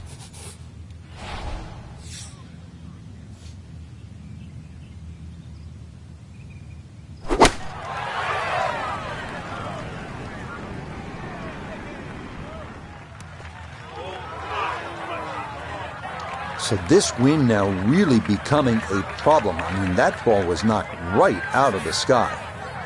Surprised he's not taking driver out for this one. Is a long ways away, though it is for birdie.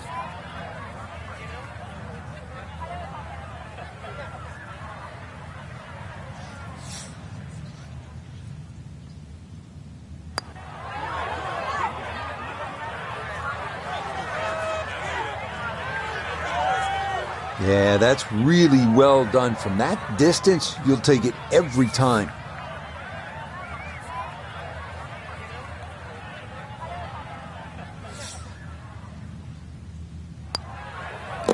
Yeah, good putt. That's in for par here at 15.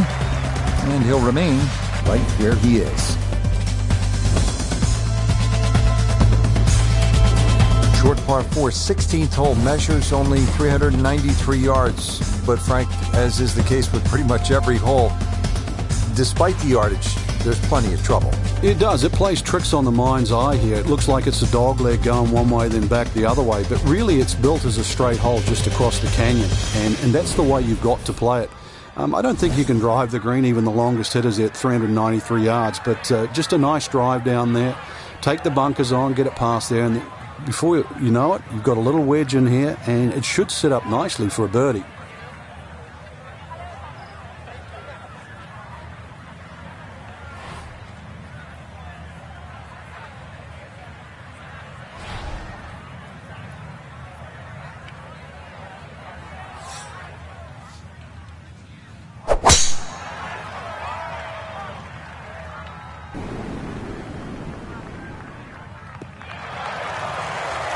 Yeah, that's the spot you want to put it. Now, watch this thing gather momentum down the slope.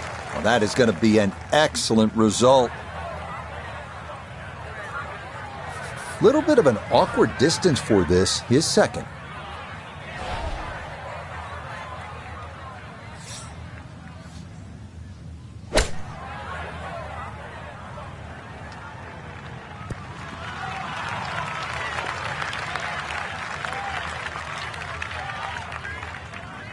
A birdie putt now at 16. And this has just got a little bit of turn in it, but you got to be careful not to overread it.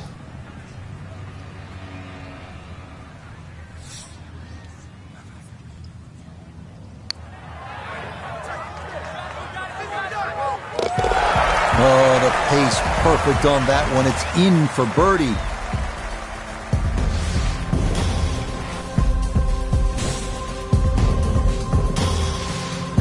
Frank, this is really a cool closing stretch here at Wolf Creek. Short par 3 15th, the short 4 at the 16th, and now the par 5 17th. You can make up some ground in a hurry as you come down the finishing stretch. You certainly can. A good drive short of the little stream creek that runs across there, and this is doable as a two-shotter. You find the bunkers or trouble off the tee, then obviously you're forced to lay up, leaving that third shot across the water. But really a fun hole if you want to try and take that second shot on.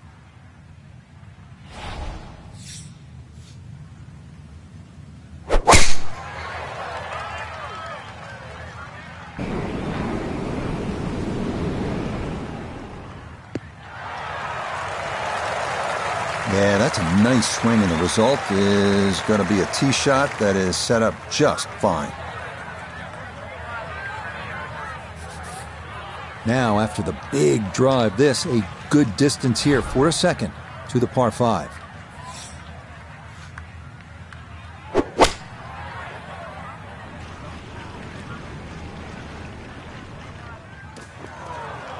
Two solid shots, gets close to this par 5 green in 2. I know the ball's in the rough, but it's not too bad.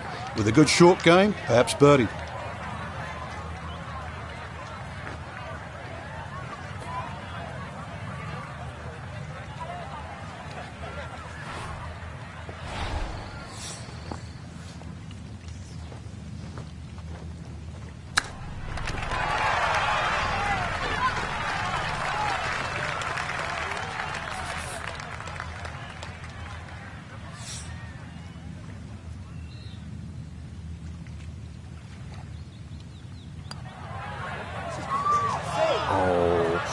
That is a bad miss from close range.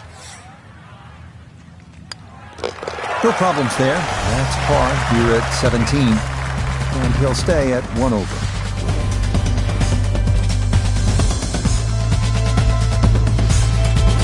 Now the closing hole here at Wolf Creek. Frank, what's ahead of us?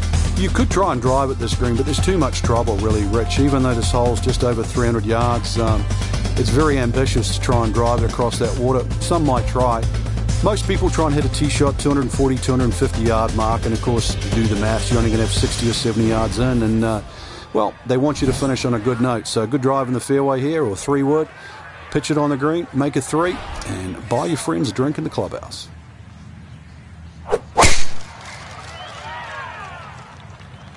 Oh, this doesn't look promising. That ball just had a mind of its own there. No way to get it to stop. And it winds up in the water.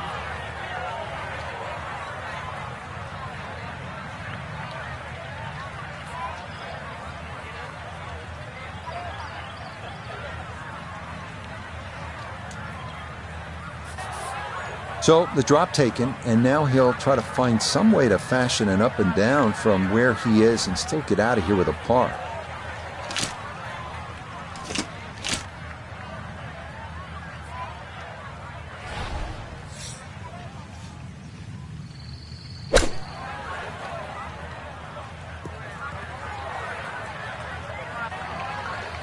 Just too much juicy grass between the ball and the club face. It's always going to come up short out of that sort of light.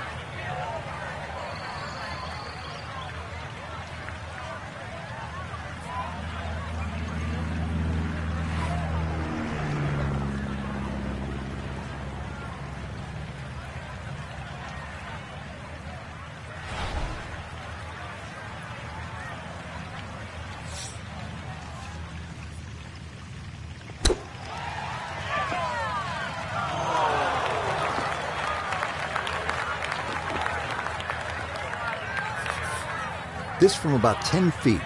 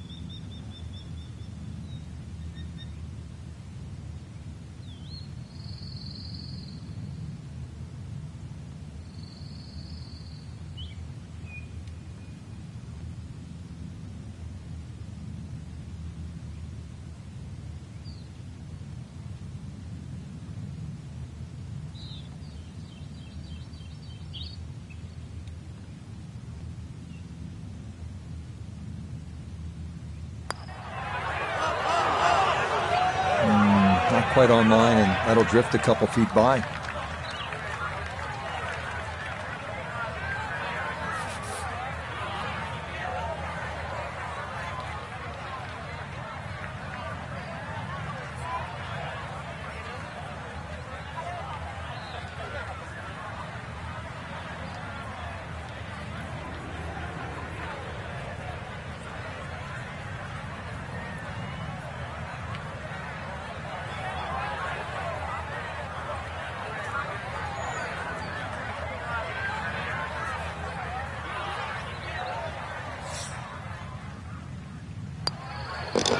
Okay, a shake of the head as that one is finished off. And just like that, he'll fall to 3 over par. So 1 round complete, and Frank, this is such a good field this week. We may see the cream rise to the top come Sunday.